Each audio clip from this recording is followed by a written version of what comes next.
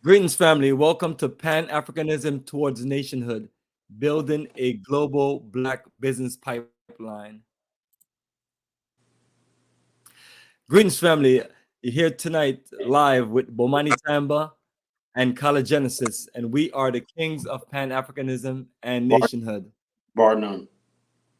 Yes, family. So we're back at it again, and I'm representing Africa for the Africans Tourism Investment, and Kala is representing Black African Infrastructure Organization. So, family, we're going to continue on our wonderful topic of us getting you connected to Liberia. And we're 1 year away from the journey, but family, tonight's topic is Liberia is the best African country for Black America to invest and repatriate. All right. And this is with Robert Rosenthal, which will be joining us later on. And family, this is our Afrikstan analysis with Bomani Tamba and Kala Genesis.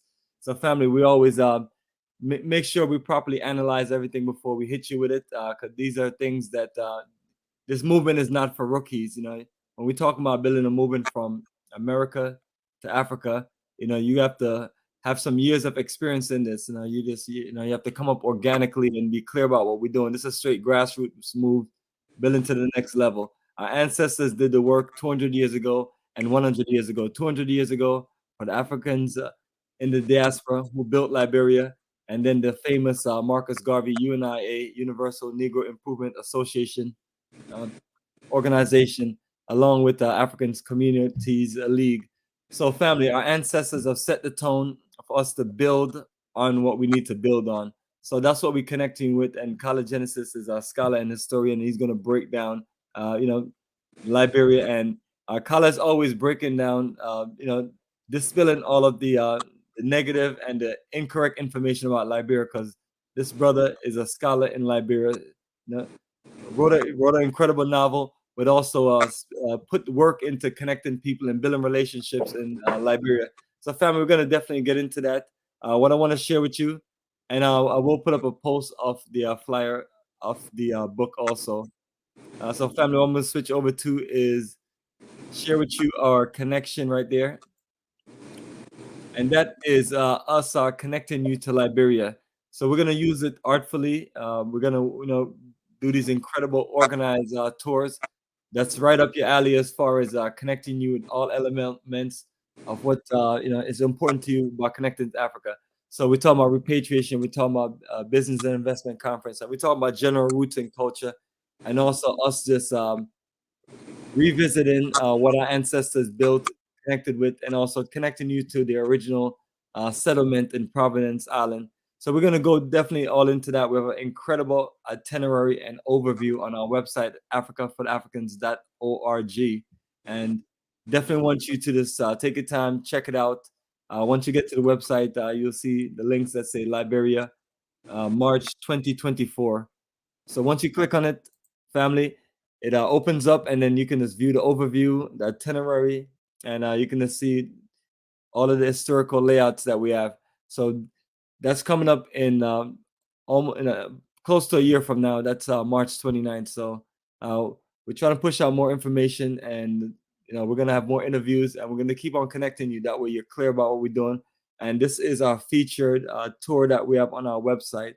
And the reason for that is because we realize that we need more options for people who are in America that want to invest, or people in African diaspora in general. When I say America, I'm just mainly talking about the Americas and the African diaspora in general also. You're talking about a country that was built for us, so ideal. One of the issues that we have in some countries or different countries in Africa is the fact that, number one, the laws are completely different from what we used to. Two, languages, even countries who speak English, it has its challenges, and certain cultural aspects and historical aspect. So we bring you Liberia, a country that was made for you, and this should be our Pan-African headquarters of the future, where we can just, it's right there in the middle of West Africa, which is perfect, and along an incredible Atlantic West African coast, where we can get into a whole lot of sailing and import, export, shipping, cruising, you name it. There's no limitation. So this is what our ancestors built for us. And when you look at the coat of arms, or you look at the what we would call a logo, it say the love of liberty brought us here. So that's it, family. Liberia, the first republic on the African continent, and that is a republic built by our ancestors. So that's what we're here to do. We're here to build and continue on to our ancestors' legacy. And with that, family, now bring you in the ultimate scholar on Liberia, Kala Genesis. So, Kala, what do you think about this topic here, brother? Serious, man. Well, like I said, I've been saying this for years. I said Liberia is Africa made easy. Even when I basically was into other countries and everything, I always felt Liberia was probably the easiest place. But I got caught up in the black power, blah blah blah. I learned to appreciate that, but I learned to appreciate Black America, our culture, and what we culturally did for the Pan-African movement, And so, like I said, Liberia is a good fit, So, in other words, basically, we could be who we are in the Black world, right? People forget when you basically talk a little. The Black African American spirit, diaspora experience, is over 400 something years old. A lot of the tribes that you see in the culture you see in Africa right now weren't even around then. So the slave descendant culture is as old as a lot of the tribes you see in West Africa. A lot of them became tribes over the last centuries. The Zulus didn't exist 400 years ago, and so a lot of these people didn't have the identity because a lot of the tribes you see in Africa were named by the Europeans. Like, what is an Igbo? There's like 20 different people that the Europeans classify as Igbo. Yoruba Kingdom. Is that really Yoruba Kingdom, or is that just a bunch of people that the Europeans, for convenience, call Yoruba? Housing land, right? Can you call all those people in Kanore and the Fulanis and Katsinas and all these other people houses? Fulani, we just lump them all as cut. And a lot of these people just didn't emerge until like the last 200 or 300 years. So what I'm saying is the experience that's still ongoing of the African American slave descendant, right? That's in exile, is basically the repatriation is 400 years old. The first Black people in the West 400 years ago said, look, we need to return to Africa and build it. That's 400 years old. So the manifest destiny of the returning Africans old. It's just as significant as people that still live in most African countries. So therefore, when you take on that mantle, say, yeah, I'm part of this returning Black people to Africa, returning back to Africa, you're basically just doing what our ancestors should have normally did. For example, if the people say you should go and just assimilate with the local people, well, how can you do that? You have a history. Your culture in Africa was broken, and is now defined by what happened crossing over the Atlantic. That's an identity. You can't get rid of that. You can't be dismissive of that. See, a lot of times when I first got into the Pan-African world, I wanted to distance myself from slavery and everything. So I took on Pan-Africanism and everything, Black culture and everything. I renamed myself and everything like that. And I was like, okay, collar, we're not, And then what I was doing was I'm running away from my heritage. I'm running away. Those Black people that were suffering in Georgia and North Carolina and everything, that's me. I have to own that. And so that part of owning that is looking at the success. The Great Migration to the North, the repatriation to Sierra Leone and Liberia. Let's own that, That's who we are. That's our place in Africa. We're the returning Africans. We cannot just erase what our ancestors went through and take on another identity. I would like to basically be able to say, something? I now want to be a Fulani. Oh yeah, my DNA chase. I'm not a Fulani. I'm not an Ashanti. I'm not that. I'm descendant of the transatlantic slave trade, right? Returning to Africa and everything like that. I have a different mindset, a different experience, everything. My worldview and everything is shaped by my experience. Now, if I get rid of that, I'm killing my soul. And that's why what you see is when they're African Americans and diaspora, when they go to Africa, they have all these problems because you have a mind, you have a worldview, you have a way of seeing the world that's different, that's shaped by this. And a lot of people in Africa don't have that mindset. They tell you, get over racism. We don't have racism. We don't see color. You hear it all the time. Y'all too obsessed with color. you know. And the bottom line is this: we are a substance color because for 400 years, that's what we were defined by. We realized that when we were first chained together on those slave ships. So therefore, there's this old saying: "Men chained together are brothers." When we got on the slave ships, we realized, damn, this is my mortal enemy. This is my enemy over there. But we're both shackled to the white man. We're shackled on the slave ships. And that's where the African American identity was born. You know, so don't tell me now that I got to go after everything and basically forget that and whatnot and become what you think I ought to be. It don't work like that. That's why till we sort all this out, till we get our own land, nation, everything, countries like Liberia is a perfect place because it's our definition of what we want to be. When our ancestors, when they tried to return to Africa, they said, what do you want to be as far as, what is your ancestor? We want to what? The love of what? Liberty. That's the only word they know, liberty. They wanted to be free. You know, they wanted freedom. They wanted to be defined by black men who were free. This land, we are free. You know, so therefore, that they wrote in the Constitution. Everything in the Constitution of Liberia protects their freedom, protects their liberty. You know, it stops white people or wherever like that from encroaching.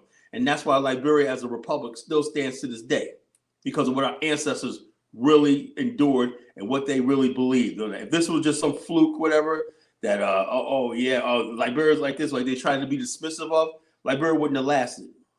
You know, so we honor when we say we're going to basically honor the love of liberty brought us here. You know, the love of liberty brought us here. We're taking homage and we're becoming what our ancestors wanted, you know, what our ancestors wanted. Our ancestors wanted us to be free black men, to be a free black soil. They knew all the stuff that you claim you're suffering right now in the West is because they knew no matter what, you're living in white spaces in these countries. I'm gonna get down tonight. I'm gonna make you think, right? If you're not angry, if you're not full of rage by the time I'm done tonight, you better check your black self. You better check your black self or returning your black card, right? Do you know, for the fact of the matter is, when we talk about brothers and sisters in Haiti, why people will mock Haiti, why people hate Haiti so much and everything, you know why? Because Haiti had the audacity to tell the white man, I want to be free. Pat Robertson, right here in Virginia Beach, right? CBN, one of the old. See, that's another thing about these white people. Right? They basically, Pat Robertson went around, black people love him. His land that he sits on, his CBN and Regis University sits on and everything like that, it was really a black land in New Light. That was really a black section of Virginia Beach. But he got the land for cheap and built his CBN World Ministries. Well, anyway, he said that the Haiti is cursed because they fought for independence. Think of the mentality. And he probably don't think that's racist. He said God wasn't ready to give Haiti the independence. The independence and everything had to come from the white man. Now, Haiti basically is paying back France money for its independence. Do you know what the only reason why the West and everybody recognize Haiti? You had to agree to pay it for its own independence, right? It had to basically pay back all equivalent of billions of dollars over the last 200 years for it to be recognized for its independence. 80% of what Haiti generated, Haiti was a rich colony, right? Had riches in everything, rights, everything. But 80% of its revenue historically has gone to France. Now, if you don't do that, whatever like that, then you're not going to be recognized. We're going to colonize. The United States did come and colonize Haiti in 1915. Now, when Aristide came into power, right? He said he wanted that money that was back from France, and they disposed him. They kidnapped him. They took him out of power. You know, you remember that in the early 90s. You know, they took him out of power. Now, Haiti's a mess right now because all these powers in the world, right? They basically got the world, the French, everything. They got all corners of the earth. They got everything, money coming in. They got wealth there. They got power. They got people speaking their language, everything. But this one little tiny island country, right, that they don't want to basically say you can be free and everything. And it goes to show you that the white man, this war that we're having right now and everything like that, the debt they hang over our heads, what they're trying to do is try to prevent Black America from linking with Africa and building Africa and everything, because they know the war of Armageddon. This is the road to Armageddon. When the time comes and whatnot, you know what I'm saying? What side are you going to be on? Mr. FBA ADOS and people, what side we're on? Because the war of Armageddon is going to come in our lifetime. We already see the signs right now in Russia and everything like that moving up. What side is the black man in America going to be on? You know, and this type of talk scares you.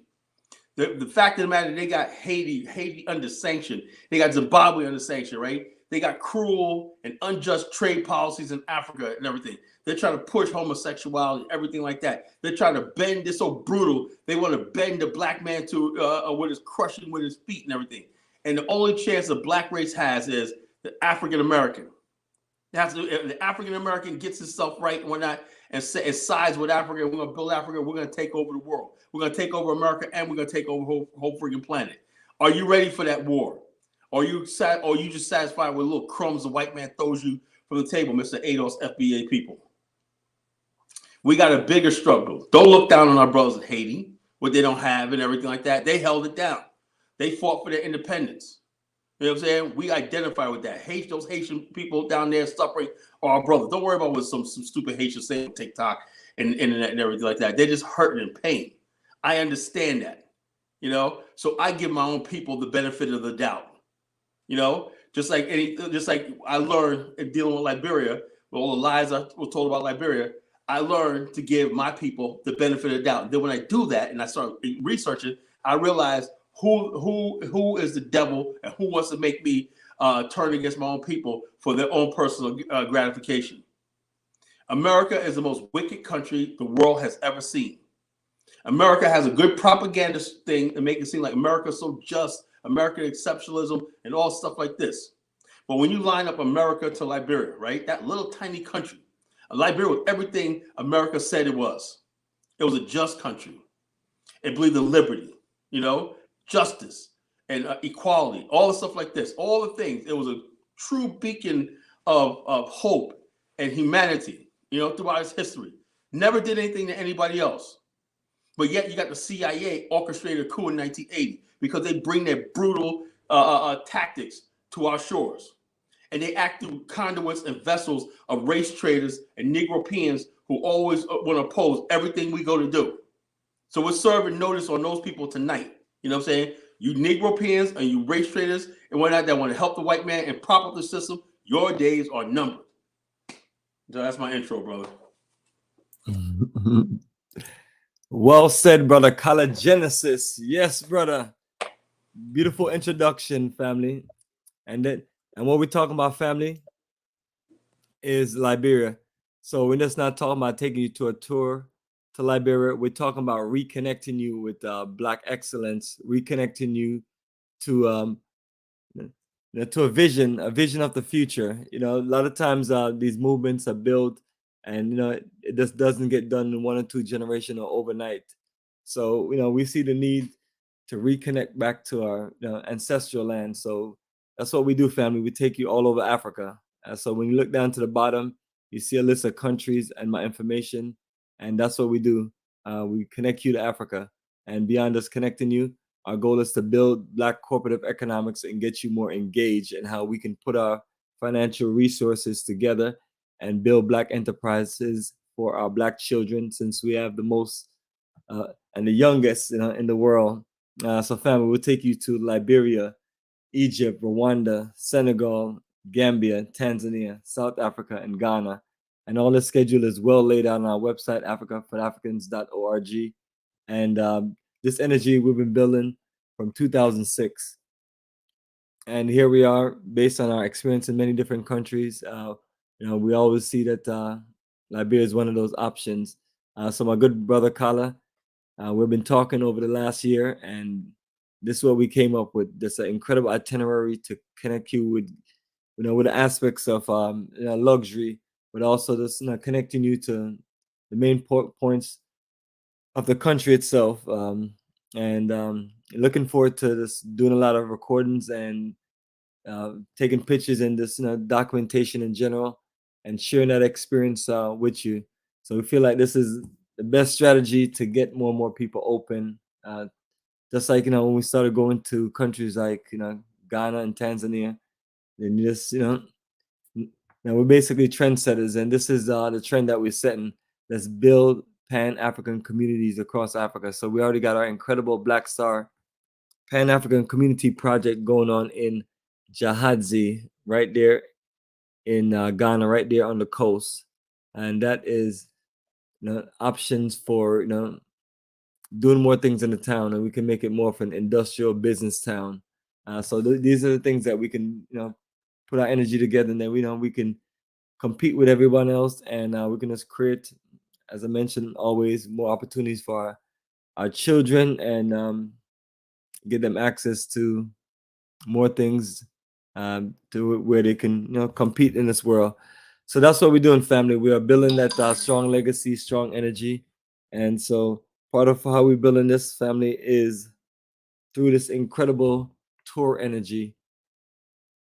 So once you're on our website, and you click on Liberia, this view the information. We always recommend that anyone traveling with us to whichever country, regardless, the details updated on our website, and we want you to read through and just be clear about what we're dealing with. And I like to put together organized itinerary, literally from the beginning to the end, so you can just go through and process and be clear about what exactly that we're doing.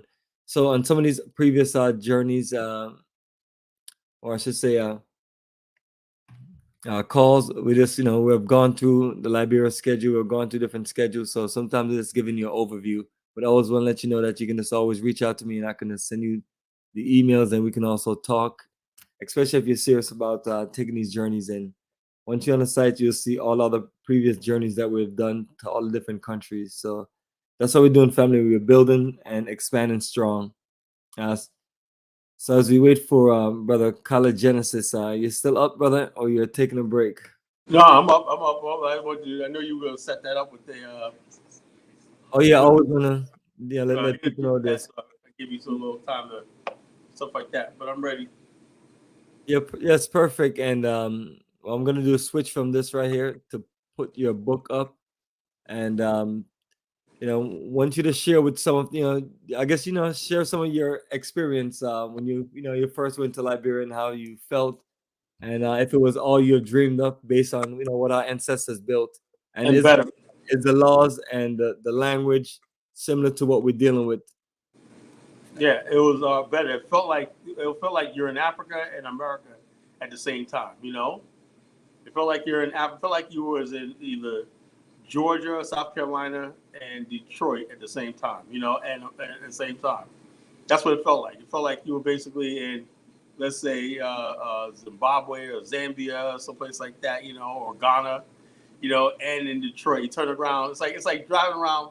It's like, let's say you take the whole time. It felt like you was in Jamaica, the Caribbean. When you go to Grand Bassa, you don't feel like you're in the Caribbean, because that's what it looks like, real tropical down there, and everything like that.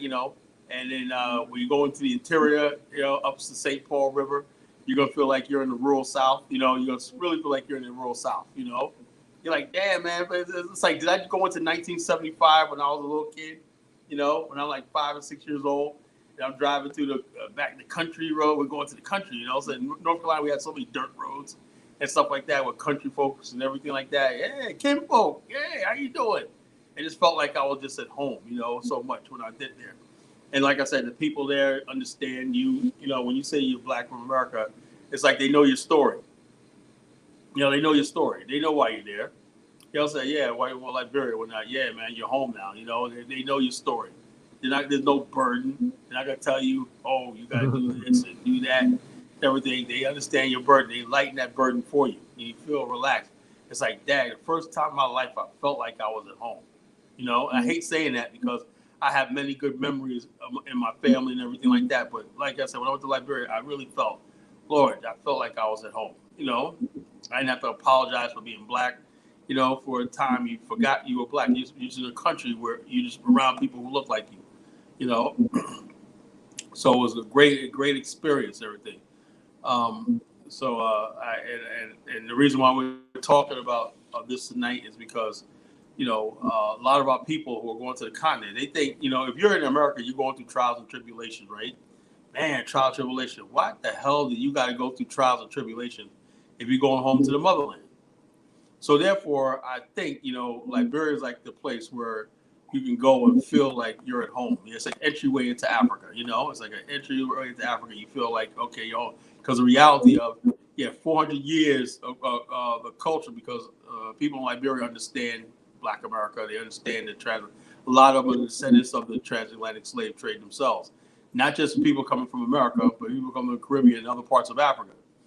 Good portion of Liberians, like my brother Sandu Morris, are descendant of the Liberians that were captured at sea from the Congo and stuff like that and resettled in Liberia. So that's another story itself people don't talk about. You know, there's large numbers of Liberians that are basically descendants of people who came from the Congo, Nigeria, Ghana, and places like that. And they were liberated and sent to Liberia. So they basically joined the settlements right now, and they built homes and they got educated and everything like that. And they got registered as citizens. Imagine that. You don't have to go through a big, long legal process to become a citizen. You know how hard it was to become a citizen in America?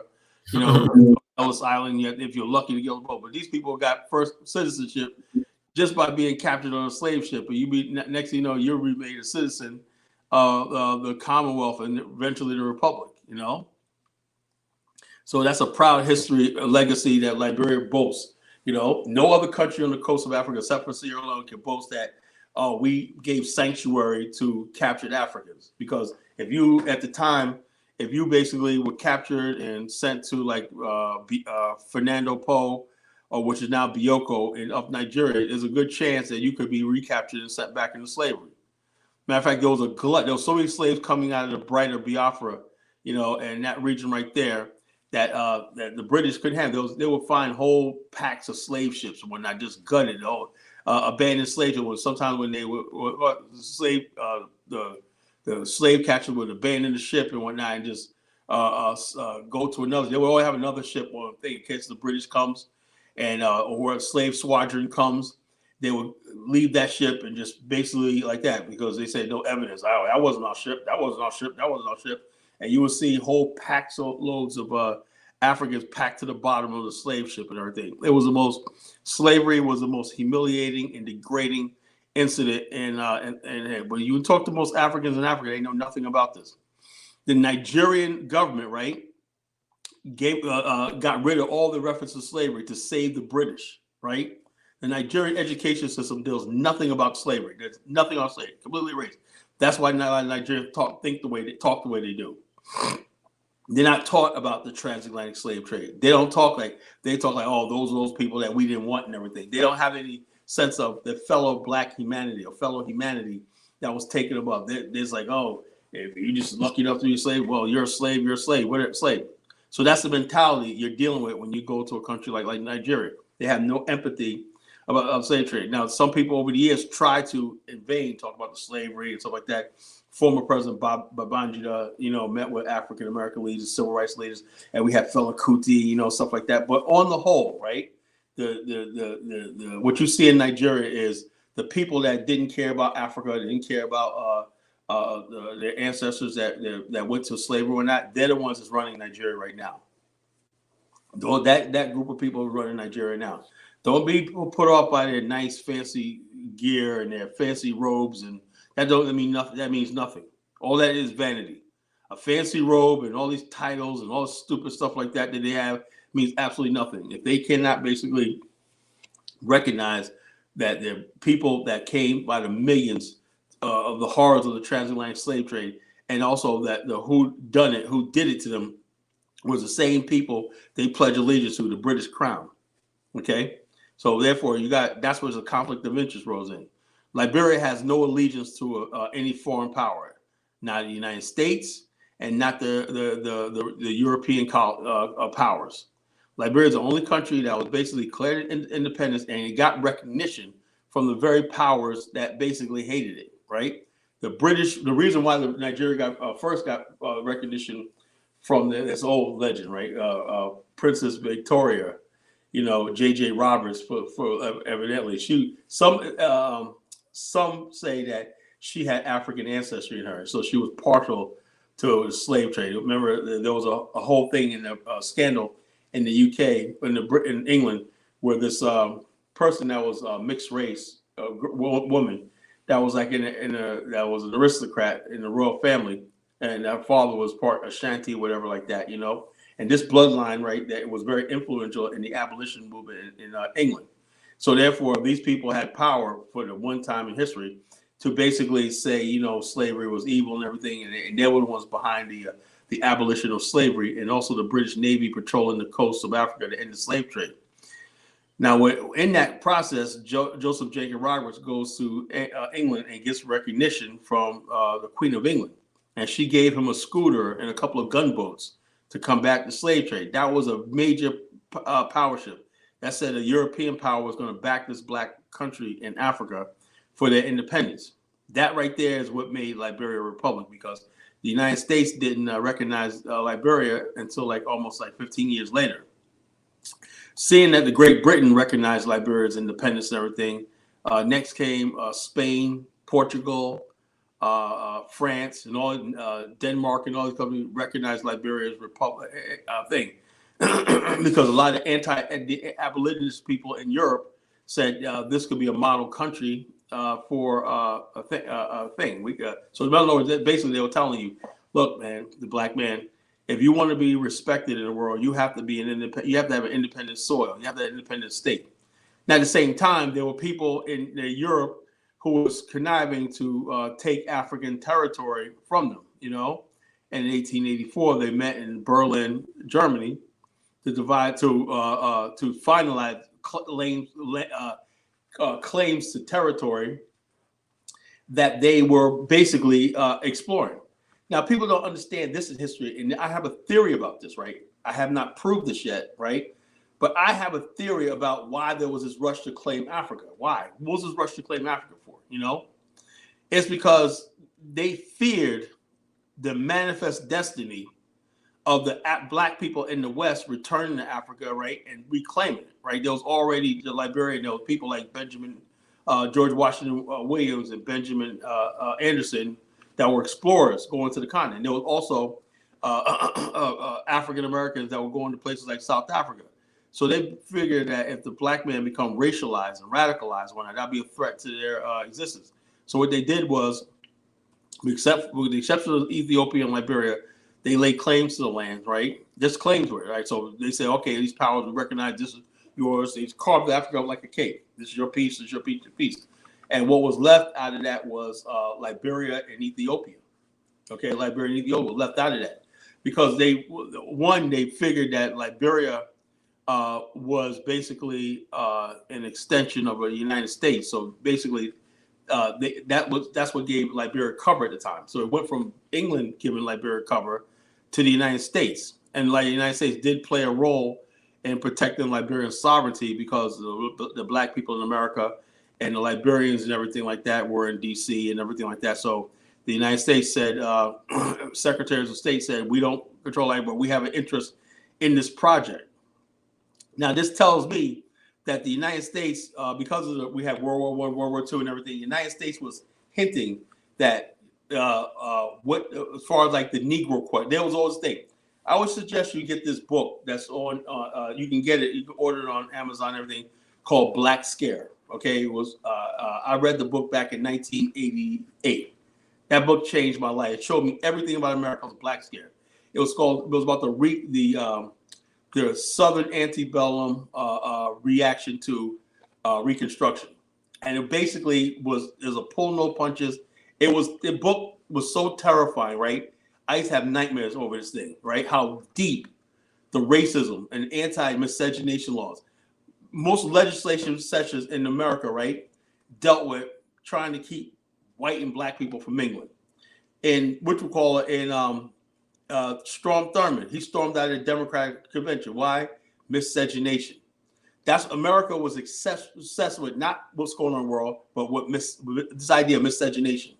One of the things solution was when Senator Bilbo said, we have to deport all the black people from the United States, right? And so basically they said the only place that we have right now is Liberia. So basically the United States protected Liberia because there was some talk of basically a mass exodus of black people who to ship to Africa, and Liberia was the ideal place until other places can be secured. So I believe that was one of the reasons why Liberia was not thinking, because the United States did have it in their mind in political circles, particularly among racist Southerners and everything. Why? Because they had large numbers of black people who were coming to the north and competing with white people. America really wanted to make America, the United States, a white country. And black people going to Chicago and these places that we did good and everything, although they needed us, right? They still didn't want us, right? And so, therefore, this is what the major conflict was. We got all these black people moving to the cities. We need their labor because they're outworking the immigrants and everything. We came in larger numbers and they were bringing people from Europe. So, therefore, they said, look, what are we going to do in the future? We can't have black people and white people mingling together, living in the same buildings and everything. So, in many corners of America we're going to have to give them a one-way ticket to Africa. And Liberia is the ideal place. That's why Liberia, for the most part, kept its independence, because America had plans for Liberia. But we had World War I, World War II, and all stuff like this. Then after World War II, seeing that this plan might be implemented, the civil rights movement popped up. Talking about integration. And there were still large numbers of Garveyites in the 40s, who say, okay, now the war is over. Because what stopped Garvey movement was World War I and World War II. It was just too dangerous to go passage of land. We struck it. In fact, people don't know this history, right? There was large numbers of Europeans who came here during the 20s and 30s, right? Who never intended to stay here, right? They felt like they were trapped because when the German U-boats came and everything, they were trapped. So after World War II, the United States faced an exodus of large numbers of Italians and everybody who made their money went to go back to Italy, live in the countryside and everything, and African Americans, who they were forcibly going to do, But there was large numbers of Black European Americans, right? Who said, look, why are we living on the bottom of this society and everything like that, And so this idea of American exceptionalism and statutory is a bunch of nonsense. I studied this. There was large numbers of Europeans who were immigrants and whatnot who wanted to go back to Europe. But after World War II and everything, they start Americanizing people, right? You saw Superman, the American flag, and all stuff like this. And this is what the problem you see right now. Is America really a country that people say it is? We had the 80s, we had Reagan, the Patriot era and whatnot, landing on the moon, stuff like this, right? And then gradually, most white people became assimilated into the fabric of white American society. Had that not happened, millions of people would have left, But after World War II, the American wasn't defined by white Anglo-Saxon Christian. It was also Catholic. It was also Italian. It was also German. It was also Irish. It was also Dutch. It was also Lithuanian, all these other people. If you're white and you can fit into the white frame of reference of America, you were an American. Then you had black people, right? Because we had the music, the jazz, the rock and roll, everything. They became absorbed into a new America thing. Now you say, Carla, well, why are you bringing this Liberian stuff up? Because why? Because we, unlike the other white people, we can't fully assimilate into America. Why? Because of our race and color. That's why the idea of us building in Africa is still on the table. And a lot of white people don't realize this. There's a lot of white people who go back to Scotland. After a couple of years, they stay in America one night. They say, "Oh yeah, I'm Scott Irish, man. I'm going back to Ireland." Johnny Cash went back to Ireland. He's Scott Irish. So this idea of returning to your ancestral homeland is big. I used to know a lot of Jewish kids who went to Israel. I used to know a lot of Italian kids who vacation in Sicily and everything, own property in Sicily. I know Italians who own olive oil yards and whatnot, and winemaking, ancestors of winemaking relatives in Italy and stuff like this. And I used to know a lot of people that did stuff like this, and I thought, that's pretty cool. They have a connection to the ancient homeland. I used to know a lot of German kids they used to always love the German. They go to Germany for a year, for a summer and stuff like this, And I was the only one that didn't have any homeland to go back to, whatever. So that set me on a quest for to find roots and whatnot. Did we ever try to leave America? Did we ever have anything outside of America? And I was always intrigued by the repatriation movement of Black America. In fact, the idea of repatriating from America is probably the oldest ideology in Black America. It's older than civil rights and integration. Okay? So people don't realize that. The idea of repatriation and nationalism in Black America is the oldest. It goes back to the 1600s. you know. And so this is not anything new. It's not something new. It's a shame because the whole movement has been reduced to a paragraph and a footnote in history. You open up your encyclopedia, right?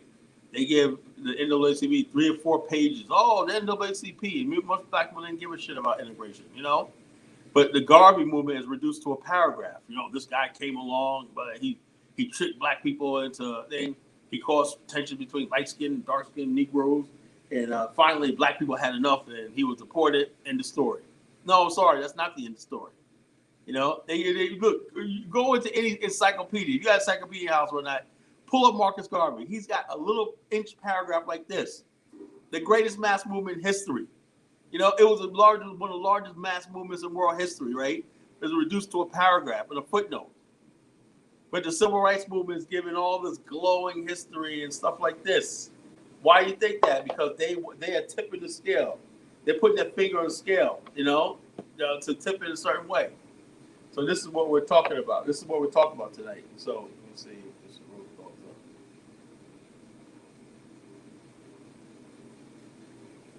up. There you go, family. Color laying down the analysis on you know, why he's been telling people over the last few years that Liberia is that country. Like, you know, I heard like you hear one person say it's Nigeria, but you know that hasn't gone well.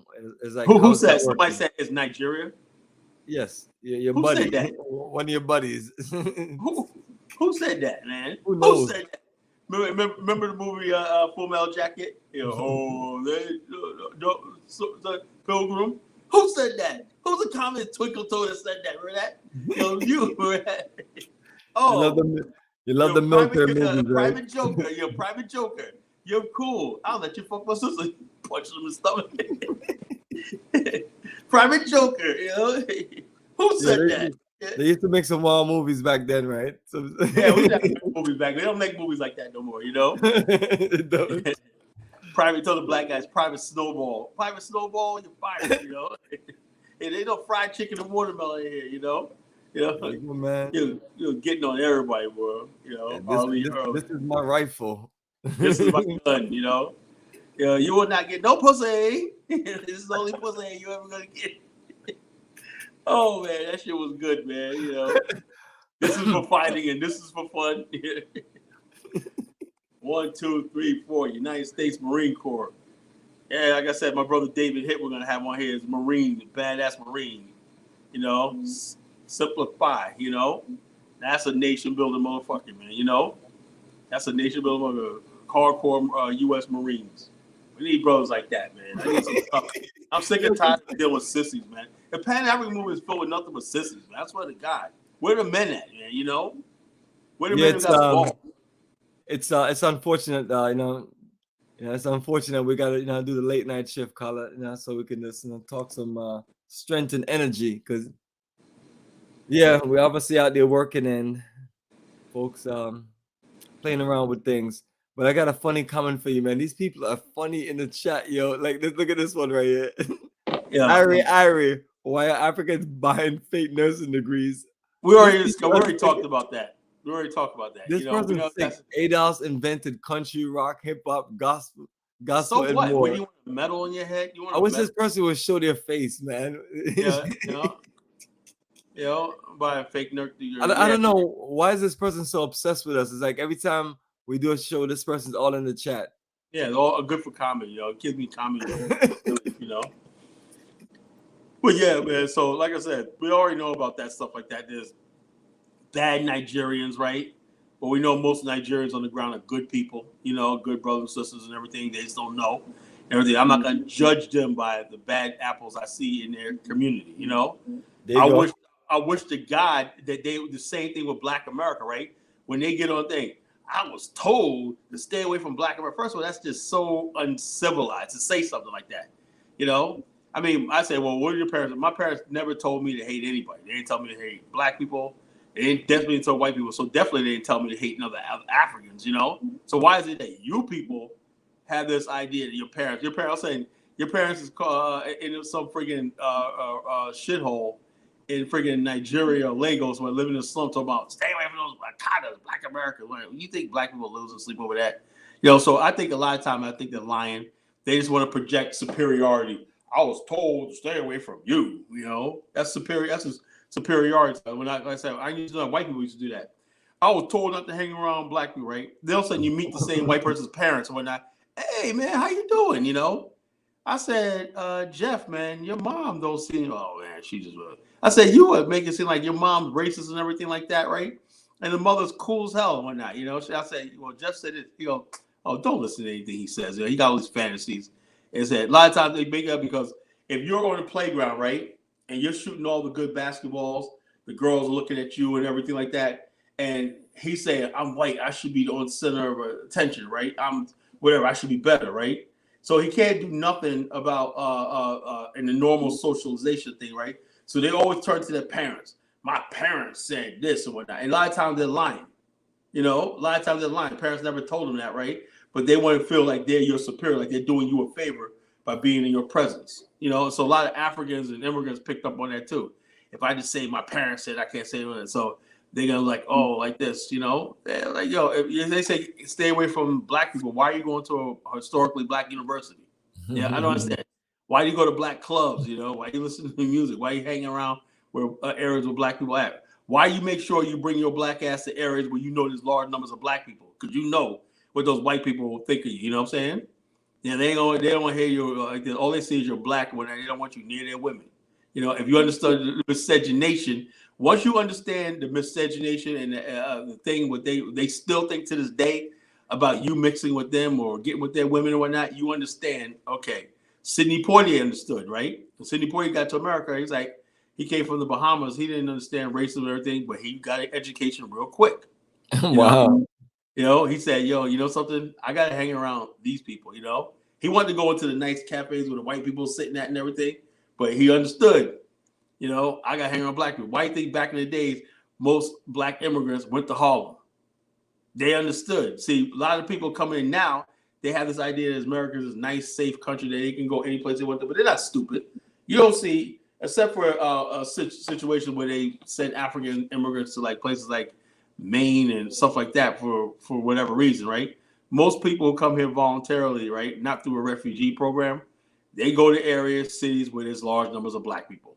You know, that's just plain true because I don't want to hear that nonsense about no, you going to Atlanta because there's black people down there. You know, you go to Charlotte, North Carolina. Every time you see where Africans live in America, Charlotte, North Carolina, Atlanta. New York. Yes, East Detroit. Coast. Why are you going to these cities? Whatever you told to stay away from black people in America, why are you going to these areas where you know there's gonna be black people at? You're gonna have to work with us and everything like that because you're full of shit. That's why. If Africans will ever stop being full of shit, they will get someplace in life. We able to build a continent. Because you're false flagging, you're full of shit. Everybody wants to be better than somebody. I'm better than you. I'm better than you. Why would you try building your country? Fixing your roads, fixing your infrastructure, make it a place that we can go back to and be proud of and say, well, man, this country, man, I got out of the plane. It was fantastic. Why can't we have that experience? Everybody, some people, man, when they stay Africa more than 2 weeks, they come back with nightmares and whatnot. Damn, man, shit took a turn for the worse and whatnot. But I never hear anybody from Black America, knock on wood, had said they had a bad experience in Liberia. Never. I never heard anybody that went to Liberia and said, I got ripped off, I got this, and they treated me bad, whatever like that. I never heard it. So I'm just telling you what I know. And I'll be in Liberia in a few weeks. There you go, brother. There you go. Getting ready for the journey. Is Rosenthal ready to get on so he can break it down? Let me see if I can call him. Absolutely. So while you do that, let me make another move.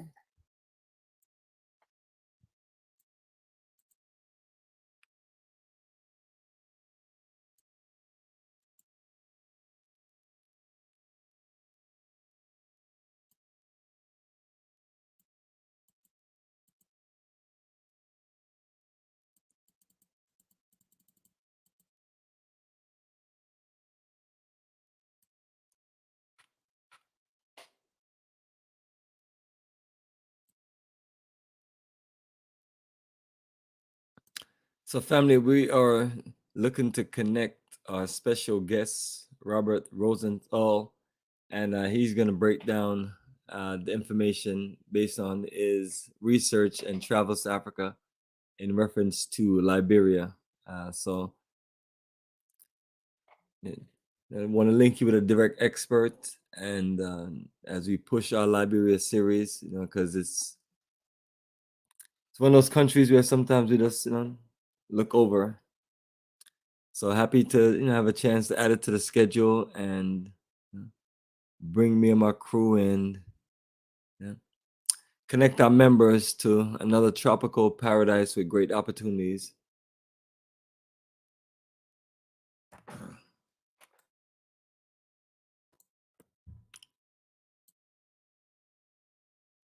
I can't get a hold of him. He must be asleep, but you know how he is. Next thing you know, I sent him the thing. He'll pop up, when he wakes up. Yes, he pops up. It's all good. He'll pop up with us. So in the meantime, we're just gonna keep discussing. This is a Pan African show, fam. We're here to talk about Pan nationalism, stuff like that. So join the party. I got my brother Jonathan Miller in the chat. He's staying up right now. He's supposed to be sleeping right now, but so 6 hours ahead. But he's in thing. He basically was breaking down Nigeria to me. Well, there we go. Let me see who can get on, and before Rosenthal come on, and once he's on, we'll just let them go. But family, that is the link there for you to join us. I wish this guy Baruti would join us, man. He's gonna ask me questions directly, so I got to read his comments. And when I always think sometimes we can't read a lot of his comments, unfortunately, because we got to keep it moving.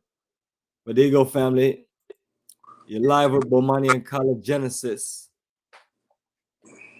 And this is our topic tonight. We're talking about Liberia. So I wonder if anybody have any experience in Liberia doing any business and investment or traveling or just studies or anything in general, or have any interest. Join us and share your thoughts. All the stuff that black people have these big plans for these countries in Africa. Like, let me give you John Cashin. If John Cashin is, Liberia don't have no money. Well, what happens if you would have basically been there long enough in Liberia when they did come up with the money, right, for your metro rail? Like he could have been built that. So Monrovia has 2 million people. 2 million people. They could have basically funded that, financed that thing like that, because people traveling Monrovia. People got those little bikes and everything like that. They're getting around and. Traffic thing. If they had a better public transportation like light rail or monorail, whatnot, that would solve a lot of problems in Monrovia as a city, And so, so a lot of challenges we have in the black world because of money, and all the money is sitting in the European banks and American banks, right? Because they take all the wealth from us and whatnot, give us peanuts and everything, and all the stuff that we have in Africa. We basically process our own food and process our own industries and built our own industries, everything. We'd have the money to build what we wanted to. Imagine Africa where we could build what we want to build, right? That's logical, achievable, reasonable, practical, LARP, right? And not have to worry about getting a loan from some European. Look at your state in Georgia, right? And South Carolina, right? When they want to build a bridge, they basically say, look, this is what they have a ways and means part of their legislation. The ways and means, well, okay, this is the way and this is the means, right? The ways and means in Congress and every level of government is the most powerful committee in government, because they decide the ways and means of raising the money, financing, and sustaining it. So they said, something, the ways and means of the state of Georgia said, something, we want to build a coastal highway. Well, we can't do that right now, but okay, we could start the project in 3 years, right? We have the ways right here because we got this amount of revenue coming in, and we have the means because we got the contractors and stuff like that all set up and everything. And plus, we're going to get the money that's earmarked from the Federal Highway Authority, which is federal money for states, federal dollars for states. The federal government finances most highway projects in America, right? Subsidizing, the states only got to come up with a portion of it, right? So the ways and means of that means that you don't have to go to the World Bank and the IMF and things like that. Your nice state of Delaware or Rhode Island, everything can get roads and bridges, sewers and infrastructure made because you have a tax base to do it. Can you imagine that where we could finance Africa with our African tax base, and we don't have to go for loans and everything? We could be civilized, and we want to build something, we could build it. We want to build a building, we want to build a bridge, whatever like that. We have the ways and means of doing it. 500 years, a black race is crippled. You know, we gotta wait for the Europeans to decide to give us a loan and all sort of humiliating rules and regulations and oversight that they want to impose on us and everything. So this is what I'm talking about. So, like I said, I do believe Liberia could be a game changer. Why? Because black people in America dominate certain cities in America. In those cities, we control pension funds and sovereign wealth funds and stuff like that that we invest, that the cities invest overseas and stuff like that. The city of Virginia Beach, right, invested. So Filipinos in America, right, got millions and millions of dollars, right, for their home villages and towns in the Philippines to invest. You know, out of Virginia Beach's sovereign wealth. What did Virginia Beach get? Well, their contractors and everything like that get contracts. You know, and in the meantime, the Virginia Beach is a city was able to invest a lot of money into the Philippines. Now, I asked them some question. Where are the black people? Black people are a much larger, much more influential population in Virginia Beach, you know, than the Filipinos, right? Why aren't we basically doing that? Where's the sister city projects among black African Americans? You know, how come we're not steering funding and resources to our favorite African country? You know, we're not doing that. And all we're doing is sitting back, talking about, oh, the problem is this, like, the problem is right there. Black people, we make up like 23% of the population of the city of Virginia Beach. You know, if we were real Pan-Africans instead of something that's, I don't want nothing to do with Africa. I want that. We could be taking millions of dollars and for programs and projects and everything that's supported by the government. You know, where if you say you're going to help a village build a new water system and everything like that, and we got millions of dollars worth of federal funds and state and macro funds and whatnot. Why? Because the United States is always trying to build it. See, the thing.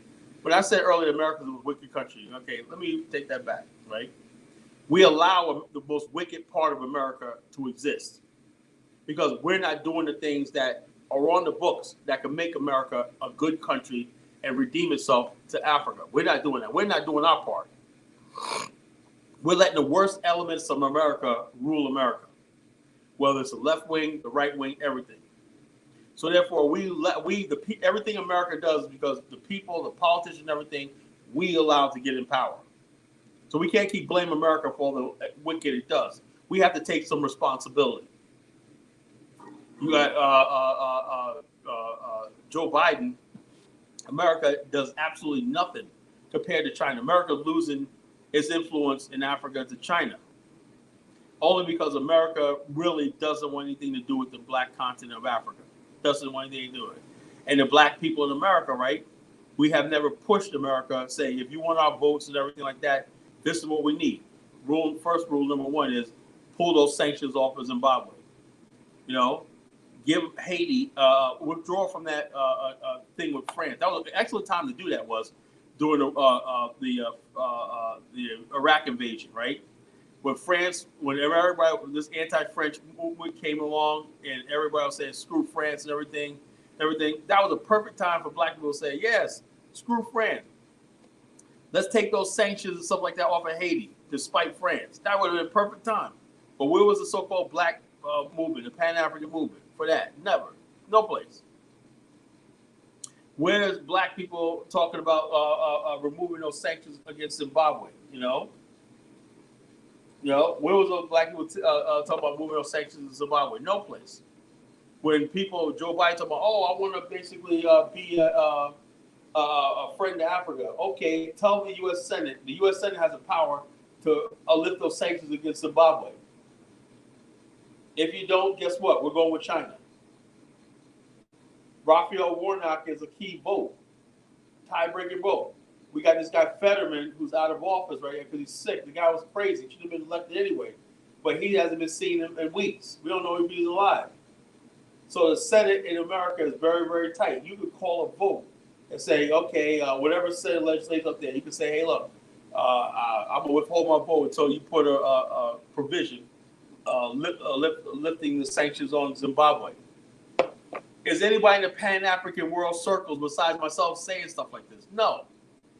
because we have too many people, grown ass men, who don't even have anything they want. You talk to anybody else, even brothers and sisters from Africa, right? They'll have policies and stuff like that they're talking about that they take very seriously.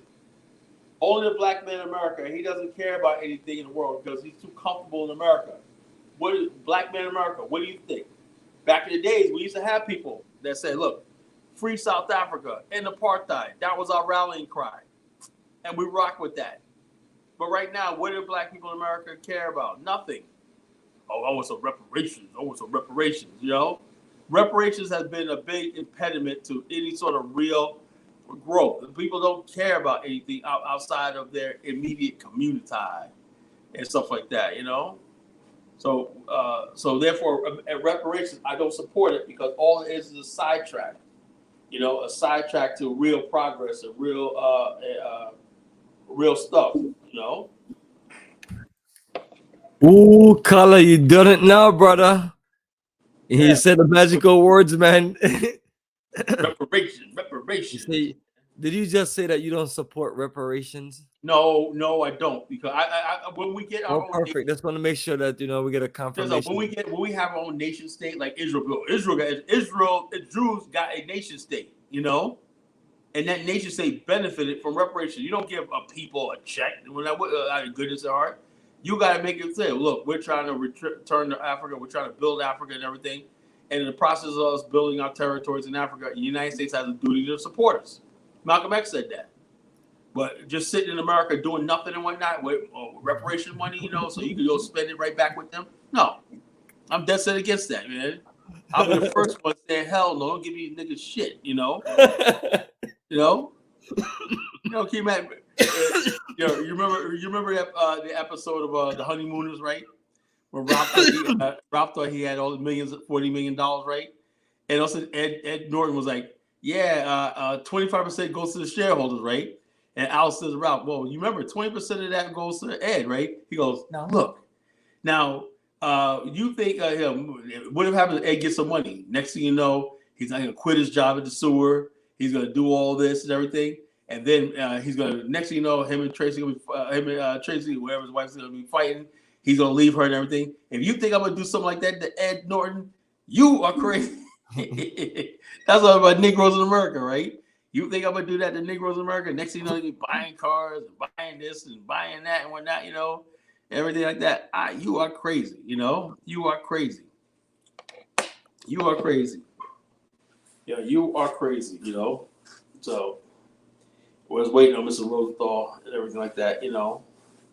Perfect, man. So everybody else want to call in, come in, and tell us your story, you know. Tell us what you're about, you know. I'm not gonna bite. I'm a nice guy, you know. Yes, it's Ada's character say, why would they invest there when they don't have the same values? What do you mean values? I think y'all look. I think one of the values I think we have. We all like education, right? We all like families. You know, we all like running water. We all like schools. You know, we all like basic health care, and those are the sort of values I like. You know, I'm sure the Africans think the same way. That's why Liberia is so perfect to start off with. You can't say that about African Liberians because they want everything we want. You know, they have the same values we have. You know, so this idea. So suddenly, every time when you talk about building Africa, suddenly we become Americans, right? I never, you ever want to feel like an American? Start talking about building in Africa, right? Suddenly I'm an American. Suddenly they start waving the American flag, and I become this American guy and whatnot, you know, American, you know. So I'm only American when we start talking about building in Africa. But when it comes down to living the American dream and all stuff like having all the fruits of America, oh no, that ain't for you. That's for white people. They'll talk about white privilege. We got white privilege here. Okay, if we got white privilege here, it's fine. You know, man, where's my place of privilege? You know, where's my place of privilege? Oh no, I thought you said America is about white supremacy and white privilege. Yeah, okay, so I'm living here, but I want to have a place too where I know that I have privilege and everything, and in Africa I have privilege. Those are the payers dead. Adolf's character. You know. The ADOS FBA. Nobody look. We played the thing with Serena Williams, right? Accepted an award, right? Did she say ADOS FBA or did she say African Americans? What did she say, Bomani? African Americans. Right. Can you show anybody in the mainstream that use the term ADOS FBA? It's this internet phenom. So let me read this comment. Those days are over. Pan-Africanism is dead, and no ADOS would say such gibberish. I want to know who this person really is. This person is always on here. Yeah, ADOS. What is ADOS? What the fuck is ADOS? It must be a music fan. Maybe this person sitting in their basement playing the songs all day long, living off their mother welfare check. Yeah.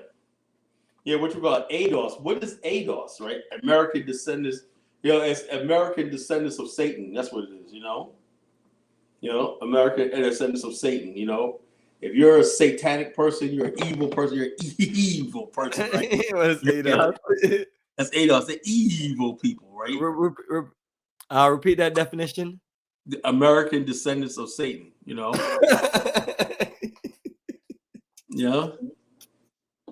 I say American disciples of Satan. Man, disciples of Satan. These niggas came out of nowhere. Let me tell you the origin of the ADOS movement, right? Yeah, break it down before you break it down. Let me just give this one right here real quick before you break it down. Godstar said, I'm currently reading This Our Dark Country, and I'm falling in love with Liberia even more. Beautiful history. The promise of Liberia brought us here. Yeah. What do you think about that, Brother Kala? I love that book, This Our Dark Country. One of the first mainstream books I read on Liberia. This Our Dark Country. Also, there's another book called Behold the Promised Land. The best book is R.L. Anderson, right? Published in 1953. Liberia, America's Africa. Right? You can only find that on Barnes & Noble. It's an expensive book. I'll tell you right now. It's like $60, but it's well worth it, It's well worth it. That book right there showcased the whole freaking conspiracy by the British and the French to take over Liberia by lying on it, That book right there will open your eyes. When I read that book, I became a Liberianist, That's when I read that book. I don't know if it was a white man or black man, but he seemed like he loved Liberia, He said, look, this country is remarkable, despite all the world being against it, right? This country is thriving. There's a little citadel of peace and civilization on this coast of Africa, They got their own cities, towns, and everything like that. Their own commerce, their own revenue authority, their own port authority, their own mail post office. They said Liberia had mastered governance. They had the best administration on the continent, way ahead of South Africa, So R.L. Anderson's Liberia, America's African Friend, is a really good book. This Our Dark Country was a real good book. I mean, yeah, you would definitely fall in love with Liberia. You read that book, right? It's like, damn, man, because in that book, right, they always throw back to Lincoln. They'll go back to one chapter. They talk about the Civil War and stuff like that. It connects Black America to Liberia, And I know his brother said that book really connects Black America to Lincoln. That's what the missing piece of the puzzle is, right? When you read American history, right, the Civil War and stuff like that, emancipation and everything, Liberia is integrated in that whole discussion in that book, I read that book like 12 years ago, I still remember every bit of it. This Our Dark Country. So, what was that? Yeah, I currently read the book. Fall in love with Liberia. Man, you fall in love with Liberia with that book, Like, wow, beautiful history. Beautiful. That's us. That's our people. That's our best. Liberia was our best. In my novel Journey to the Promised Land, it's a fictitious novel about the story about the Exodus of 1878 from Charleston, South Carolina. When I heard about that story, I said, I got to put this in a novel. It's an intriguing story about the Exodus of 1878 from Charleston, South Carolina. And when it becomes a movie, I got people, different published companies, I got production houses that want to make this into a movie, And like I said, it integrates American history because the movement starts after the fall of Reconstruction and the Hayes-Tillman Compromise in 1876, where the Southern states filibustered and got everything they needed. Right, the Southern states even talked about going back to war So the Northern Union troops pulled out of the South and left us at the mercy of the white Southerners, right? And out of that came this idea that it's time for us to leave. It's time for us to exodus. The Exodus of 1878 is called the Liberia Exodus Society. And they were basically two camps. One that said we should go west to the thing, and the one that said we should go to Africa. These two groups battle with each other. Frederick Douglass, right, who the Prince of Pan Pizza, brags about, said the black man, the Negro, should stay in the South where he belongs. Everybody's like, man, get out of here, man. We should stay. The Negroes should stay in the South, man. People say he was out of touch. We should stay in the South. That's where he was born. That's where. Yeah, okay, Mr. Douglas. Nobody listened to him. And so Booker T. Washington later said, "Stay in the South" and everything like that. So the bottom line, they feared that one of the reasons why they sabotaged the Exodus of 1878 from China, because it was a successful voyage. People were coming from all over America and Canada to go to Charleston, South Carolina, to get on a passage to Liberia. It was this movement that birthed the Garvey movement 40 years later. People don't realize that. People think Garvey created something. No, the idea of us building in Africa and going to Liberia was already in motion way before Garvey came along. All Garvey did was energize what was already in the minds of most black people in America. We need to get the hell out of here, build our own nation, and then be prepared for this final war of Armageddon one day. Because we're behind enemy lines. Cool, perfect, Kala. Now let's explain that to people so they're clear. So family, what like I mentioned the beginning, you have that 200-year movement of the resettlement of our African ancestors from the African diaspora that built Liberia. So, and Marcus Garvey was 100 years later. So that's what Kala is saying. So what we're looking at is a continuation of a movement, and then now we're here. After Garvey. Now we're here. So it's next generation up. So that's us, and we're here to lead this direction. So we're putting our energy together to and working with others so we can just really just represent that connection in Liberia.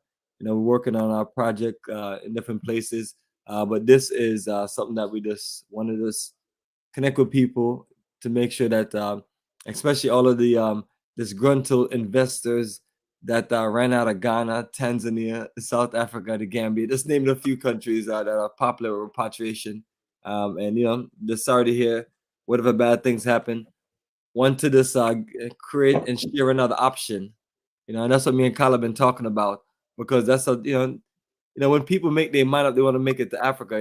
You want to make sure they get there and get settled and have their best life and be able to achieve all their goals and dreams, and just be able to just really enjoy paradise versus getting themselves involved in where things turn into a nightmare and they gotta run to the American embassy and make their way back. So that's what we're doing, family. If you wonder what we're up to, we want to create something. We want to continue that movement. That's and the rest of us in this Pan-African movement should work towards that. What do you say, Kala? More. Yeah, you're absolutely right. The whole thing is, if you're on the African continent, right? It doesn't mean that when you're in Liberia, look, we're in modern technology, right? If you're in Liberia, right, you could basically be in the whole continent. You got Google Earth, you got all the stuff like that. We're living in a world where technology is like the equalizer, with the internet and stuff like that. You could be connected, and we're gonna build those systems, right? There's gonna be billions of dollars when we make these moves to Africa, right? There's gonna be billions of dollars worth of IT investment in Africa, right? Because people are gonna have a demand for trade, commerce, and communication and stuff like that from one area of the Afrikstan territories and the other. People are gonna want to be able to ship, stuff. People want to be able to trade stuff. People want to be able to build stuff and everything. So building in Africa is going to create so many new black millionaires. And we can understand. If you don't understand that the fact that when you have an ecosystem and everything, you produce stuff and you consume stuff and everything, you control that. At one time, black people were wealthiest when we lived in segregation, not segregation, but we lived outside of white people. Because black people would build each other's homes, right? You would buy your lumber from black people. You would avoid white people altogether, and that's what they hated.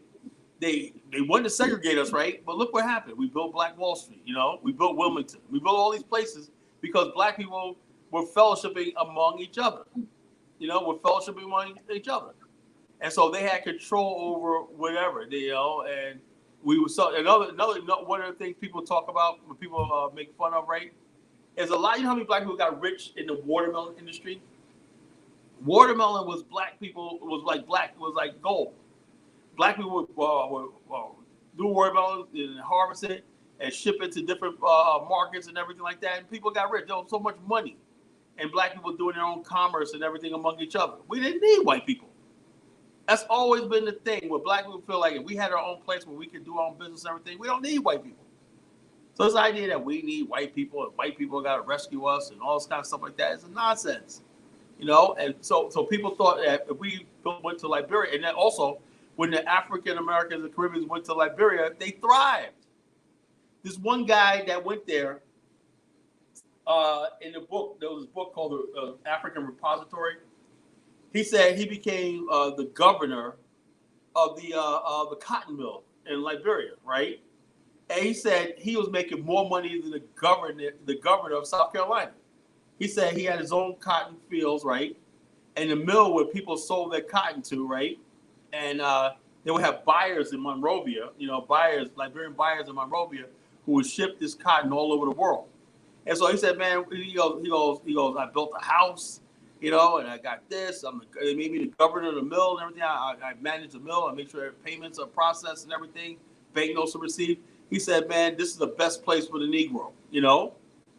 And that was in, I think the settlement he was in was, I think he was either in Brewerville, the settlement, or I think he was in Caldwell. But he said, man, this is a luxury, a beautiful place. He says, we have our own communities, we have our own town halls, we have our own streets and everything like that. He said, I rarely have to go to Monrovia, you know, unless on business and everything. But all of us people up country on the St. Paul River, you go to Liberia, you'll see all these little settlements on the St. Paul River where these people built independent communities. And that's why Liberia was so successful, because all these communities were independent. And then over the time, the Africans that lived in villages became integrated into these settlements and everything, you know. These settlements, when you go up river right now, you can't tell which was indigenous and which was the thing, because all one thing. Because most of the people who are indigenous now have the same sort of homes, churches, and everything like the people that came from the United States did. So therefore, like I said, Liberia was a beautiful experiment, you know, a beautiful experiment that worked. You know, it was a Black state. It was an Afrikstan. It was a Black republic. Can I say it to you in Greek? Do I have to say it in Latin? Liberia was a prototype of an Afrikstan, you know, a Black African state with Black people, you know, that's the main thing. So people now try to be like, oh, America, Liberia is everything. They try to taint Liberia's history. And I know that's on some people's mind. Well, I heard the American Liberians and blah, blah, blah. But we're going to blow these people out the door, you know? You know? Not reading a script like Kala is still babbling. You know, look, I'm not reading a script. I'm just telling you what I know. You know? Let's see. Motherland, you know? Yeah, old saying, there's no place like home. That's on the continent. Yeah. But you got to make sure when you build that home, you can secure it. You know, Liberia is a perfect place to build your home, your town, everything like that. Not saying everybody got to go tomorrow, but you should make an investment. Go there on a tour, you know? If you go to Liberia, we can hook you up with people that will get you into accommodations and everything like that on the ground, transportation. We can make that happen. If you want to go there and stay, when you spend money in the country, you're helping the country. You're connecting. You're seeing about what business opportunity there is. And you can meet other people that might want to do business with you. You know, so it's an excellent place. And you could basically, that's your entry into Africa. And once you do that, then you can basically go there. My dream is to buy those abandoned Congo people, architect, I was saying, Harper, yeah. And put there's plenty of houses like that need renovation and stuff like that. They brought their architectural style from the United States, you know. Now you can see the same architectural style, you know, nice architectural style with gated and everything like that, with fences that you see back in the days and whatnot, you know, brick fences and everything, iron fences and everything in the countryside and everything like that. Yeah, those architectural styles were brought from the United States. You know, they brought African American folk architecture to Liberia. You know, like masonry and framed wood framed houses. You know, so yeah, the architectural style is being preserved. You know, unfortunately, some people, you know, like the Coleman Building in Monrovia is in ruin. You know, nobody took it. The Coleman Building was a beautiful building at one time. Now it's in ruin. You know, because of the war and stuff like that. You know, but this was a beautiful country. Another part of Liberia in Grand Bassa is called Edina. You talk about Edina, you talk about a beautiful city. The church, right, sits in the middle of the town and everything was built in the 1830s, you know, nice stone built church and whatnot, and surrounding communities, right? It was mostly a fishing community, you know. And the President Cheeseman, you know, Joseph John Cheeseman was a African American who went to Liberia and became president. He has a nice big house that still stands, you know, on stilts, way above the ground, stilts. Because sometimes you live in the marshes when not water table. So we brought that style of architecture. And some people tell me, Colin, that wasn't always in Africa. We had that in Nigeria. I said, well, you know, we built that sort of architecture in the swamps, you know, in America. You know, we built on cinder blocks and zinc cinder blocks and stuff like that, high above the ground, you know. And so you got that a lot of places in Liberia that still, the buildings are still there. Well, like, they look beautiful, real beautiful. You know, after all these years, still preserved, you know, still preserved after all these years, you know. So, yeah, so architectural style is beautiful. See, like I said, this brother right here that read the book, see, the more you read and learn, instead of listening to what people say on the internet, you understand, wow, this was great. And like I said, it took me years. When I learned the real history of Liberia, I had to spread the gospel, you know. You know, I had to spread the gospel.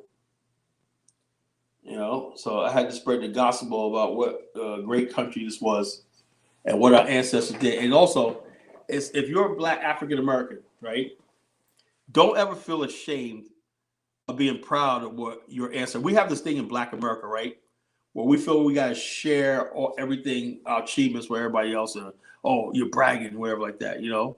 For example, I saw this thing today, right, where the Sudanese, South Sudanese model, Alec Weck, you know, fine sister with a nice body, black body, whatever, black sister, right, from South Sudan. And she was with Rihanna, right, in a picture, right? And somebody put the picture, American singer and a Sudanese model. And everybody in the comment section said, she's not American, she's Caribbean, she's from things like that. She's not American, she's not African American, Rihanna's not African. I'm like, dude, why? What is it about African Americans that nobody wants to be like, yo, oh, you know, they're not African American, they're not African American. What's the big deal? You know, she's American. She's from the Barbados. She's Caribbean. She has nothing to do with African American. Well, music is African American. She lives in the United States. What's the big deal? They don't want Black people to get it. Another word now is they don't want Black people to have Black people in America to have credit for Rihanna now. Okay, we can't have Rihanna now. She's from the Barbados, even though years ago, when you're Black, you're Black. You know, you're Black people in America, you're Black in America. It doesn't matter where you came from, you know? And now everybody's so tribalized. Oh, no, she's not African American. She's not, she's from the Barbados, but not. You can't give them no credit for Rihanna and everything. Can't do that. Can't do that, you know? All stupid stuff. So it's almost to the point where we're scared to say, you know something? You know, Michael Jackson, the great Jackson 5 and everything like that. They're from Gary, Indiana, the African Americans, and we're proud of that. Oh no! We're gonna find out that Michael Jackson were really from someplace else. They're from Caicos and what islands and whatnot. They're not African American. What is it about African Americans? Nobody wants to see African Americans have any sort of shine. Liberia, an African American experiment, right, for the most part, and some Caribbeans and stuff like that. The architecture of Liberia, the history, the Masonic temples, and everything. That's Black America. You know, and so why should we be proud of what our ancestors were able to accomplish in Liberia? You know, why should we? Oh, you know, so therefore, so we can't be proud of. We can't be proud of anything our ancestors did. You know, we can't be proud. That's boasting and bragging. Why can't we sit there and say shine on what our ancestors were able to achieve? They wrote a constitution that still, the republic still stands to this day. Why can't we be proud of that? You know, why can't other people be proud for us? Why do we gotta go through this fight all the time? Every time Black America basically, yeah. The recaptured Africans learned our architecture and built the same sort of homes. A lot of the people you see in Liberia were recaptured Africans who learned carpentry and skills and everything. The recaptured Africans, the first thing they did was when they started, some of them had skills, right? But a lot of them went into trades, became apprentices. That was the biggest thing that helped Liberia, was a lot of recaptured Africans were apprentices. They learned trades and everything. Some of them are still descendants of them still there to this day. They're mostly your tradesmen, your skilled workers and stuff like that, the recaptured Africans, And so a lot of them basically learned stone masonry and stuff like that. They built nice homes for themselves and everything and integrated into Liberian society. But you never hear anybody talk about them, Are they American Liberians? They never seen America. So all this nonsense and everything, people talk. This is why we're going to dispel this myth. Godstar said, I do think it's hypocritical that only African American immigrants to Liberia got criticized for the bad things happening on the Firestone or like Firestone. No one ever criticized the Caribbean. Nobody talks about the Caribbeans. The Barclays were Caribbeans. President Barclay is the one that ordered the execution of 55 and both Barclays, and actually it was President Howard. But President Barclay was from the Caribbean when he had a Caribbean accent and everything like that. He didn't play with these people, the Crew tribe that were trying to friggin' cause insurrection with the British and everything. He didn't play with these people, he had these people rounded up and tried and executed. They didn't play back then. So therefore, nobody talks about that. He was from the Caribbean. He wasn't from America. He wasn't Americo, stuff like that. No, nobody called themselves Americos back then. That was a lie. The recaptured Africans, they made up a lot of the troops, and the military, and the frontier force in the interior. There were sergeants and generals and stuff like that over time. But nobody talks about that. And what about the so-called indigenous people who basically joined the Republic and became staunch supporters of the Republic, like in the Grebos, the Golas, and the Vai people? One of the most powerful families in Liberia were the Massaquoi clan. They were Vai people, Islamic people from they descended from the Songhai Empire. They were in the Johnsons and the Massaquois married into each other. I put that in my novel, King Massaquoi, and he married one of the Johnson, beautiful Johnson's daughters, right? But I fictionalized it in my novel, where I had Prince Massaquoi, and one of the girls from the Azor ship. They fell in love and became married. Everybody thought this was really a thing. And the reality was the marriage between the Johnsons and Massaquois is what secured Liberia's in the Cape Mount area, because the Vais had control over that area. So when they became part of the Republic and everything, that their frontier with the British was secured, along the Mono River and the Galenas. So all this history that people don't even want to bother trying to learn, and that's why I'm here on a late night, How can we win in Africa? Get ourselves secured in one African country. Start with Liberia. That's the whole thing. We start with Liberia and we can get someplace, we got to get someplace. We start with Liberia and build with other countries and stuff like that. Liberia has to be the support system, the base, we build and invest in Africa. Yeah, that's what it is, build and invest. First thing to do is go over there for a visit, get acclimated with the country. Brother Godstar, whatever, when if he read the book, This Our Dark Country, when he goes to Liberia, he's going to love Liberia 10 times more,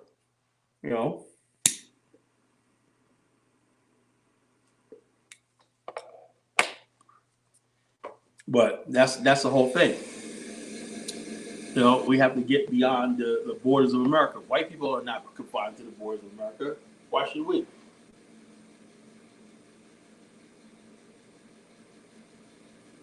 Yeah. I'm not waiting for all the diaspora, sister. I'm waiting. I'm just building this. And like I said, you can be stronger in numbers. Like I said, one of the key points of power, right, is the key points of having power and getting success is stay away from the unlucky and the unhappy. People who are constantly miserable and everything like this, ADOS, FBA people and everything, gotta stay away from them. They're unhappy and they're unlucky. These are people unlucky in life, and so that's why they see this Pan-African world growing, and people doing stuff, actual tangible stuff, and they have nothing to compete with it. And also, we embrace Black America. That's another thing that ADOS, FBA people think, oh, you don't care about Black America? Yeah, we do care about Black America, right? More than these ADOS, FBA people, because I put out something. I said, well, if you guys really care about Black America, how come nobody talk about building Black towns in America? The Black towns will be abandoned and stuff like that. How come no one's talking about that? Oh, no, we don't need to do that. So you're not building nothing in America, right? But you're mad about us building something in Africa. Okay.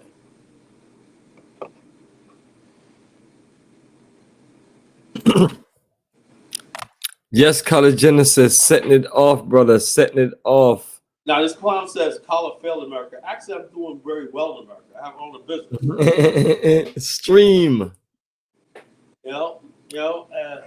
I'm actually doing really well in America. That's why people trips people out. Color failed in America. No, I failed in America. I'm succeeding in America. Yeah, how about you click on the link down there and join the conversation and talk to the brother. But family, that's the topic we're rocking with, and that's what we're doing, family. We need a headquarters of the Pan-African world. And this has been the historical connection. You know? Even Marcus Garvey was trying to get in on the action. And let me just get I got a comment for you, Khaled. You know, you're gonna like this. You're gonna love this one.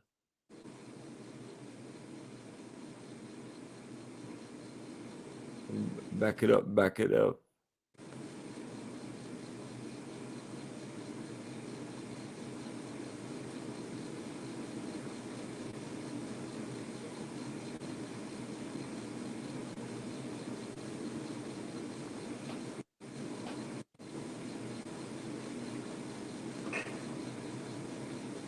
Okay.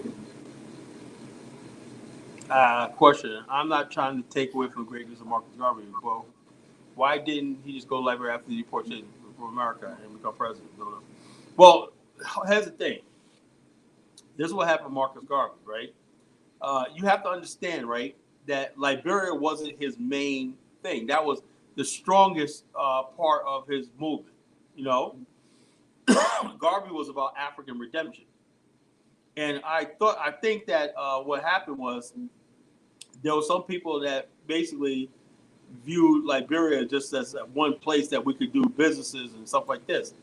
And at the time, the center of the Black world wasn't Liberia. It was actually New York City, Harlem. Okay? And so therefore, there were places like most of the Pan-African world was in places like London, Paris, even Cairo, Egypt, you know, and the United States and stuff like this, you know.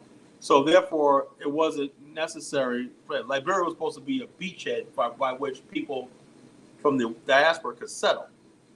Now, when the United States and the British told the Liberians, if you let Garvey's movement come in there, we're going to invade the country, they had to basically ban Garvey. Garvey made a mission to Liberia, right? But their boats and equipment, everything that they had was seized in Monrovia Harbor.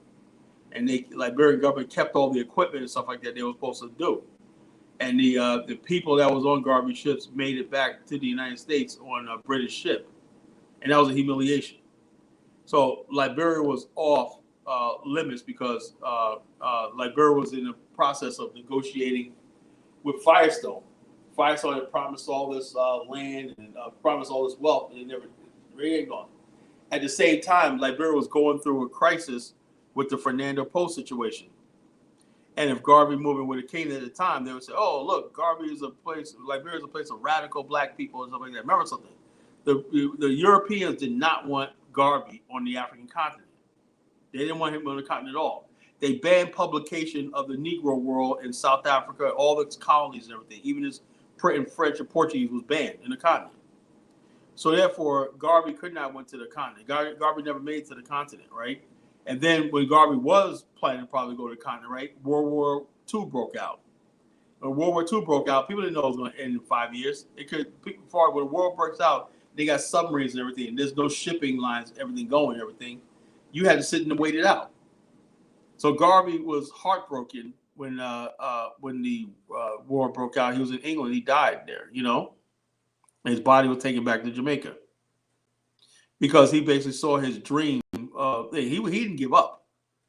You know, and he, you know, he was going to eventually go to Liberia, I believe. His wife ended up settling in Liberia. Amy Jarquez Garvey. She ended up settling in Liberia in the 1940s. She became a citizen. And they have a Marcus Garvey Institute in Liberia. But he died before he could see that dream in his 50s.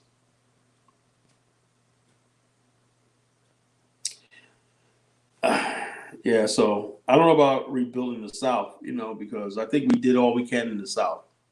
What we can do is build up those towns and cities and stuff like that we control in Africa, in the South.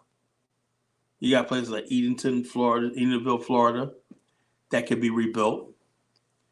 And we have places throughout America that were historically black towns and everything like that we've abandoned. You know, if we had real leaders or whatnot, we could rebuild these places, you know, and make it a citadel of hope and everything. You know, but you got to get the black middle class. You got to get the black family. It has to be black family and black middle class centered, because we can't have places where we got single mothers and elderly and everything like that, and that's the face of it. No, we need to build. We have to return back to the black family. If we get that, we do that, then we can go places.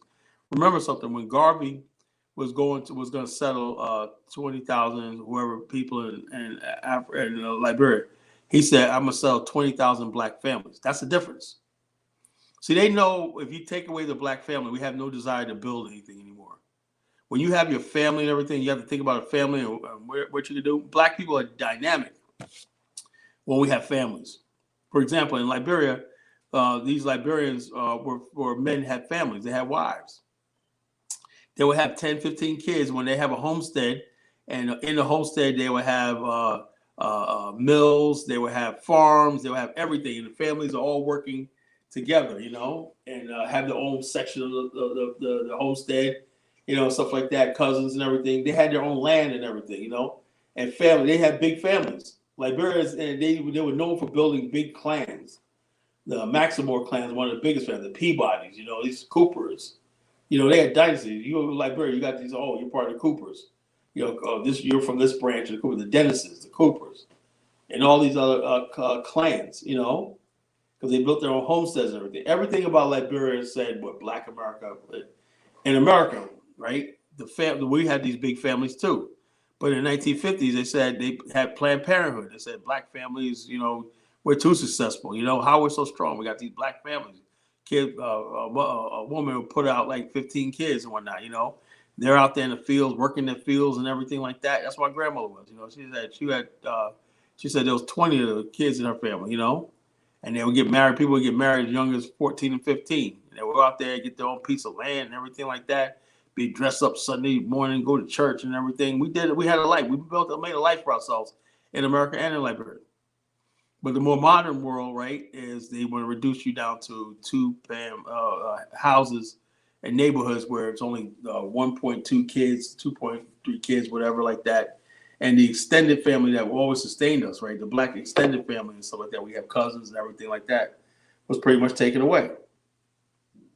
You know? Yeah, we have to return back to black neighborhoods and rebuild them. You know? Yes, but are we really gonna rebuild it? You know what I mean? Because you know, one thing, Kala, you know, like not Neezy was saying, you know, come on, Kala, we need you. The reality of it is, outside of you, what about all of the people who just are not gonna make a move to Africa and just gonna be here? You know what I mean? Why don't he reach out to them and say, hey, you're home already. Do something for yourself. Do something for your people. You know what I mean? And, you know, but folks always want to. Yeah, interested in that. Yeah, you always want to, you know, get us out of our dreams. You know, we're expanding our operation in America to the It's called the African do it right continent. here. It's called the do it right here, people. You know, but do it right here. We can build our community. All the time, we say, okay, let's build a community. All the Philadelphia, man. They hit a record 530 murders last year. Yeah, okay. Let's go to Philadelphia, man. I want to get shot. You know, he said one guy, I came to the community and look at my babies could have been this thing. Got his vehicle shot up and whatnot, you know? Yeah, that was sick, man. You know, that's it. That's what people want. You look at the radio stations, listen to what people listen to, death, destruction, misery, and everything like that. Like I said, the unlucky and the unhappy. People are unhappy. They're determined to be happy, right? We're trying to do this because we're pursuing happiness, right? The love of liberty, happiness. We want to build communities where we're happy, you know, and we're happy all the time. Not being said everything will be happy, but it's based in happiness. If you have something that's based in happiness, right, you're going to deal with the trying times, you know, because you're essentially your existence is about being happy. But you got too many black people in the American movement and the African movement, right? They don't want to pursue happiness. They want to pursue misery. You know, that's why they get into trouble. That's why they get involved with stupid people like Lou Major and Taiwo and everything, because they don't care. They don't think about it. They pursuing misery. You know, you're around miserable people and whatnot, and failures and unlucky people and everything. So, you know, I'm only being around winners from now on, you know. If the black neighborhoods built, they should look and make them into gated communities that choose to stay in America. No, they need to be armed camps, man. You know, you need to do it for black people. They need to be checkpoints and everything, you know, inspections, everything, you know.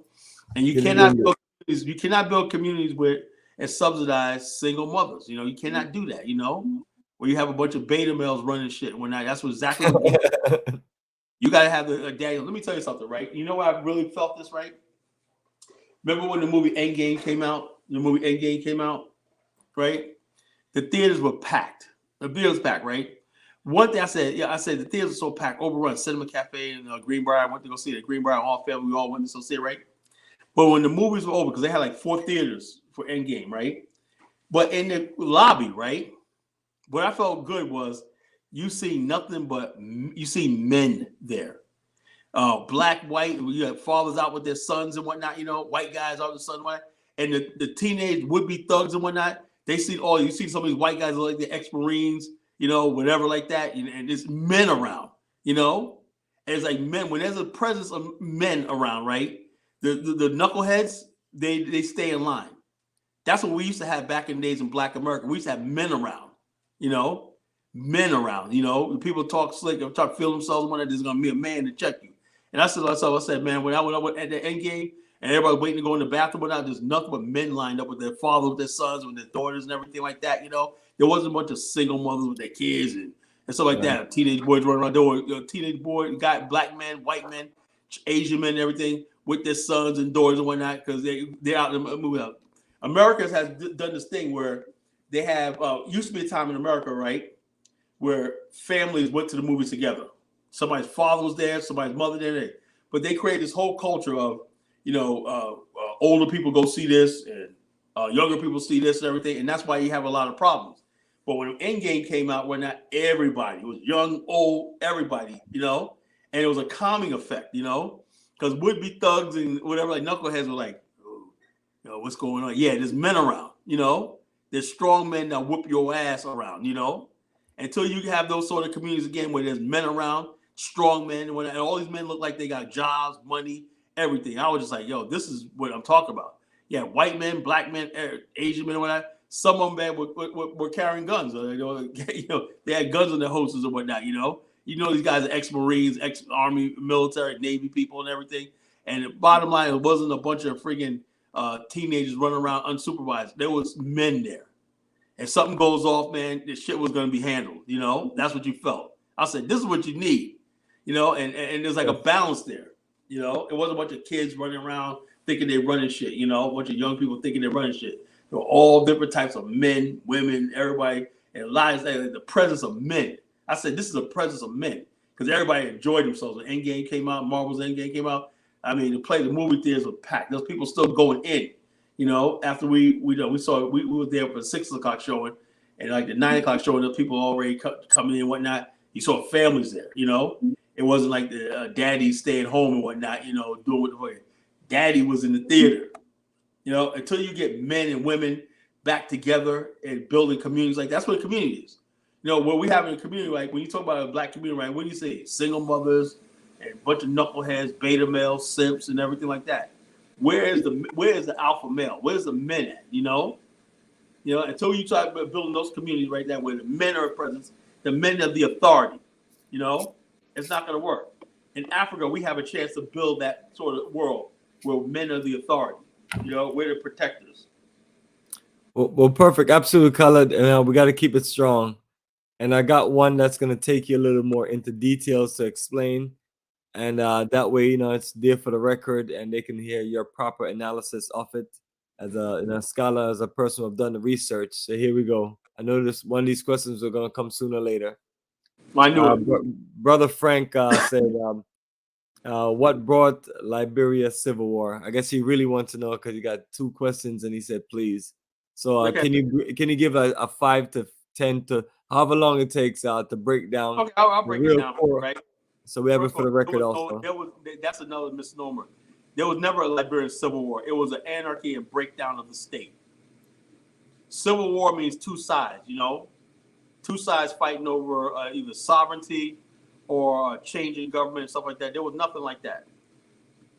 Liberia was a bunch of people. The United States and all these powers had flooded weapons into the country, and it was basically nothing but warlords, bandits, and thugs destroying the country, looting and shooting at each other. It was just a complete meltdown of absence of civilization. Once Liberia in 1980, Civil War and stuff like that, you could say started with the Rice Riots in 1979. And there was CIA and all these other people basically didn't like the fact that Liberia was moving away from the United States. They wanted Omega spy satellites shut down, Voice of America radio station and television station shut down, and Liberia was moving away from the United States. Liberia also invited the Soviet bloc, and the Soviet bloc and the Chinese, the Libyans, and the Cubans as diplomatic thing. That was unheard of in Liberian history. Tolbert thought that Liberia should wait until it gets more developed and everything. Tolbert said, look, we're going to recognize the Palestinian struggle, right? We're going to basically recognize Cuba. We're going to recognize Libya and also Russia and China. So with that began the motion of the United States saying that we have to take Tolbert out. Tolbert was also against the United States war in the Congo and Angola. And in the 70s, the United States was illegally refueling its war jets in Liberia to stage war in the Congo. It got to the point where Cecil Dennis, tall Cecil Dennis, handsome Cecil Dennis, and the Under Secretary of State in Liberia got into a fist fight in the White House. They had a brawl in the White House over this. And what happened was, before the United States pulled out, they would fly their jets over the executive mansion in an attempt to intimidate Liberia. Flying their war jets and everything through the 70s, making loud noises, keeping up ruckus in the country. At the same time, the CIA was recruiting Liberians on the ground to do their bidding. They found the one tribe that was the most bitter in Liberia, the Kron tribe. They found Samuel Doe, a member of the Kron tribe, and they groomed him. There's videos of this, where they basically said Samuel Doe, and along with the same guy, they knew each other from Ethiopia, right, to basically carry out their bidding. Samuel Doe was a protege of the CIA. So was Kearpah and Charles Taylor. So the United States is definitely responsible for what happened in Liberia. And so when Liberia broke down into anarchy and chaos and everything, America was like, oh, we had nothing to do with it. That was those indigenous people trying to rise up against oppressive narrative. They've been putting that narrative to cover themselves. The United States are full of nothing but lies and mischief. Liberia was not about no indigenous versus American Liberia. That's a lie. Liberia was basically moving towards being an independent country. It brokered the Lancaster Agreement in Zimbabwe. Liberia was also the True Whig Party of Liberia was the most powerful political party in the world. It was broken. If you want something broken in Africa, the Liberian had the diplomatic relations throughout the world to make it happen. The negotiations for the independence of Southwest Africa, SWAPO, they basically was in Liberia. And SWAPO, Liberia petitioned the UN against the illegal occupation of Southwest Africa called Namibia by the South African government. So all this, and Liberia basically told the United States and the West want to build a military base on the continent, right? And Liberia and October said to some of his people, he said, as long as I'm president of OAU, they'll never have that base. Because he knew, although he was playing the niceties with America, he knew America was not Liberia's friend. America has its own position, racist position. It may have changed a little bit now, but for the most part, it hasn't. America still sees Liberia as like these stupid old people like Joe Biden. He still thinks Africa is this little place you can just give a little bit of money to. Oh, Africa, all stupid stuff and everything. And they don't understand. They're going to find out really soon that we, black people, Africans, we're not playing with them anymore. And we're basically saying, like, look, it's been 500 years and we're still suffering.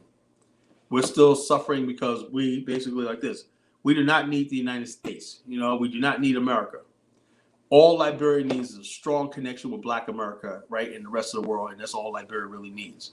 That's why it's important, right? While all these countries got their head, like President Nana Addo of Ghana got his head so far up France and England's ass, he could see out their eyes, While all these countries like Nigeria and everything like that can't do anything for themselves. They can't even build proper relationship with countries like Russia and China. Everything is the U.S. and everything, U.S. puppets and everything. We have a chance to make Liberia that one peaceful place where real politics and stuff like that can be brokered, And so, I'm glad, I'm proud of countries like Zambia who get it, the people in Zambia who get it, and countries like that basically are waking up. Waking up. I'm glad we got people like Julius Malema on the continent waking up and everything. So, like I said, it's a process. So we can't be smuggler when you choose an African country to go to, right? And that country basically got their head so far up the United States' ass, you're not in a good country. Liberia is a damn good country because what Liberia has with America is with Black America. Liberia is part of Black America. So that's an excellent place. So so same sort of thing that Liberia engages with America is what Black America engages with. We got large numbers of Liberians in America.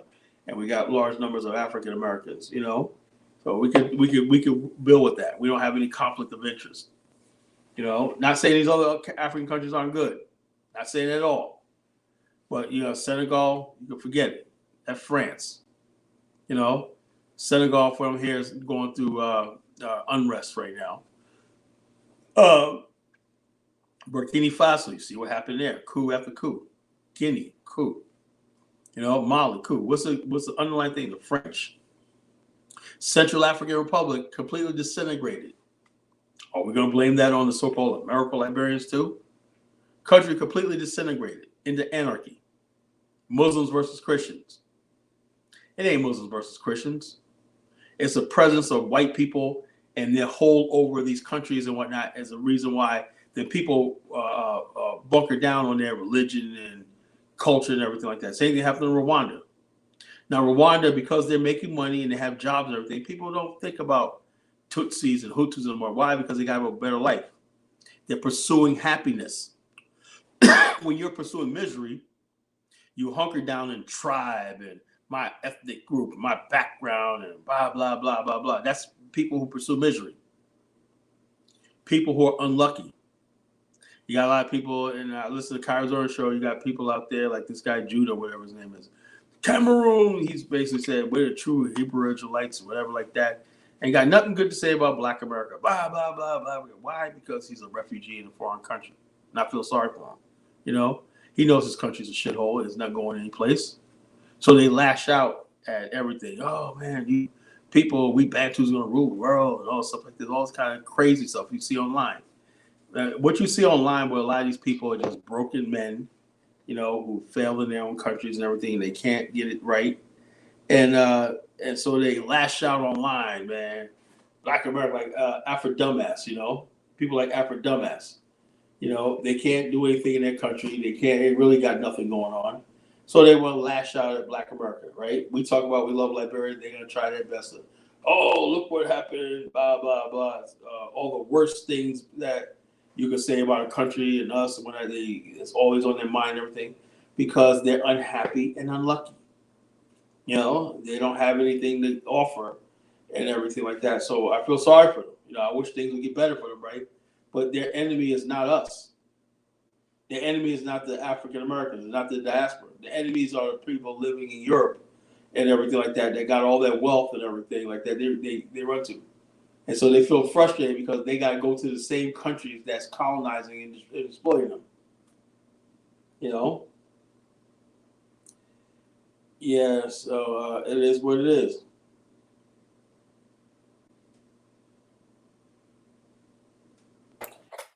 Ring the bells for the world to come in and feast before you and your family get a table to please.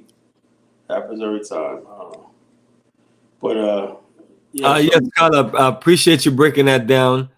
So, family, since Carla broke that down, now you can, if you can just give us a nice, update of the direction of the country in the 21st century, basically the last 22, 23 years.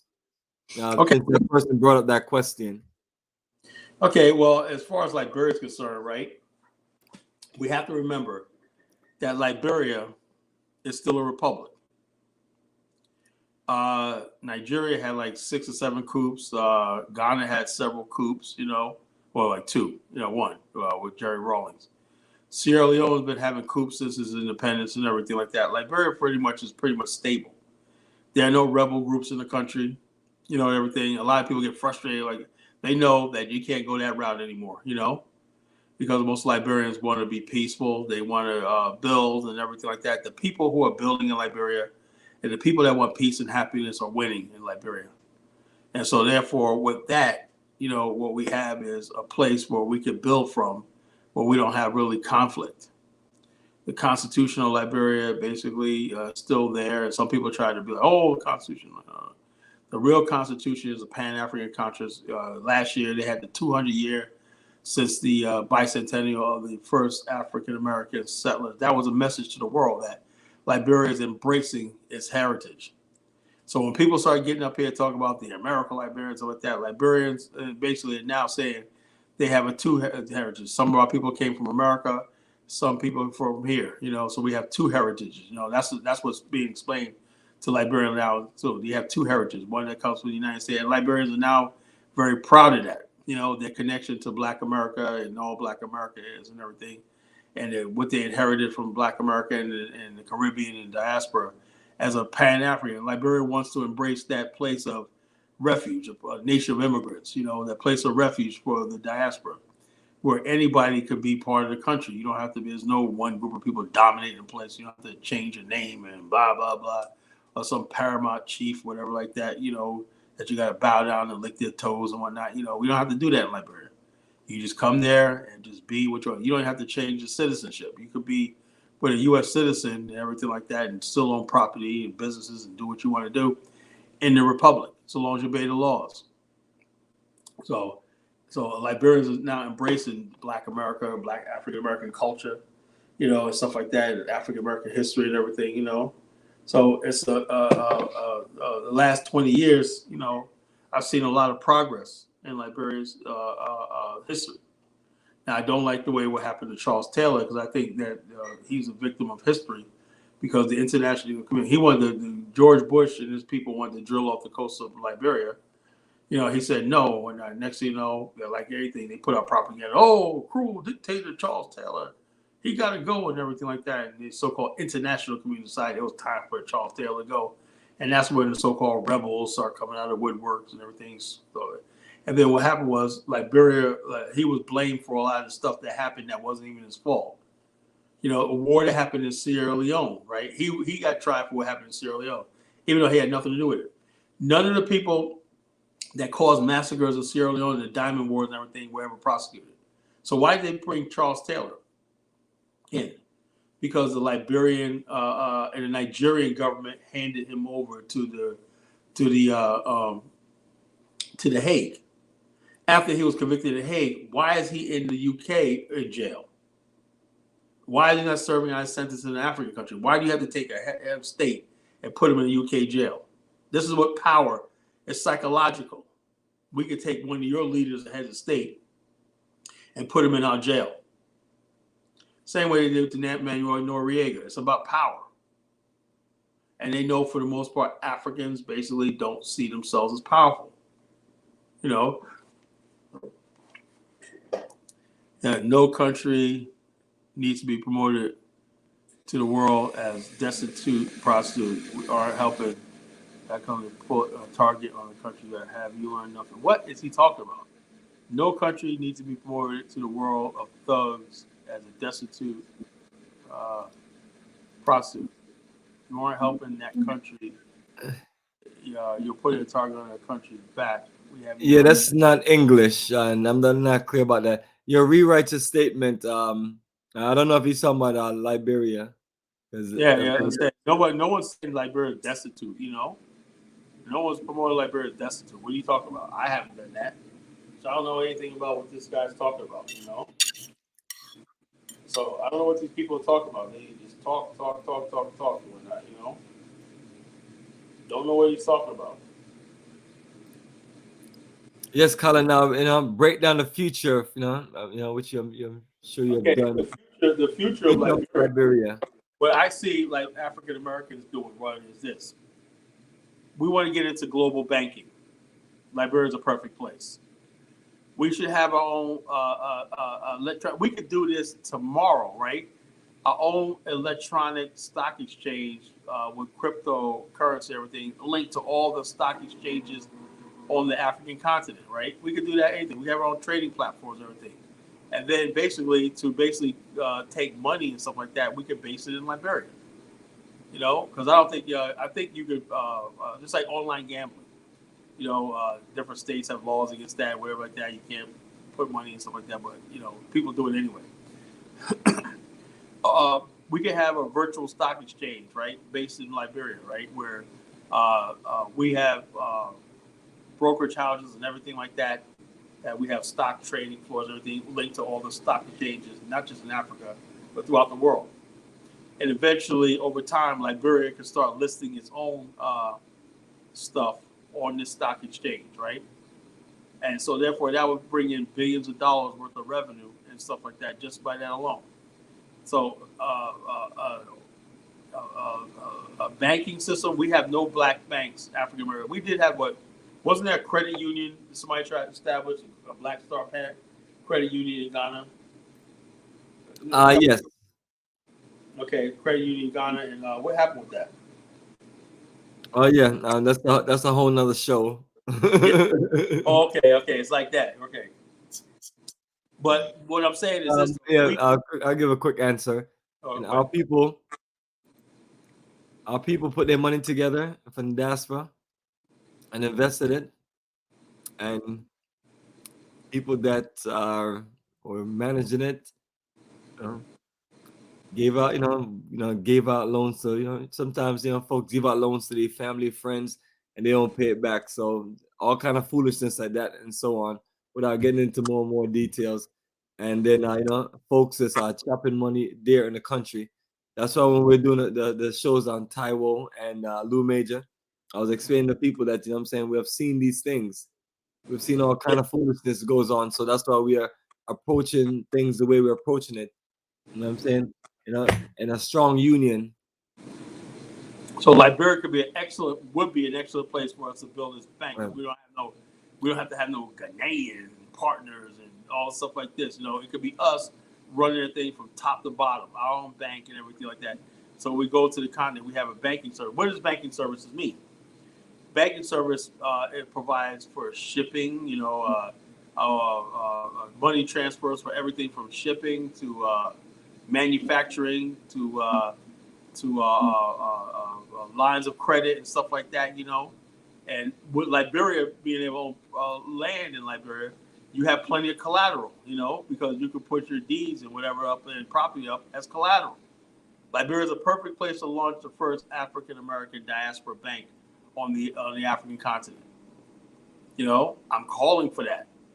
I want somebody that's in the banking field or not to contact me, and let's start the process. We start our own banks and everything like that. We could transfer billions of dollars, like the Mexicans transfer billions of dollars through Western Union, everything like that, to the continent. We could be sending billions of dollars to that bank and everything like that to invest in all kinds of things. We can make a lot of money and everything. We could then transfer parts of our retirement savings and 401ks and pensions, stuff like Roth IRAs to the African continent, But you have to have your own banking infrastructure to facilitate that. That's what's holding us back. Infrastructure. That's why we created the Black African Infrastructure Organization. The infrastructure organization means that we have to build infrastructure. To realize our Pan-African goals and dreams, we need a Black African infrastructure. We don't need a China infrastructure. We don't need a European infrastructure. We need a Black African infrastructure run by African Americans and diasporans who are Pan-Africanists and Black first, period. So therefore, with this bank in Sicily or not, we can open up branches throughout the continent and everything, give loans to governments and give loans to buy treasuries and do all kinds of stuff and everything. We could be buying rights, oil blocks on the continent. We can buy all this stuff like that. Will build up the assets of the bank and everything like that, So banking would create the equalizer, right? Because when people come there and say, something, I want to look now you can go to the African Development Bank, right, and have matching funds with your own bank. If you have a project that's logical, achievable, reasonable, and practical. We could build infrastructure, we could build buildings, we could build real estate portfolios in certain countries and everything, so long as the laws, the underwriting, so all the underwriting where you could have assets and everything like that, So we have a lot that we can do, we have a lot that we could do. But basically sitting in America and doing nothing, is not an option. The banking future, education. Dr. What's her name? I forgot her name. President of Tennessee State University, HBCU. She's been involved. She's friends with Mr. Rosenthal. And she basically is, I don't know, Mr. Rosenthal asleep or not. He probably wake up. I hope we can get him tonight. We'll get him some other time. We don't. But she, Dr. Glover, she basically, Tennessee State University sent a whole bunch of laptops to the University of Liberia, laptops for the kids. So now that's the thing. We have resources in America. And why we do it? Because it's our responsibility. Liberia is our responsibility as Black America. And we want to do more stuff like that. We want the Morehouse College to return back to Liberia. They left during the Ebola crisis. We want them to return Howard and stuff like that and help build up the architectural. People are already doing these stuff like this. There's an African American theater group in Williamsburg, Virginia, who are doing a play in Liberia, in America, about 200 years, bicentennial, about the 200-year return of African Americans, right? It's a play with African Americans and Liberian actors in it, by American theater. So these are the things that we have to build. We have to build this history. We got to say this history is out. We can't let other people define it. This is a remarkable turning point history in our head. Liberia is a part of our history and our heritage. And we have to embrace this as our own. Don't let anybody tell Liberia should come before any other African country. That's my honest to God truth. Liberia is our African American direct connection to Africa. We all came from other parts, Angola, everything like that. But this is a place where we returned and we made our mark on the African continent, built the first African republic. This is where our focus should be. Everything else is secondary. Liberia should be the primary focus of Black America on the continent. Everything else, you should branch out from Liberia. That's my opinion. That's the future of Black America, and that's the future of Liberia. We have to get our banking. We have to get our education. We have to get our infrastructure together, lined together. And with that in Liberia, we could disseminate our ideas and our stuff to the rest of the continent. From Liberia, we build our bases, the infrastructure, everything, we could branch off all throughout the continent. That was a thing of Garvey. That's what, like that. We need that one base where we can branch out to the rest of the continent. Liberia is going to be that place. Will be that place. We just need more people to join us in this mission. Join us in this mission. Forget your inhibitions. Yeah, the brother that said, said a little while ago, said, yeah, Godstar, said he read the book, This Our Dark Country, fell in love with the country. Yeah. So that's a beautiful book. This Our Dark Country. You can get it on Amazon. The one then there's a country called Behold the Promised Land. And there's another book on African shores, Maryland in Africa. That's a really big book. It's like a big book this thick. This thick. Maryland, the history of Maryland in Africa. Maryland colony in Africa. And then there's, like I told you before, the book by R.L. Anderson called America, Liberia, America's Africa Friend. That book right there will explain the conspiracy to destroy Liberia by the Western powers. When I read that book, I was angry. I was really angry that this country that did nothing to nobody, the British and the French. And you know what's sad is, hey, Bomani, what group of people in New York, you from New York, right, that people always had the worst jokes for as far as being stupid? That is a good one. What was say? Why did the such and such walk down the street? What group of white people did they always try to clown all the time? Oh no, trailer trash. No, the Polacks. Why the Polak? Remember that? Right? The Polish. We used to have the Polish jokes, all the time. We used to go Polish jokes all the time, right? Right? Because Polish is stupid, a backward country, stupid, right? Do you know that France and England wanted to give Poland when they was trying to get Poland to build Poland up and whatnot as a defense against German expansion into the east, right? They told Poland, we're going to give you Liberia as your own colony. Poland, backward ass Poland, the dumbest country on the planet, They told Poland, we're going to make Liberia your colony.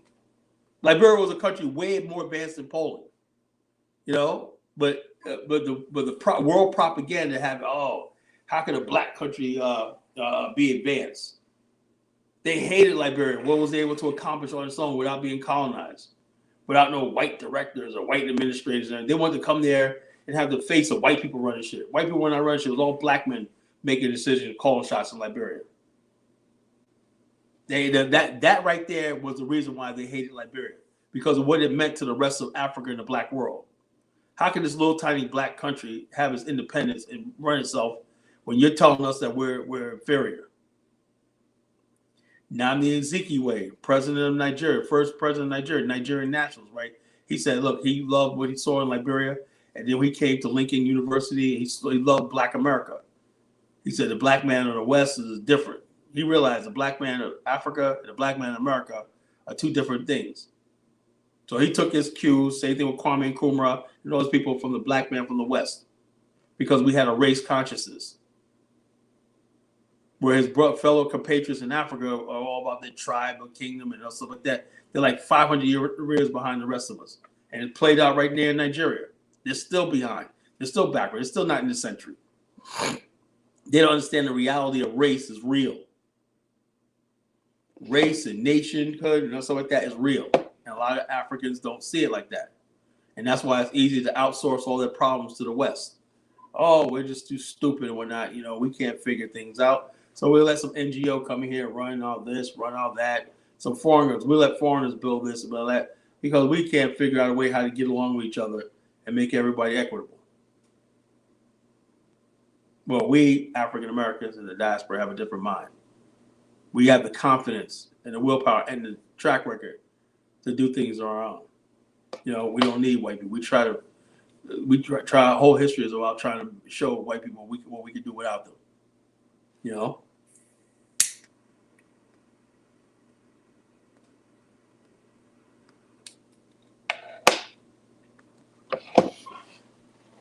So that nobody wants to jump on. What's this? Everybody's scared. Nobody wants to get on. It's one of those days.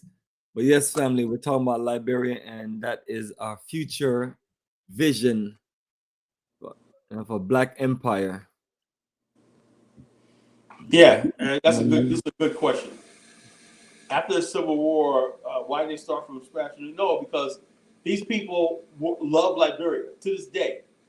But if they, on one hand, they complain, oh, Liberia's people from America. But all the things that's good about Liberia, they want to keep making it seem like they built it.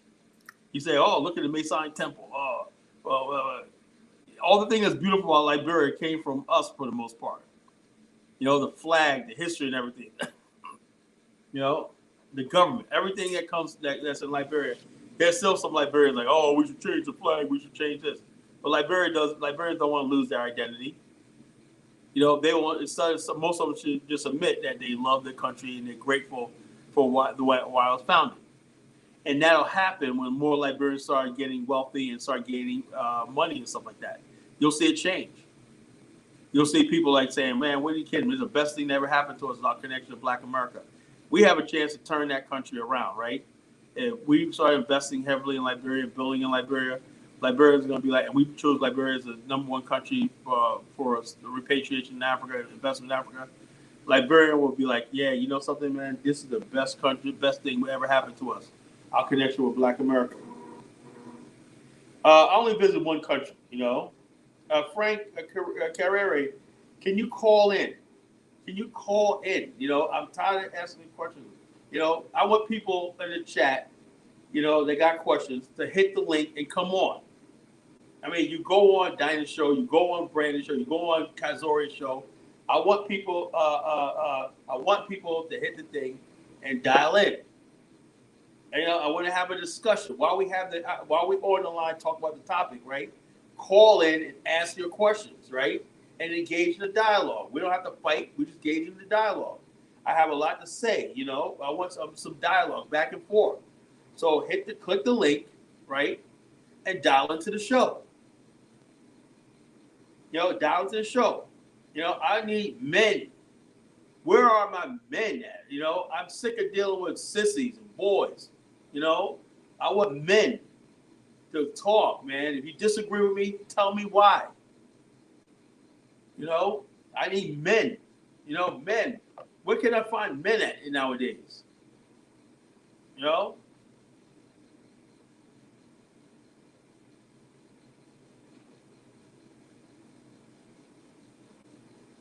Unfortunately, well, how are you at work? This is 1 o'clock in the damn. Frank, are you in the United States?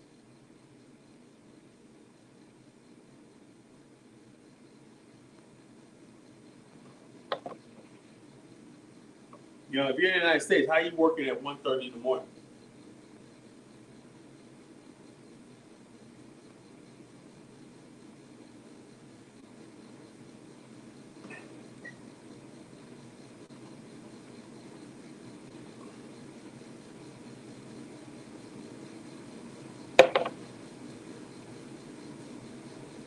We need men. We need men for this movement. Yeah, men that's strong men. I need strong men that's in this movement. You know. And so, like I said, Liberia is an excellent country to launch into the continent and continue on this Pan-African journey. If it was any other race of people, I wouldn't even have to freaking do this. You know. I wouldn't have to do this. Other race of people, they're doing what we talk about on these live chats and everything. You know, you don't have to have the Vietnamese and all the people talk about what we need to do. They just do it. It's natural. You know, and all over the world, building commerce instead of Africa, the black race is still backwards and poor and everything, fighting over nickels and dimes and everything, while other people are building thriving economies. You know, the Atlantic Ocean should be a bustling place of business and commerce across the ocean. But we don't have that, you know. All we do is sit online and fight with each other over nickels and dimes and whatnot, you know. Jughead. What's going on, Jug? Why don't you call in, Jughead? I'm sick of talking to myself. You know? Jughead, call in, you know. Jughead, there he is. There he is. A man. Jughead, greetings, brother. Greetings and welcome to the show. I asked for a man. Welcome to the show, brother. Let me load up the topic. Rock on. Good morning, Bomani. Good morning, Color. What's going on, brother? Greetings, brother. Great Man. Black Pride. Straight African pride. Yeah. Carla, I heard your call, Carla. Your cry of desperation, your cry of conviction. I've called in to back you up. Yeah. Right here in the UK, it's early morning. I woke up to try and call into the show because last week I was at work, so I was able to call in at a good time. Now I'm in bed, about half asleep, half awake. But yeah, I mean, Carla, Bomani, again, great broadcast, great clarification, and you're correct. You know, other people, Carla, other after groups. Oh wait, look at the UAE. Carla, 3 decades ago, UAE was a desert. Now the UAE sent 10 probes to Mars 3 years ago, pre-COVID. The UAE sent 10 probes to Mars 3 years ago. 3 decades ago, it didn't exist. And we're still messing about. You know, it's embarrassment sometimes to be a member of our race because even though we're great people, but where we behave is unnatural. Our stupidity, our cowardice, our stupidity, our refusal to do for self. It's shocking, really. You know, our refusal to organize and do even the basics. You know, build infrastructure, build businesses. You know, cooperatives. Like here in the UK, I've told Bomani myself, we've been here in the UK for almost 9 decades. If you can come and call it's embarrassing. We ain't built shit. Pardon my language. Black Brits are a disgrace. You know, I mean, in the UK, Carl, there are 2 Korean banks. 2 Korean banks. If there were 50 Koreans in the UK, I'd be surprised. Mhm. We've been there almost 9 decades, ain't built shit. Yeah, So your boy IC3 talk about, oh, they're looking like Captain Crunch up there talking about, oh, you ain't in no power to get no reparations, you know. Did you hear the beginning show? I said, look, Haiti, only reason why Haiti got recognized independent because they agreed to pay for its own liberation, France money. And the United States, that's the official policy for Haiti. That little tiny country, they can't just say, you know something, we're gonna wipe the slate clean. You guys you go do what you want to do. They got sanctions on Haiti and everything. We're too weak as a race to do it. So we can't get that off Haiti. We can't lift sanctions on Zimbabwe. How the hell are we going to ask for reparations? And we're living in a white man's lands, you know? I mean, I'm sick and tired of the foolishness. They want to waste time talking about reparations, and you ain't got no power to do that. We have to build Africa. That's what we can do. Once Africa is strong and built and everything like that, we can prepare for this war of Armageddon that's going to come. You know, the white people are determined that when basically in all the countries in Africa that they enslaved and so that they said there is no reprieve anything for slavery. They have no liability for what they did and the lives they took during slavery and everything. And the fortunes they made, they say that's theirs, and they're not going to pay anything. All the European countries, including the United States, are in agreement with that. They're not going to pay anything, you know. They're going to let the black race suffer and then we have to die off. That's so be it. McCarthy said, yeah, if the black man's not free, he's going to die, you know? And that's what we're faced right now. We have no industries. We have no major cities, and we have nothing that we control. We have no military, no submarines, nothing to protect us and everything. Iran's smart. They got nuclear weapons now, you know? Despite everything, they got nuclear weapons now, you know? They got everything, you know? It's North Korea. The black man is the most defenseless group of men in the world. You got Africa. I asked a question to my auntie, my wife's aunt. I said, have you ever seen the U.S. Embassy in Liberia? And she said, no. She said, same thing in Togo and all those other places. The United States building these fortresses. They're not embassies. These are fortresses, you know? And you know, I'm not going to say much like now because I don't want to be a target like that, you know? The Senegal, the U.S. got a big embassy in Senegal. What for? You know, what for? It's a spy and control Africa. We've been recolonized and we don't even freaking know it. You know, and they got their own networks of knuckleheads on social media and everything that do their bidding for them. You know, and so that's why I said we have to fight back. We fight back by basically saying, you know something, we're going to take this one country in Africa, right? Start from here, and we're going to build, and that's going to change the dynamic. Once the people of Africa come to our side and everything like that, then we're gonna start winning. But right now, they still see Europe and America as their saviors and everything. Go ahead, jump in.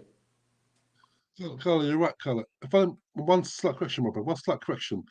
When we recolonize, we don't stop being colonized. We never stop. Example, Nigeria Nigeria is as free as sovereign as I am Chinese. Nigeria's not free as Nigeria's not sovereign. I might be expecting a Zikwe, but look, unless you do what Gaddafi did, or most, you know, when he came to power in '69 and removed the King Idris, or Mossadegh did in Iran 51, when they came and removed took the oil back from the British, or what Chavez did in Venezuela 99, took back the resources. You're not free. If foreigners control your resources, you're not free. Shell and BP control Africa, plus the British government.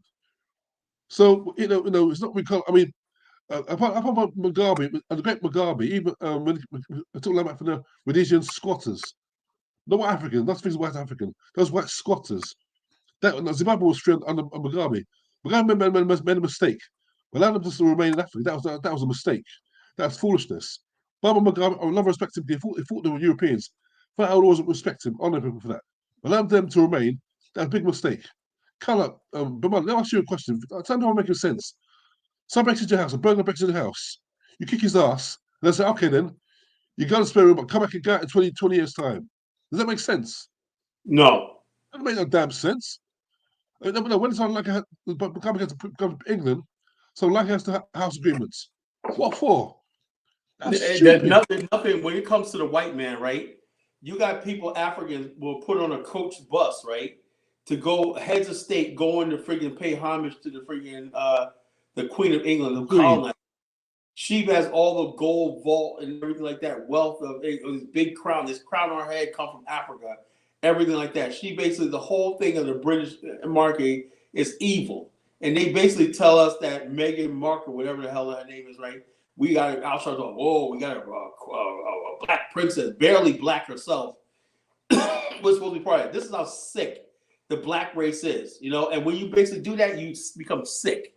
Why is the British got there sucking the ground? Also, people Nigeria doesn't export oil. It allows itself to be raped and siphon oil out of the ground, and they give them a cut. This is what we took out of there. You don't even know if it's even accurate. Pocket money. Pocket money. Pocket money to run around, go play with. You go play. You're in Nigeria. You go play with yourself. Something with what we give you. And then Nigerians are proud of that. It's embarrassment, back to, it's so right. I saw it when the Queen died last year. Coming in a coach like school children.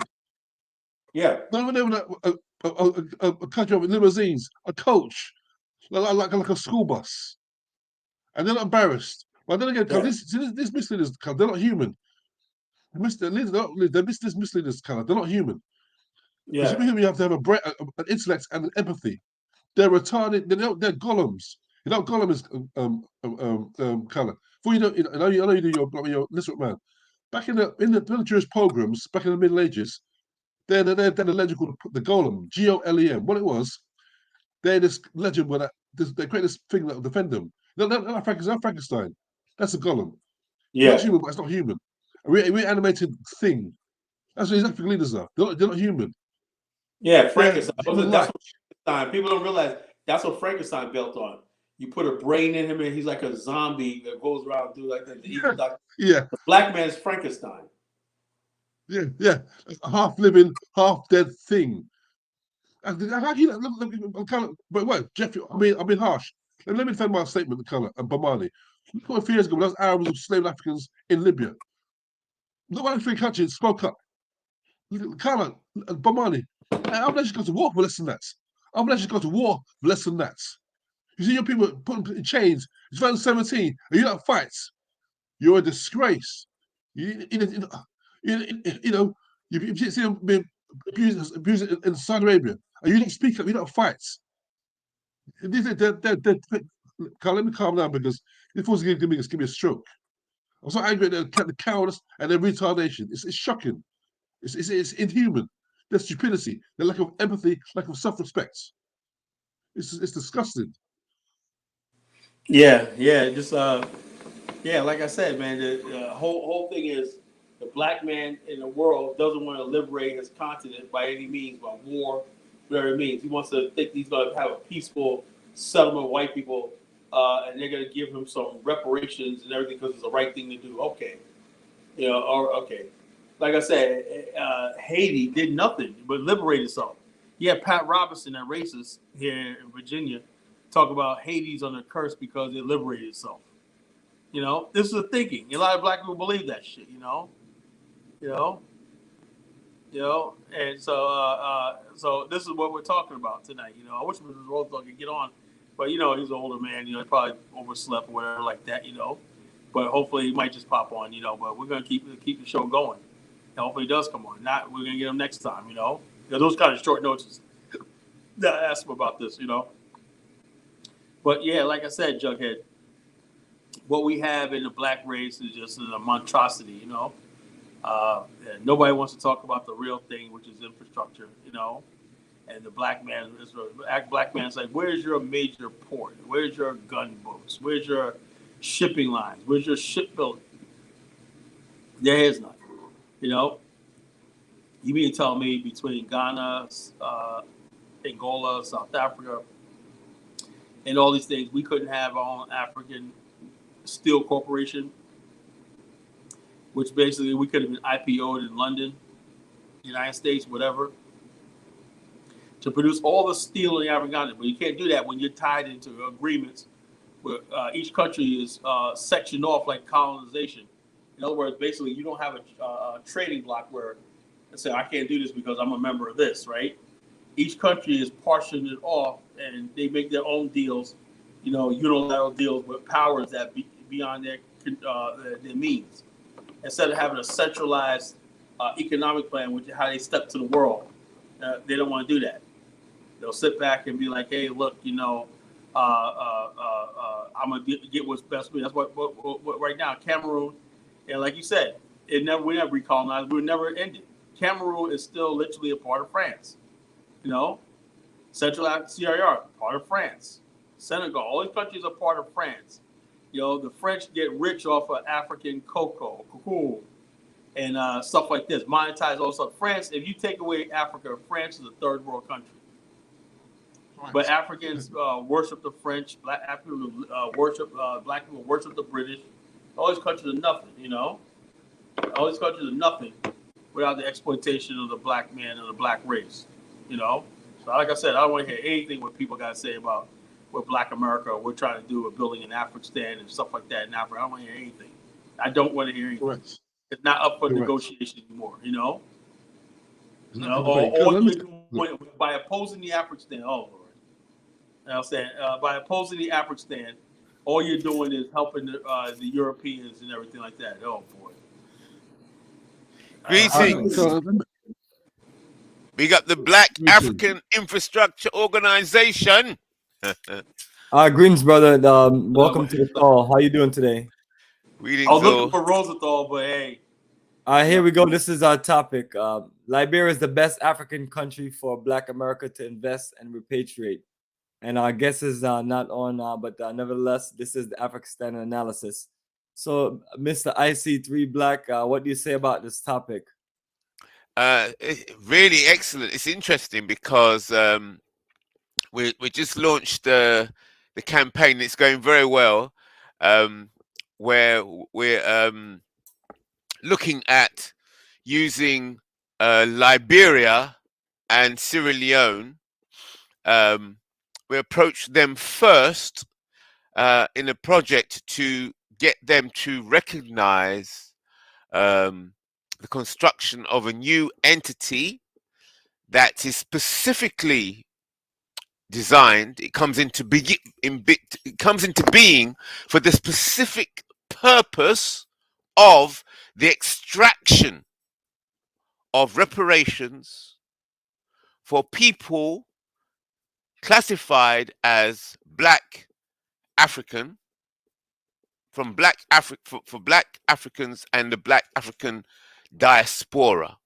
So that's the specific language that we're using for this project. The extraction of reparations for Black Africa and the Black African Diaspora. And in order to construct this entity, in order to bring this entity into existence, we're looking to do a presentation to the Liberian embassy here in London and the Sierra Leonean embassy here in London. Does that make sense? Yeah, Mr. Icy Black, welcome, sir. Mr. Icy Black, welcome, brother. Greetings, Fellow greetings. UK African. Yeah, if I might come in, or Color and Bomani are quiet. Yeah, your project on service seems worthy, but the problem is, Icy Black, the current people in present leadership in Africa, or when embassy, wherever they reside, they're not for us. You can come with these petitions. It's worth it to try, but ultimately, the goal is land, infrastructure, nationhood, LIN. Ultimately, that's our ultimate game. Yes, you're correct. You're correct. And I liked what you were saying earlier on about the golem. The African leaders have been turned into a golem. Yeah, so I mean, brother, I see that. I mean, seems harsh. Let me tell you why I see why I'm so harsh. Look, if you look at the map, I see the global map. Look how small Vietnam is. Teeny Vietnam fought Japan, France, Yeah, and USA yeah, back to back. yeah. Japan for 3 decades, France was 2 decades, America was 10 decades. 65 years of fighting. Small province Vietnam. You got big African countries like Chad, Cameroon, several African countries, letting France resource rape the country. Yeah. Big Chad, okay, Cameroon, Senegal, several Francophone countries, letting France resource rape them.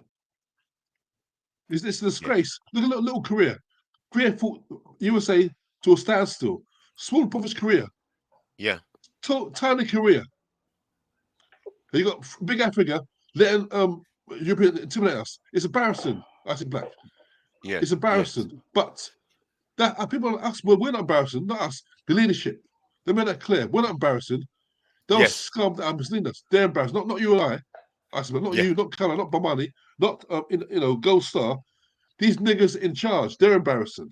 Let me come back if I give myself a stroke.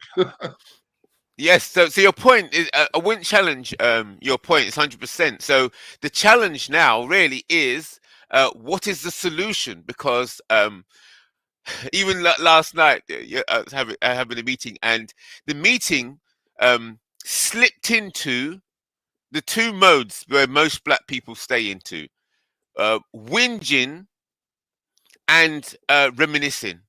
Yeah, when you start a conversation with black people, and you're looking at solutions to the problem, right? They get knocked off focus and start going into whinging, but they don't realize that they're just whinging and they're not actually thinking about the solution to the problem. And the other switch is sometimes they're going to reminiscing. Oh, we used to do this and this used to happen, and this. But both of those states of mind, whinging and reminiscing, will not get you anywhere. You can't solve problems in those states of mind. So you gotta steer the conversation back into let's examine solutions. Put a solution on the table and let's examine it. I'll put one on the table, let's examine it. After we finish that, you put a solution on the table. And we keep going, and that is productive, constructive conversation. Okay, perfect, brother. We're gonna definitely get into that. I got a few guests. Let me add in our guests. Godstar, greetings, my brother. How are you? All is well. How are you, Bomani? I'm doing well, brother. Appreciate you joining us. Let me put up the topic up here, and I'm gonna add somebody else. Kidola, you got the hold on, because Godstar, you can unmute yourself. Let me just mute this person. All right. Let me put the banner up for both of you. This is our topic. Oh boy. This is our topic right here. Liberia is the best African country for Black America to invest and repatriate to. So that's what we're talking about tonight. Let me know if you have any questions or anything you'd like to share with us, Godstar.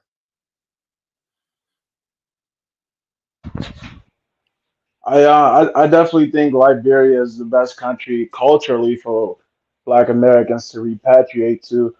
I think it's a great opportunity for investment for anyone, but we hopefully don't too many people actually get the opportunity to invest, so we as Black people can have all the investments to ourselves. But yeah, those are my opening statements.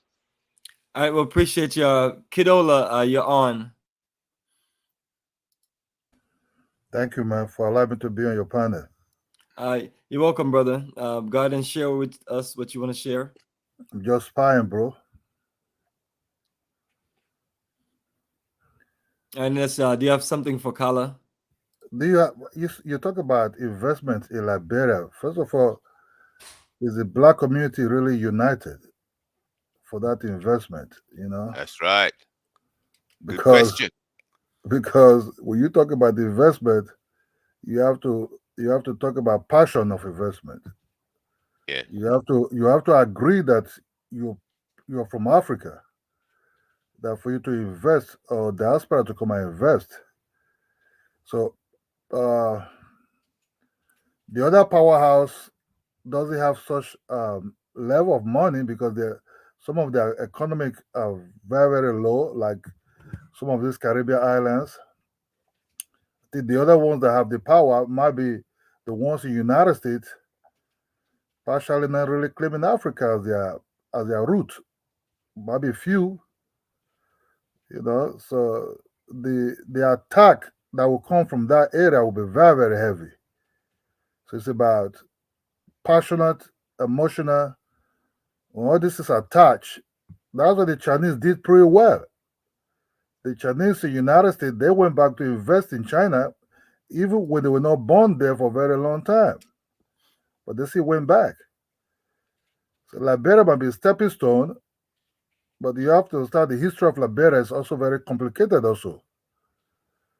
So they have to deal with that first. Yes, share some complications of the history so we're clear about the complication.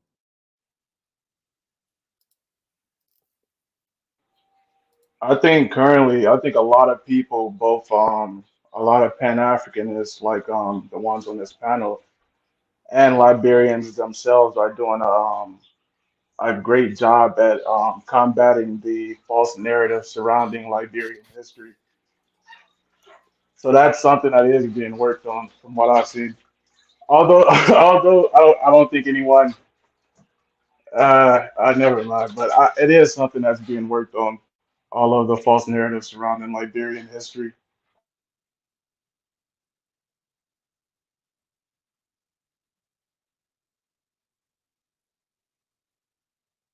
That Excellent. Kilola, go ahead and share. you see, uh, since Liberia was being founded, the other Africans actually never know what really happened in Liberia. It's not like we that live in Africa know what is going on even in other African countries, or the civil war breaks out. So we that live in Nigeria, you have to understand, we were seeing a lot of Liberia's missionaries coming to Nigeria to preach about God.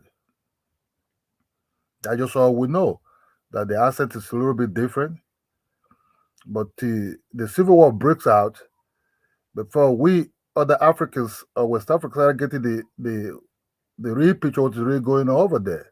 Oh, You know? interesting. So it was never really like, oh, Liberia was being oppressed. But we know that the accent almost, you see, early 90s or 90s, we start getting used to the accent, like where they're not from America, but they have the accent almost close to an American. Their flag is almost close to that aspect. Apart from that, we don't really focus on flags really like that. But what happened in the Civil War kind of like opened our eyes, like what's going on really over there? Right. Brutal, and the battle there was very very brutal. Oh, But we dreadful. know it was not be done just by themselves alone, but was being sponsored by some of them by Gaddafi, some of them we don't really know hidden hands on it. But we just two group of black people who have grievances for very long, for almost about 80 something to that date. And it's still there like that. So if the newcomers are coming over there with money to invest, would be very, very great. Because at the end of the day, the Arabs who are having business, they don't really like the dark skin. So it would be better for dark skin to take over there Are to you do saying things. Are you saying there's racism in Liberia? And No, that I'm not talking about I'm not talking about racism in Liberia, but I just think about look, most African countries have other type of investors, and most of them are from Lebanon and other places. You understand? yeah, yeah, Their own intention is they don't really love the sub-Saharan Africans, no, but they just want to make money. So yes, what I'm saying is this would be better for the ones that they are actually rooted from that place. You understand? And when I mean rooted, you have to have love for the zone. You have to have passion for the zone. Because some of them, when they come over to play around in Africa, when they go back, they become heavily bittered. And you see, they have double mind. They speak on both mouth. They say they hate Africans. And one of them, I think he's no longer on YouTube. He went there, he said, married to a Liberian girl. Later, I thought maybe he hated the girl. He even hated the whole traditional marriage. I think he did. So I don't think if it's YouTube selling point, he was making nonsense out of his mouth that he went to Liberia. I bet you Sierra Leone is giving passports out now like water, but sooner or later they will also turn against Sierra Leone like it's dusty, it's dirty, is this, there's no opportunity there. But Africans doesn't see things like that. We develop this zone for ourselves. So yeah, when you have access to these things, you don't have to look at, oh, it's not developed. I bet you 10 years from now, it's not going to be like that. Though every bush is turned to a city later. So it's the passion and love and everything. But if the other groups also, the Caribbeans also have that kind of firepower.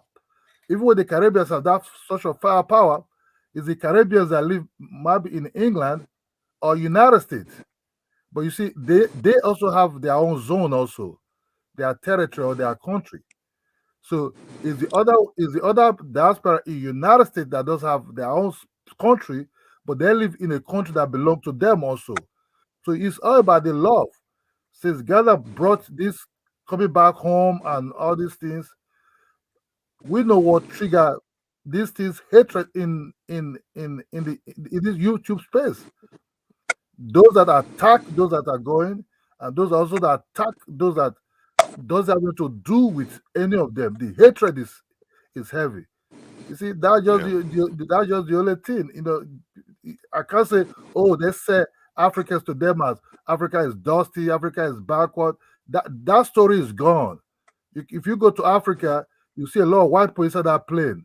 You see other Indians, Pakistanis inside that plane, yeah, going to do business, telephone, internet business, other hotel business. You see, the diaspora in United States, they will have such power, but they don't have the invested mind of such mindset. There you go. Hey, what's up, Kadola? Thanks for joining the show tonight. Don't be a stranger. We have our disagreements, but you make a lot of sense. Um, you're absolutely right. The thing is about those other countries, right? Lebanon is a really a basket case, right? It gets most of its money from what it does in West Africa, and the kicker is a lot of the money that the Lebanese use to live come from the African Development Bank. One of the reasons is because what they'll do is they'll take their bank and the bank will become a guarantor of whatever project they're trying to build in Africa. So they qualify for the loan. You can have an African Development Bank, but if you don't have collateral and all the stuff in the loan, you're not going to get this stuff. So what the African Development Bank says, African Development Bank, that does not mean the development is going to be done by Africans. It means just African Development Bank. Now, the Lebanese and the Chinese are losing loans that the African Development Bank got to pay back, right? And they're making all the money and hiring their own contractors and everything like that. And they're siphoning off money. This is why Africa loses $120 billion a year in net capital outflow. As the Chinese had said, they invested $130 billion over the last 5 years.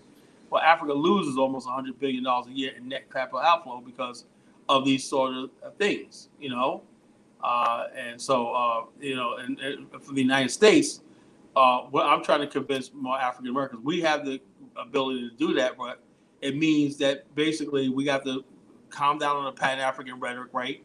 And go to places, organizations like OPIC that will guarantee funding, become guarantors of development projects in Africa. Because the OPIC, people in OPEC, you know who the people who get money for African development? White people from the United States. They'll have something that you probably don't even know about. They'll be in a place like Zambia doing a copper mine or doing something like the manufacturing and everything. How do they get the money? From the Overseas Private Investment Corporation. It's called something else now. But the thing is, though, we as Black people, right, we want to do it on our own. We want to do these lofty, pull out nickels and dimes together instead of realizing that if we engage the United States government and use them as say, look, we're American citizens. You say we're American citizens. We want to start getting some of this funding for the stuff we want to do. And so until we do that, we're not going to be able to compete with the Chinese and everything because America gives out billions of dollars a year for overseas development. And it's just the fact of the matter is a lot of Black people in the Pan-African. There's Black people in America that do that stuff, right? But they're not calling themselves Pan-Africanists, right? People call themselves Pan-Africanists. They do everything but do what it's supposed to be. We had a expose the last couple of times. Bomani and I were talking about this investment scheme that went south with people in Nigeria, African Americans. Then they ended up going to Ghana, and people lost money and stuff like that, dealing with the scrupulous people. Taiwo from the UK, she's Nigerian from the UK, and this guy Lou Major. And so instead of us getting with real people and stuff like this, we let people talk us all the Pan-African stuff. To your point, they talk all the Pan-African rhetoric and everything like that, but that doesn't mean anything in the real world. Africans want to know what you bring to the table. They're peace, love, and brotherhood. No, that's all great, but if you can't bring $10 million for a project and everything, they don't care how you got it. All they know is you got $10 million to invest, and they can do business with you. And then you wonder why a lot of people in Africa don't take a lot of Black Americans seriously because we're not doing the thing the right way we're supposed to do. So I just said tonight that Liberia could be a great country we could start. We don't have an African American bank, even though we got one Black bank in America that had $1 billion in assets and everything. And we got Black banks in America that are struggling and everything. Africa could be an excellent place to build African American banks to the level of Western banks, by building its assets up in things like oil, commodities, and real estate and stuff like that, mortgages and stuff like that on the African continent, but no one's taking that step. It has to be the political will. Well, we're providing the cultural will for it, like through these platforms like this and everything. And there's a lot of will on the ground because a lot of people go into the continent and everything like that. So it can't be an excuse that African Americans aren't interested in Africa. There's a lot of African Americans who are going over there losing money and stuff like that, trying to live and struggling and stuff like this. So Black financial institutions can meet that need. Insurance. I do insurance for a living. I would love to see insurance companies invest in health insurance and life insurance on the African continent, by which we could port over things like 401k and retirement insurance into different African securities and exchanges and stuff like that. That could be billions of dollars worth of capital and money to the African continent. But it just takes political will. So, Greetings, Cadola. Greetings, Godstar. Yeah, brother Jeff, from UK. Yeah, just back up what Mr. Icy Black said. From solutions. Yes. He's correct because last 5 decades we've been whinging and whining about what was done to us by the Europeans and Arabs. That's old now. Now it's time for solutions because let me tell you what Icy Black's correct. If you don't find solutions, you don't think it will look like in a few decades' time. You know what Tasmania? This Africa will look like 50 years' time if we're not careful. Because by 2050, India and China alone will have a population of 5 billion. Just those two alone, a population of 5 billion. And they need land to feed our populace and resources. Guess what's going to be looking? Africa. And right now, if you're not creating defense, a military to defend it, army and navy, we're done. Because people are ruthless. So That's Mr. right. Africa's correct. We need solutions because they're not waiting for us. They're already come to Africa already. We know that. You go to Nigeria, any place in Africa, you see full of Europeans, full of Arabs or other nationalities, like black people. You see, so we need solutions quickly because if we don't build Afrikstan or build something similar, we're done because as the world proceeds to the end of the century, population is growing. And that's unsustainable. That's unsustainable. We need to control our borders, control our resources, create means of production, and own it. As Archie Black said, and as Carla said, they should build the solutions because, all this whinging and whining. Not on this panel, but previous in the past, in the here in the UK, for instance, I've been Pan-African for the last 3 decades. I'm a member of 2 organizations, and then there's talk. And so I left them to join BAIO 2 years ago because well, back to the UK, all it is talk. They reminisce about the past. I have a glorious past. That's in the past. Yeah. I mean, this. Ancient Kush. Great. Okay, but that was a millennia ago. Yeah. What 2050? What about 20th next century? Where's our space programs? What about creating build out our black South Korea's our black Singapore's build infrastructure. But where's our programs of fusion energy? Get the helium free, so we should power Africa the 3,000-4,000 years. Where's our fusion energy programs? Where's our space program? The future. The past is gone. Yeah, that's the whole thing. Black people, man, they could tell you all about, oh, we did this, we did that. They understand something. A lot of our ancestors in the past, right, were on not panels like this, but they're in meetings, right, that's trying to figure out the next move themselves, and they didn't really accomplish anything. And the whole thing is always, oh yeah, our ancestors did this one night. What did they really accomplish? There's nothing geopolitically has changed as far as the atmosphere, the power dynamic between the black race. Not one thing has changed. Europeans have all the power. They have all the wealth and everything, and the black race has nothing. So nothing has really changed in the last year. So there's no sense of reminiscing over what we so-called did. Good old days, yeah. So can I put this question to the panel? So let's look directly at the title. Liberia is the best African country for Black America to invest and repatriate with Robert Rosenthal. I came a bit late, so did Robert Rosenthal come on? Was he here? No, he didn't come on yet. He didn't come on. He probably it's late. He's an older man. It's probably right. So he might come a bit later, yeah. Yeah, if not, we'll get him some other night. Probably. Yeah. Okay. So it's a statement. Liberia is the best African country. So somebody made this statement. So they believe Liberia is the best African country to invest in. Right. So there's quite a number of things here. Let's examine. Black America. Right. So black people in America, would it be for individuals who classified as Black Americans to want to invest in Liberia, or does it mean Black America united as an entity,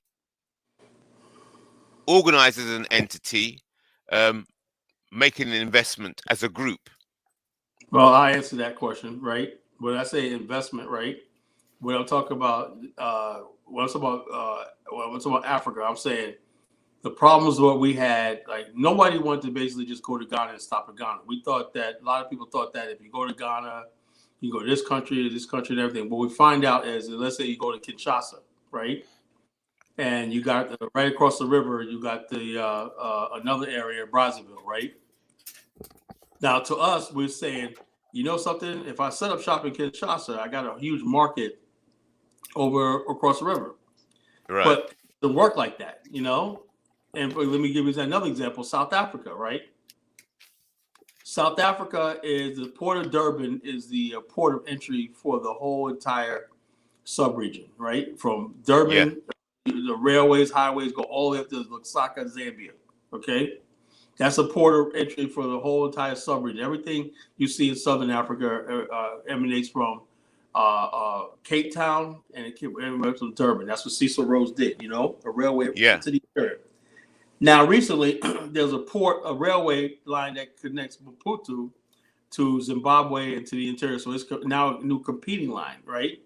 The point I'm trying to make is when Black people in America talk about Africa, we're talking about setting up a base by which we could basically deal with the whole entire African continent. For example, if we're in Liberia and we're building homes and we got organizations and institutions and everything like that, we can meet with Africans on the continent. We don't have to basically go to every last single African country. We can say, okay, we could talk to the Ghanaian ambassador. We could talk to the Angola ambassador. We could talk to the Libyan ambassador. We could talk to the Egyptian. Right. So what I'm saying is for Black America, right, Liberia is that perfect country because it doesn't have the history of colonial ties with any power that will conflict with what we're trying to do on the continent. Now, you go to Ghana, basically, you are still part of the European, the Anglophone zone. You go to Senegal, you're part of the French zone, right? You got to do things according to You can't do the Pan-African stuff that you think you're going to do because when you step over outside of French Africa, it's a whole different territory, you know? Right. So, and same thing with a lot of other countries in Africa. You go to Cameroon, you're basically dealing with France. You might as well go to Paris, you know, if you want something done. But what I'm saying about Liberia is the fact that you could build those connections throughout the continent without having to worry about the French monetary zone, the British monetary zone, and all this kind of diplomatic relationships that they have in place that you got a protocol that you got to follow and everything. Liberia is the only country that doesn't, and Ethiopia is the only country that doesn't really have any colonial, ties to any other country. All these other countries are members of the Commonwealth or the French Union and stuff like that.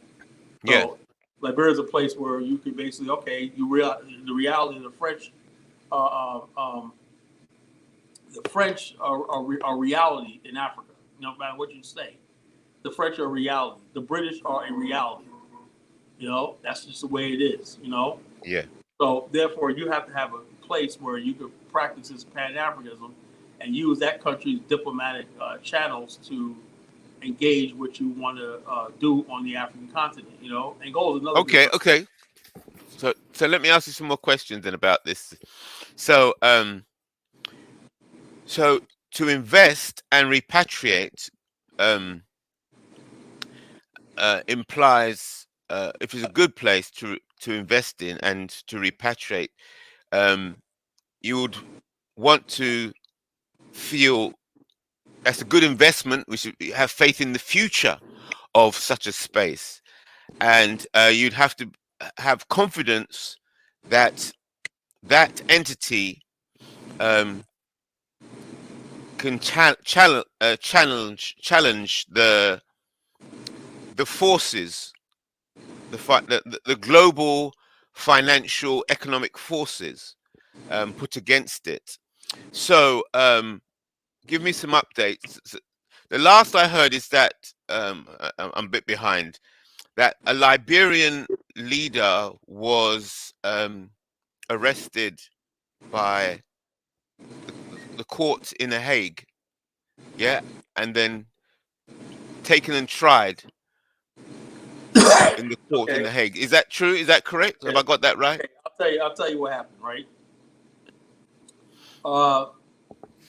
George W. Bush, president of the United States at the time, right, didn't like Charles Taylor.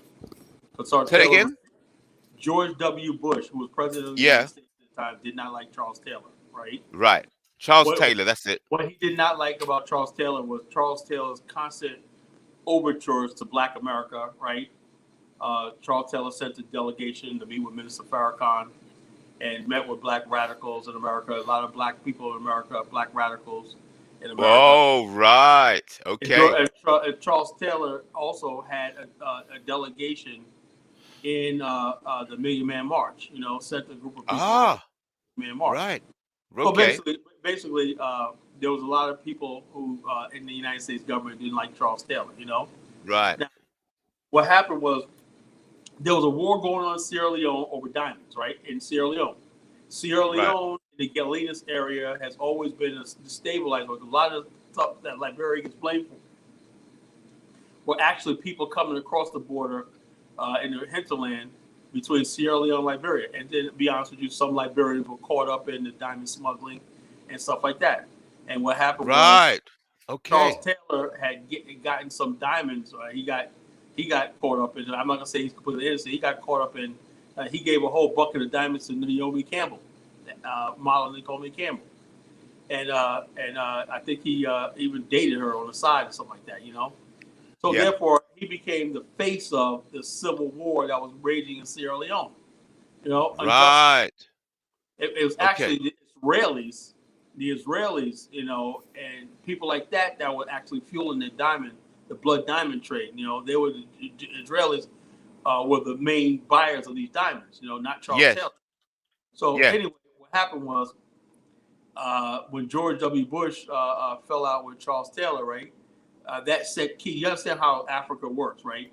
And Liberia in particular, right? And not now, right? Because we got a lock on this.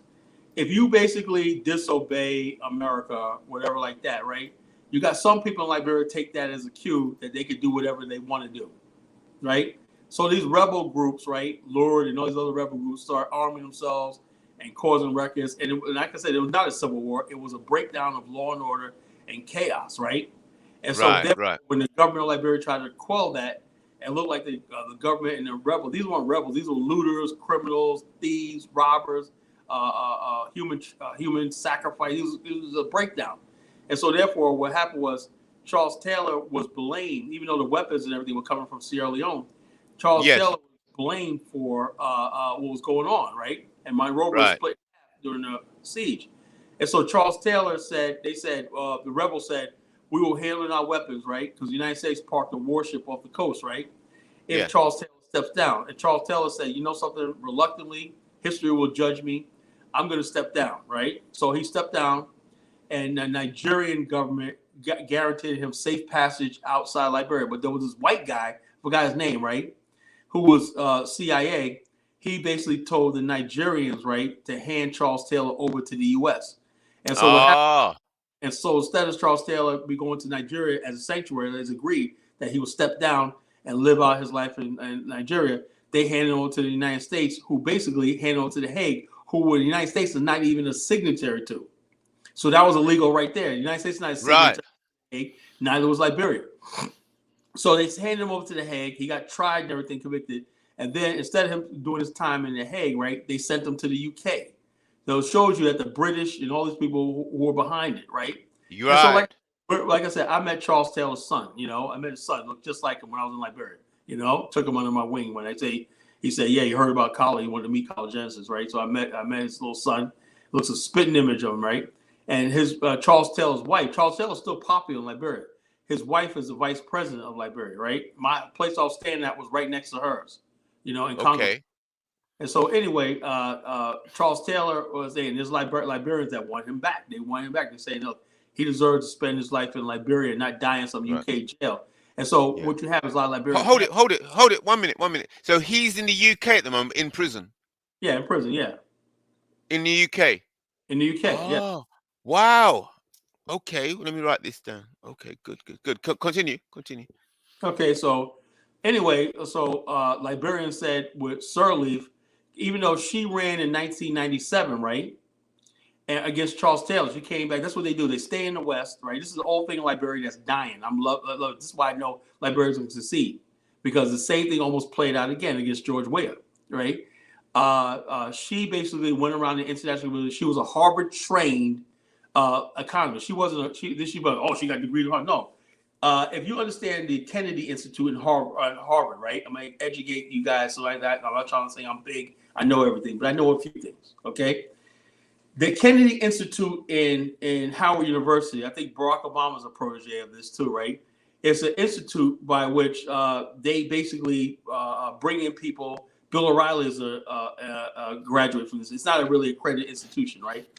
Vicente Fox, former Mexican president, was a protege. So was Madame Sirleaf, right?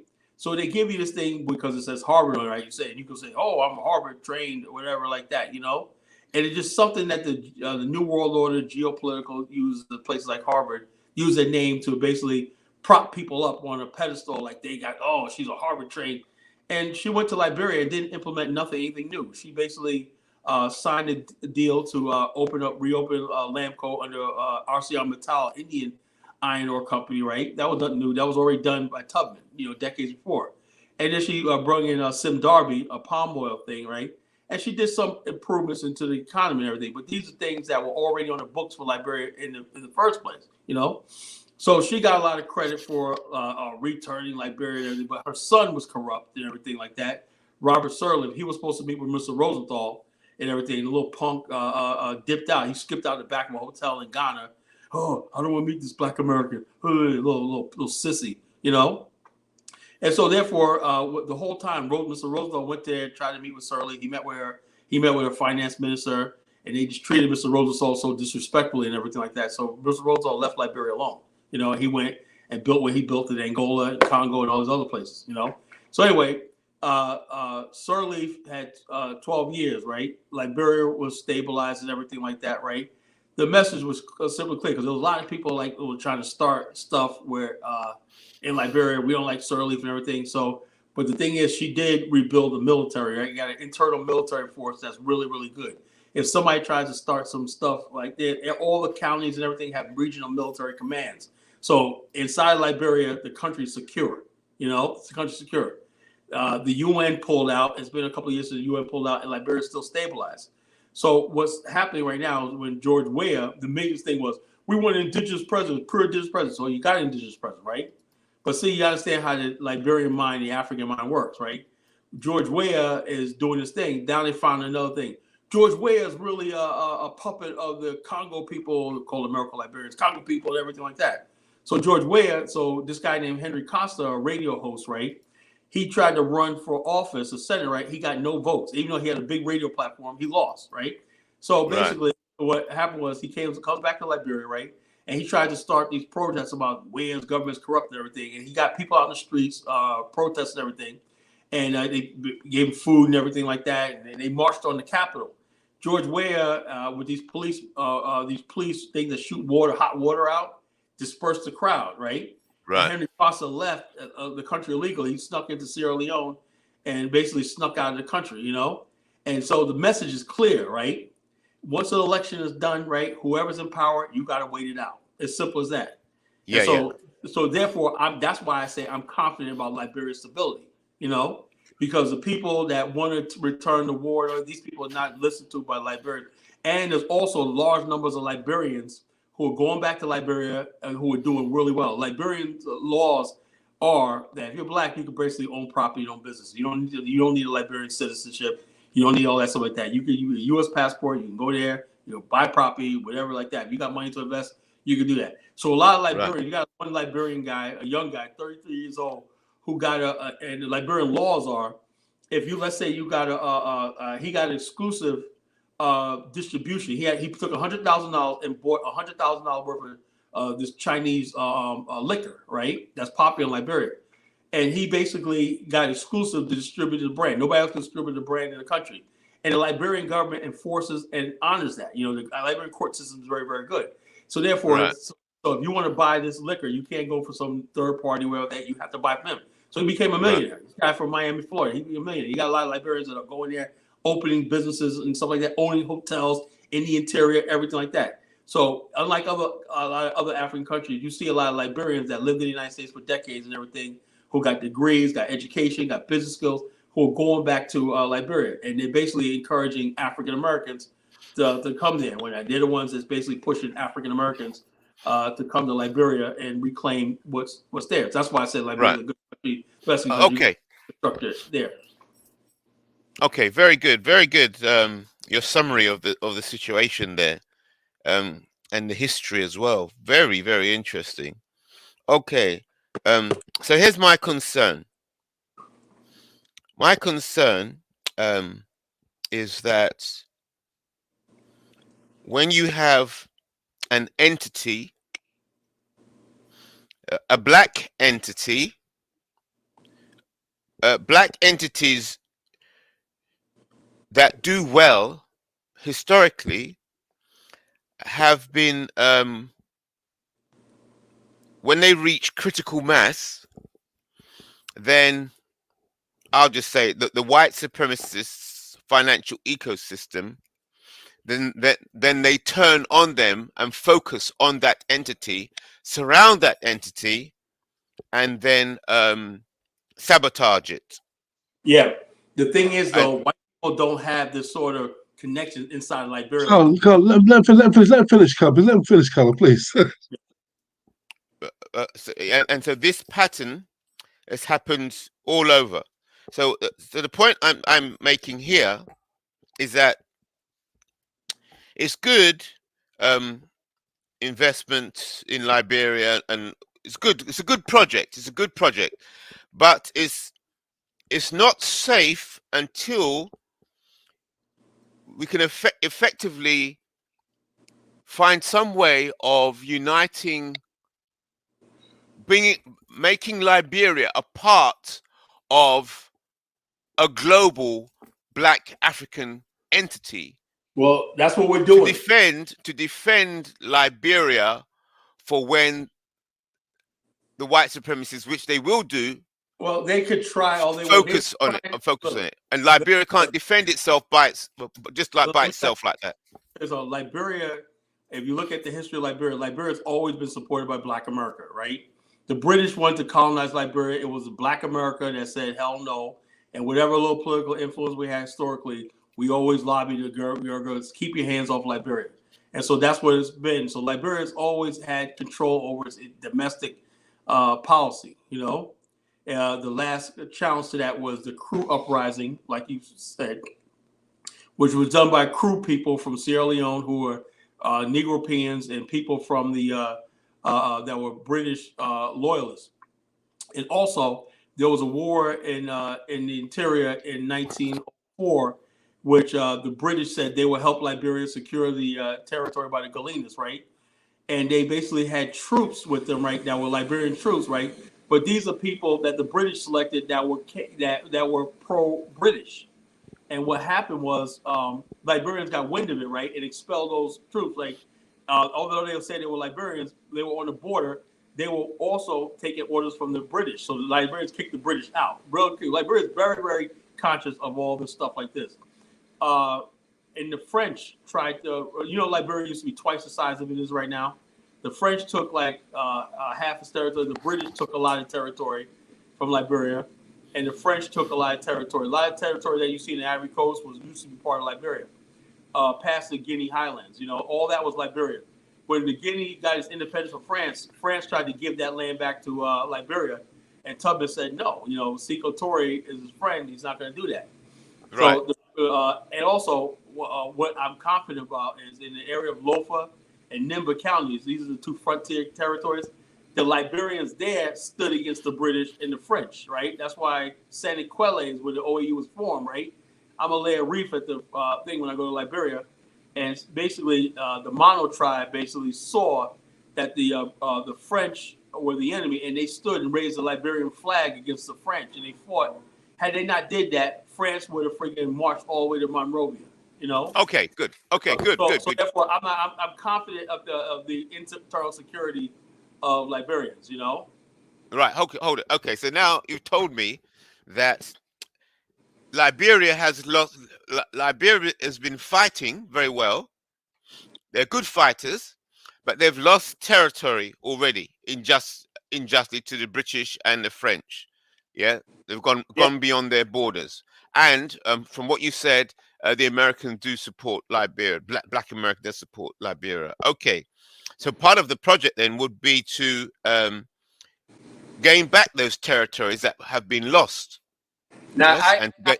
I see. That's another thing. Charles Taylor, right, had petitioned the one area on the Ivory Coast side. He didn't talk about the territories in Guinea, but to the San Pedro River. You look at the map of Liberia. There's a port beyond the Kavala River, right, like about 100, 200 miles, inland into Ivory Coast, right? It was a port called San Pedro, right? That would used to be Liberia.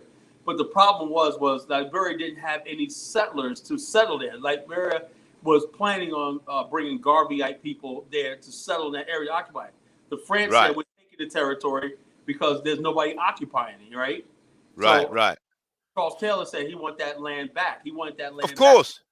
back. That land back. But the thing is, though, but I don't know how that will work now. You know, now in this late time, do you want that territory back? No, we'll get it back.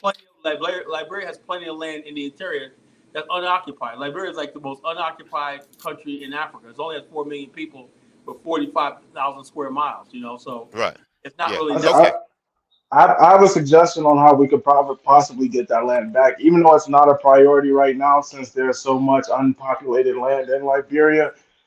I mean, to get the land that in Liberia that's in the surrounding countries, um, we should probably not look for the government to do it, but instead you can get Liberians as citizens to buy the land that was once ours that currently belongs to Sierra Leone, Ivory Coast, and Guinea.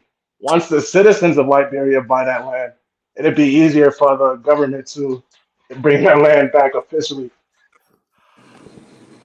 So I think it will start with the citizen. God, sorry, you said something, right? Like great African said on the show, and he told me, he said, look, the reason why Liberia is secure, right now is that the people that live across in Ivory Coast and Guinea, they hate the freaking French culture, right? You go to Liberia, you'll find many French-speaking people say, why are you here? Because they like the culture of Liberia, liberty, you know? And in their land, they can't really own land like that. And the French, when they were occupying that land, right, they had what they call a head tax, not a hut tax, right? Liberia had a hut tax in the interior, right? That means you just charge a hut tax, right? In the French territory, it was a head tax. So you could have 10 people, let's say 5 people living in a hut. You charge 5 times, like what Liberia charged. So a lot of people, like Graham said, their relatives that got split on both sides of the border, they end up coming to Liberia. They say, like, man, I can't deal with this stuff. So they say, look, we're going to be part of Liberia, you know? So all this stuff, like, people understand something about Liberia, right? Why were all these people, even Samuel Doe, right? He was actually born in the Ivory Coast, you know? And he was actually born in the Ivory Coast. A lot of people come to Liberia because of the culture, you know, the black culture, the Pan-African culture of Liberia, you know? And a lot of people... It's a lot of freedoms in Liberia. It's definitely more free than other countries. And plus, I'd probably say I remember Fabio, a call the Liberian historian. I know you probably talked to her before. She said that a lot of people from different ethnic groups have to cross over to Liberia from Ivory Coast and Sierra Leone to actually go hunting in Liberia because they can go hunt in their ancestral lands because a lot of the land in the Ivory Coast and Sierra Leone and I think Guinea is owned by foreigners, you know, so they can't actually go hunting on that land. So a lot of them would come to cross over the border to come to Liberia to hunt. It was a land of the free, you know. It was freedom for the settlers from the West and freedom for local people. Okay, so that's why you see. I know sometimes the way I talk or the way sometimes sometimes I can be this read serious. It's not about trolling or try to be funny.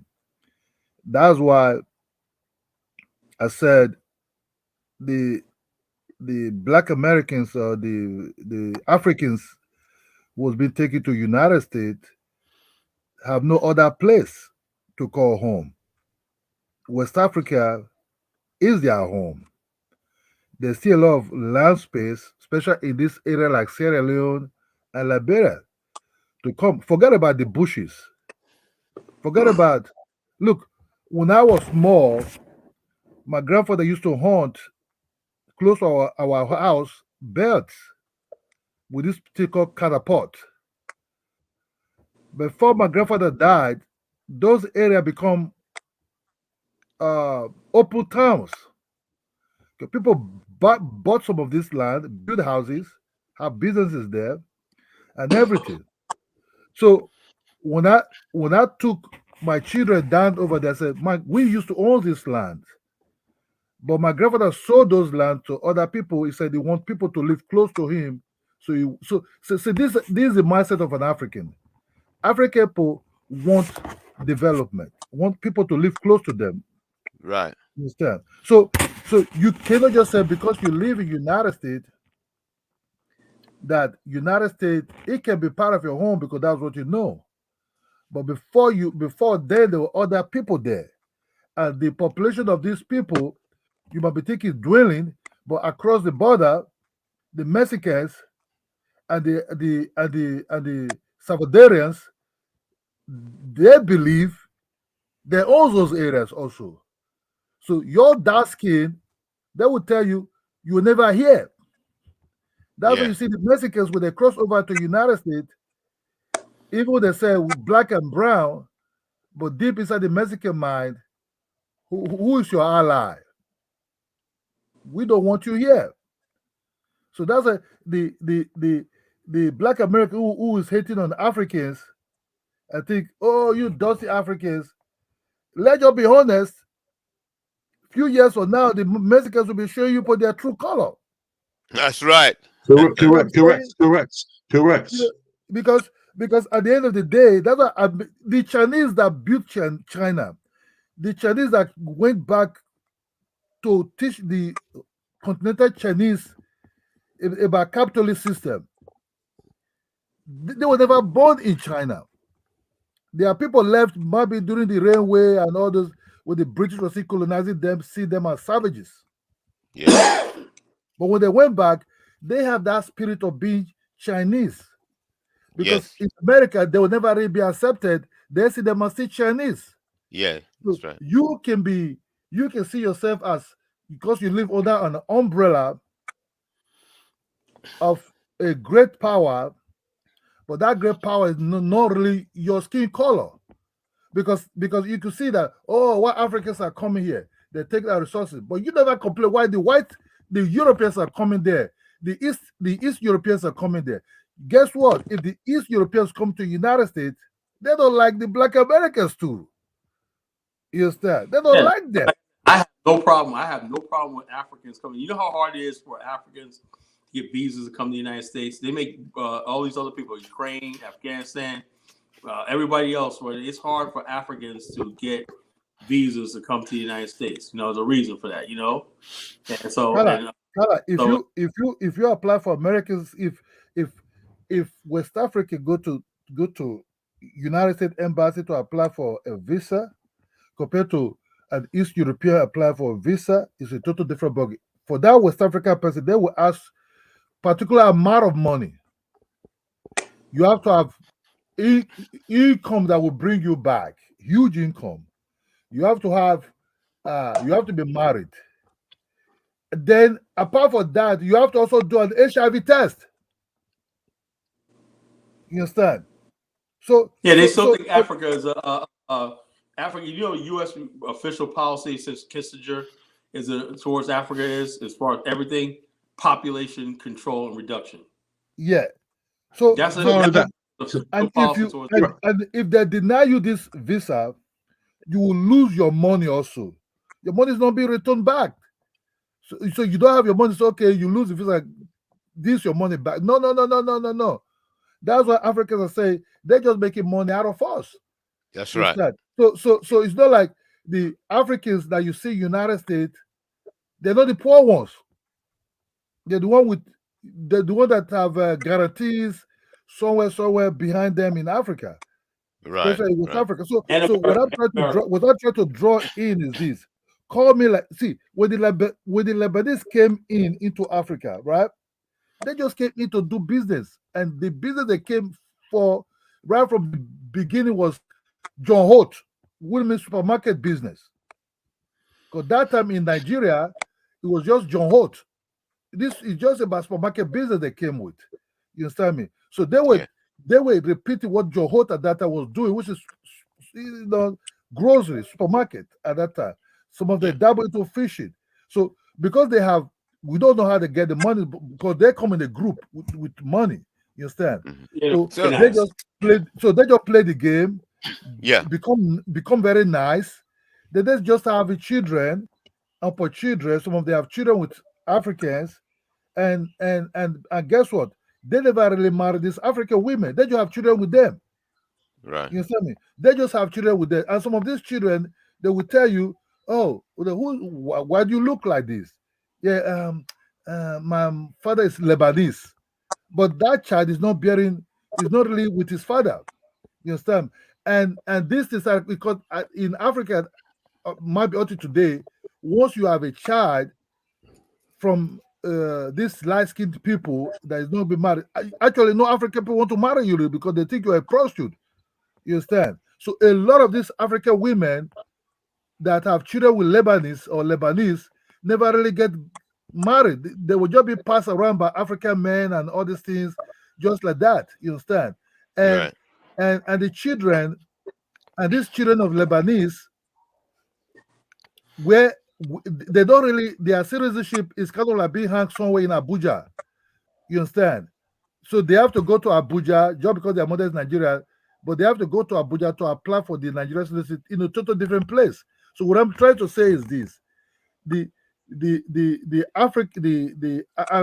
African diaspora in the United States, they are dark skinned, they have opportunity. Look, it's easy to even have a nationality in Africa than all this like, oh, why did they give up pass? Just moving and find yourself in there with your skin color alone, you're already a citizen. Right. Do the Right. Very business, good. build your house if you Yeah. have if that's what you want to do, but don't look at the place like, oh, it's jungle, oh, there's no water, how can I have electricity? Thank God there's a solar now. You understand me? Will you solar? Are you solar? You Yeah. understand me? Yeah. Are you solar? So So what you see now is forget about the bushes, because Sierra Leone and Liberia have a huge landmarks that they can easily come in, develop, buy this land, build their houses, do their business. Before you know, their generation, other people will be coming also. Because at the end of the day, Black Americans already, through their forefathers, already have foothold in yeah, Liberia. You that's right. understand me? Foothold in Liberia. They might not Yeah. sound the same now, but most of these people, so they can easily come in and say, okay, forget about what is not developed. Forget about, but you will own this property for your lifetime. Your Yeah. children will own this property for your lifetime. So forget. Yeah, Let us say, Liberia, and also Condola in Liberia. People don't realize this, that all the counties in Liberia had pipe-borne water at one time. Big giant, the big giant water tanks above and whatnot, sign on everything. So they have a good system. Liberia had one of the highest standards of living in the world. Its standard of living was on par with Japan at the time. Yeah. Most people had running water because they had a small population. That's why. That's yeah, what that's what I'm Okay. I saying. know, Because I know Harper in Maryland County, they had indoor plumbing, and I think I yeah, Carla, want to if say you take all the counties 24-hour plumbing electricity, and but everything. don't quote me on that. Carla, But Maryland County was definitely good. Carla, if you take Liberia, people say Nigerians are still going to Liberia to make money. You know, Nigerians and Liberians are very close. Let's just be honest. Some of these ministers, some of them are indirectly Nigerians from the Igbo tribes. You understand Yeah. me? Yeah. In a Okay. way, So what? All right. What? So solution now. Solution. So you exploring what you're talking about, that Charles Taylor, he was successfully uniting Black America um, with Liberia. I mean, activities. They were doing some activities where Liberia and um, the black movement challenging white supremacy was upsetting George Bush. That's what you were saying, yeah. And as a result, that's why they focused on Charles Taylor and kind of sabotage whatever he was doing. look. Without the person like Charles Taylor, you sleep. I'm finished then. Sorry, let me just see. Black Americans are going to Ghana. Let's just be honest. That they're going to Ghana. Ghana is too overrated for anything. Let's just be honest. It's just to overrate because you see the problem with when you invite people in, because when they invite the Black Americans in, they thought the Black Americans thought actually they'll have automatic citizenship because of what is really actually going on. But this time around, the Black Americans have a foothold already because some of their ancestors, 'cause most of them that live in Liberia, especially in Morova and other places, they're from United States. They still have their last names and everything down there. Yeah. They have to move in there anyhow, any way by visiting that place, knowing the people, knowing because we talk about money now. Yeah. What's the point though you're making? The point I'm making is the solution is if you don't like it in the United States, if you think your opportunity is low, you have to do what the Africans are doing. You understand me? You have to do what the Africans are doing. You stopped me from what I was saying to say something. So what is the point? What is the point that you stopped me from? I'm not understanding what's the point you're making. What I caught is that person like Charles Taylor, because his name is already been stained, right? They already stained his name. They have to be a movement and investment opportunity by the African diaspora in United States, right? Who will have that mindset that, okay, you know what? If I cannot own a shopping mall in America, I can go and own a shopping mall in Africa. You see, that's where the Africans. Brother Godola, Aspect was speaking. Let him finish. But Aspect was finished. Was okay, talking. sorry, Let him finish. sorry. You go on, please. Yeah. Sorry. Yeah. Okay. Show some decorum. You know. Yes. So right. So so Charles Taylor, because I'm interested in what Carla James was saying about the Charles Taylor story, because in there is a secret to, I think, I'm sensing the secret there is we're gonna dig into that. Whatever Charles Taylor was doing, the white supremacists didn't like it. Yeah, whatever he was doing, and so they sabotaged it. Now, I suspect that what Charles Taylor was doing was combining the development within Africa and also working together to get the Black African Diaspora, to unite the Black African Diaspora so that they could be could strengthen Liberia from and all African entities from sabotage in the future. Yeah, because the white supremacists allow black entities to get to critical mass of success before they focus in and isolate an entity in order to destroy it. So if it's an American town doing well, Tulsa, Oklahoma, they'll zoom in and focus, target specific areas of Africa or the African diaspora, wherever black people are doing well, they'll focusing and destroy that point. So what I'm going to try and what the challenge between my position and Carla Genesis' position, I understand Carla Genesis' position and his business model of the Black African Infrastructure Organization. But what I'm trying to do is to convince Carla Genesis that that organization is an entity in itself, and that we should work with another entity, because I know Carla Genesis doesn't like the concept of reparations, yeah, but the reparations is just a strategy to counter the white supremacist financial ecosystem. Yes, so that's why I disagree. You know. Yes, I know. We have differences. Yeah. Let me tell you why. I'm not going to say stop fighting for reparations. You know, I'm not saying that, right? But what I am saying is what we have to do is, before we got representing Europeans, we have to reparations to ourselves. In other words, basically, we have all these black institutions in America. We have all these financial institutions, and we have financial institutions. We got educational institutions. We have all that, right? We have technology institutes. We have all that stuff like that in Black America, right? But the thing is, though, we're still trying to be Black America, for the most part, is still trying to like I said, those of us with the Pan African world, we're only a small The percentage American. of the thing. Majority of Black America never heard of Liberia. I talk about Liberia. I had a guy the other day, right? He made me a T-shirt, right? A Pan African T-shirt, right? And I told him I'm going to Liberia. He goes, "What's that?" Never heard of the place, you know. Yeah, and never so what? Never heard of Africa. Never like that. The average Black person in America is not thinking about Africa.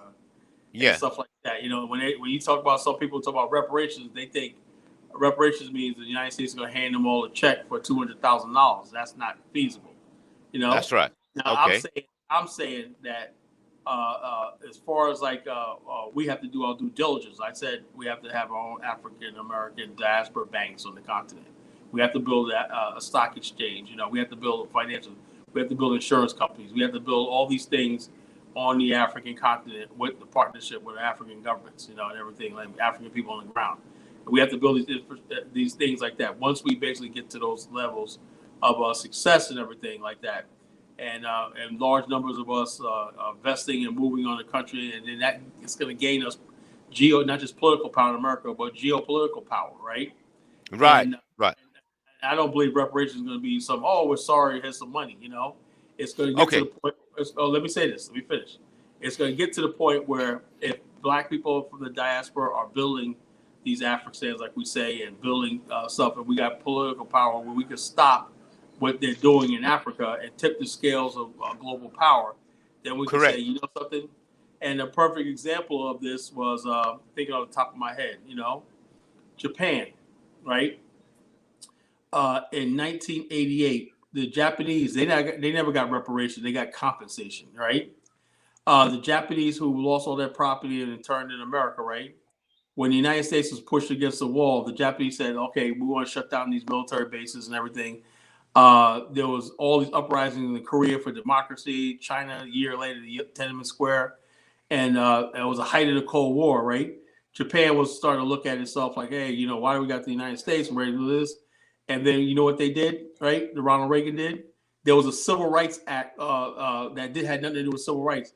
They stuck a rider on a bill, right, compensating the Japanese like $25,000 a piece. For the Japanese government did that. Japanese said, okay, you want to move forward with this? We got these Japanese that are living here. They came back to Japan. Genesis, you're talking about Japan now, right? Oh, no, I'm starting to lose a point. You made a good point. I wanted to address that point, and you've gone off. Japanese got reparations. What I'm saying is, we're not in a position. We don't have a major power. Yeah, I got the point. Yeah, I got the point. So how do we get that power? How do we get that power? That's the discussion. You have to build Africa, and like I said, the Afrikstan is perfect idea of building the Afrikstan. It might take us. It won't be in our lifetime because this is something we should have been doing decades ago. You know, we build Africa and make Africa strong. I disagree. And every country. I disagree. Well, you're making statements like it won't be in our lifetime. How can you make such statements? Look, Kala. You see, what I just try to say is this. You see, when ShopRite came to Nigeria, this let me just tell you, because there's an expensive way that you want to take the route to. There's but there are other ways also. You can also come and invest. But this way they came. Only God know how they came. Well, just one store at a time. When ShopRite came to Nigeria, right, early 2000s, what happened? What happened to ShopRite in Nigeria? Why ShopRite that came from South Africa is no longer booming anymore? It just took 5 years. Nigerians in America and London started opening their own shopping malls immediately. You understand me? Right. When MTN came to Nigeria at early 2000, what happened? A guy called Glow, Mike Adonico, came in immediately. Then from there, other ones started coming in. It's about the firepower. Firepower is about the money. You see, it will be very difficult because Africans can cut their bet and tighten their bet and save some of this money. You might be seeing an African guy or a Nigerian guy who you just clean floor in London, or who just clean offices in America, or an Uber driver. He's saving a lot of money. He might not be buying expensive clothes or some of these things. Yeah. Sometimes he will partner with other Nigerians who have the money. That's why I said, look, place like Sierra Leone, forget about Ghana, place like Liberia, you can easily have a competition over there. Sierra Leone is a British grant begging for an investment. Look at what just happened. A guy from Gambia called Tafa Real Estate. The Sierra Leone government just award him a very huge land to build all these houses over there. This real Right. estate over there. Yeah. So this just an African guy who is building houses also in Nigeria. He have his real estate in Nigeria. He builds nice houses. He builds nice communities. I've seen him. Yes. Yeah. So what I'm trying to say is this: you don't need a very, very big. You cannot compete with the Chinese, but you can compete with the Africans and let Yes. Africans understand you can do this. I'm one of you. I can be part of you. You can Yes. build these houses. You can build this Yes. shopping mall. Just be patient. Things will Yes. fall into Yes. place. That's Right. where you call bushes. Where you call Yeah. Okay. bushes We got that, can be Kidola. I a got that very point. good opportunity. Good point, Kidola. So what Kidola is So I'm saying saying he didn't wait is for- he didn't wait counter. for One second, He didn't wait for Genesis. He's countering what you're saying by saying it does not. It can happen within our lifetimes. That's what I Right, think it that must. Kidola is saying. Yeah, might come in. Might No, come in, I'm please. saying, Go on. I'm saying he can do it, but waiting on white people for reparations is not going to be a thing. Like this guy, he's building. I've seen him building prototype communities in Gambia. It's going to Sierra Leone. Hopefully, he comes to Liberia and everything like that. And you got people in Liberia that are building planned communities and everything. And there's no need to even rewrite the will. There's people that are building gated communities in Liberia and these places like that. That could be an excellent target for the diaspora. and Yeah. stuff like Good that. point. Might come in. Might Good come in. point. You know, Go on, waiting go for on, reparations. So, No, thank it's you. not I need to waiting go for back. reparations. Go on, Jughead. Thank you, Carla. Thank you, Brother Icy Black. What's back what Icy Black said? Ms. Icy Feed made some important points which I need to address.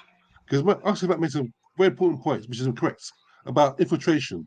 You see, Carla, is this when you're growing, Europeans they're very vigilant. The Europeans are not going to stand and let us grow by trying to infiltrate. Icy Black is correct. So how do we prevent that? I have a solution, but I'm not going to say it on the air because when we meet up face to face in private, I want solutions which talk not on air. So most Icy Black makes a very important point. When you grow, they'll not stand by and let us grow without trying to sabotage it. Yes. Hey, look at Garvey's of UNIA. Look at the Black Panthers. Look at the movement. They're all been infiltrated. So Mr. Black's correct. When we grow, they'll be the agents to try to infiltrate, and that's to be prevented. But there are solutions to that problem, which I won't say on air. You know, again, also regarding us being successful in our time, color, we have if it's not done our time, we'll be exterminated. Let me say, I'm hyperbolic. Our situation is very grave. Let me remind Yes. people that Australia, Tasmania, so-called Middle East, Algeria, Tunisia, Libya, Kemet, and Morocco were black before. They're gone now. If we lose Africa and Caribbean, we're finished. They weren't in West Papua, they're exterminated in West Papua. Currently, as we speak. For the last 5,000 years, we've been gradually taken off the planet, gradually, by aggression. In Japan, Thailand, China, they were black a millennia ago. Look at them now. So you see what's happening now. We all like Marcus Garvey a century ago that if we don't develop, we'll be exterminated. And that is correct. So if we're not done in our time, if we don't have people, black nations, by the end of the century that have nuclear weapons, high infrastructure, a space program, powerful weapons, powerful infrastructure, economy, we're done. Because definitely if we progress towards the end of the century, those successfully, what can I say?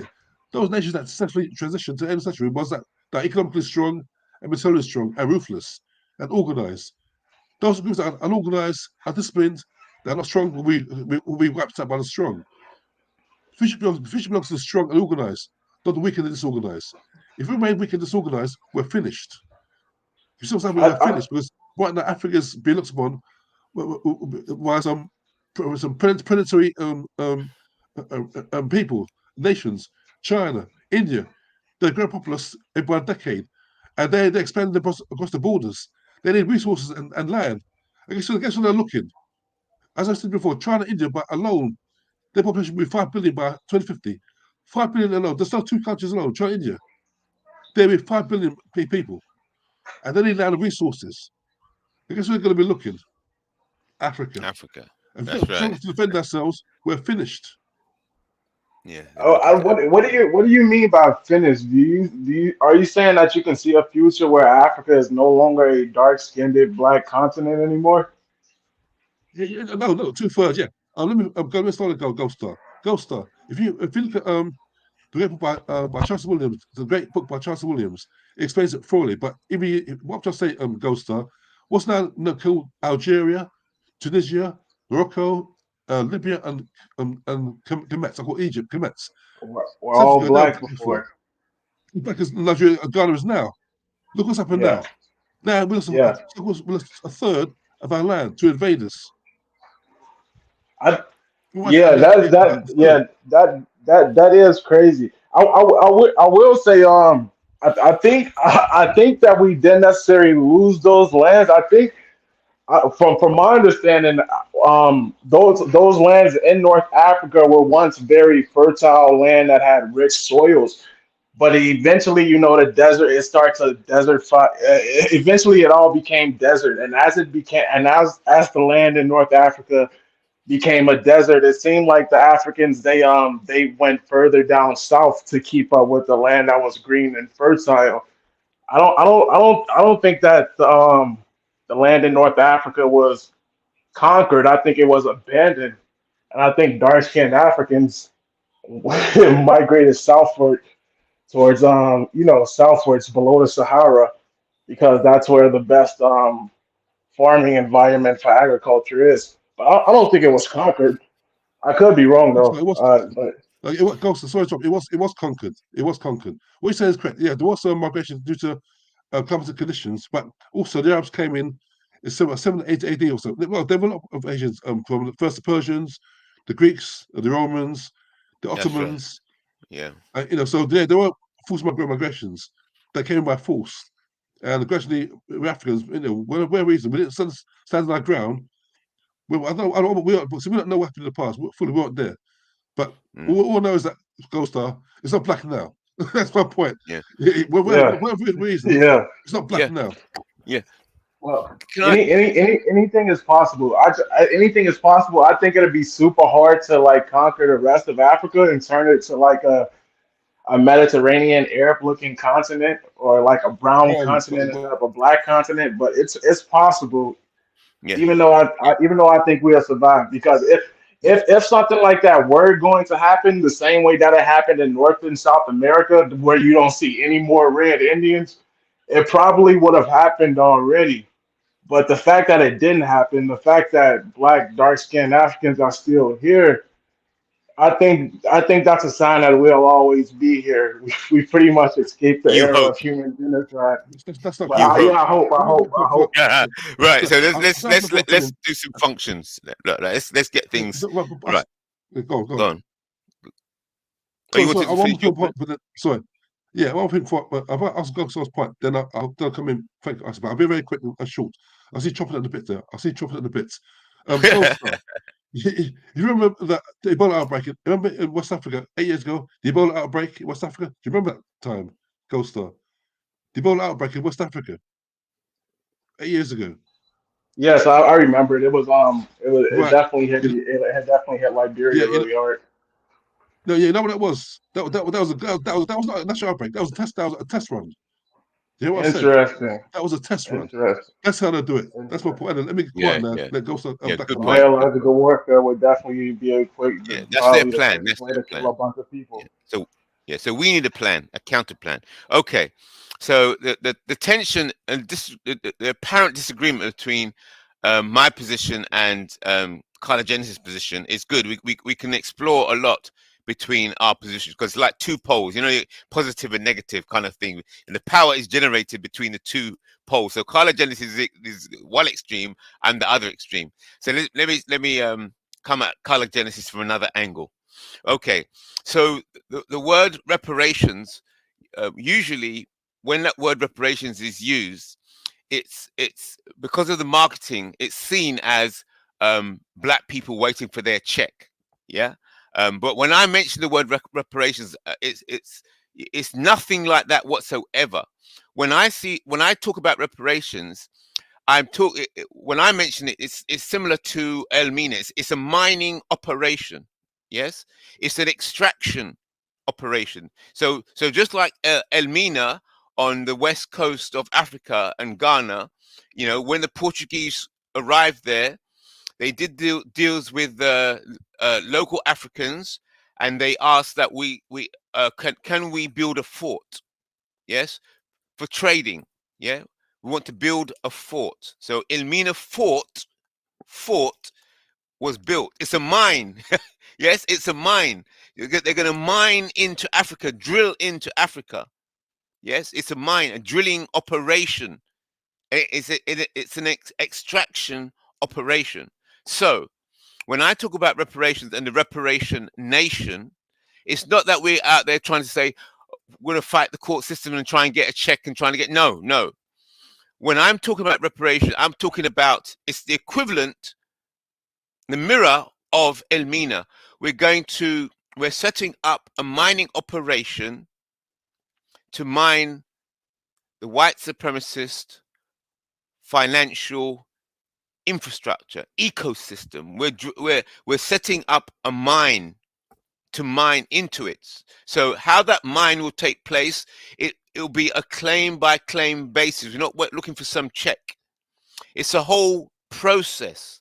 So I understand Cologenesis' view and why he's against reparations, because he's looking at it from the American view of reparations. I am trying to share something totally different. It's a mining operation.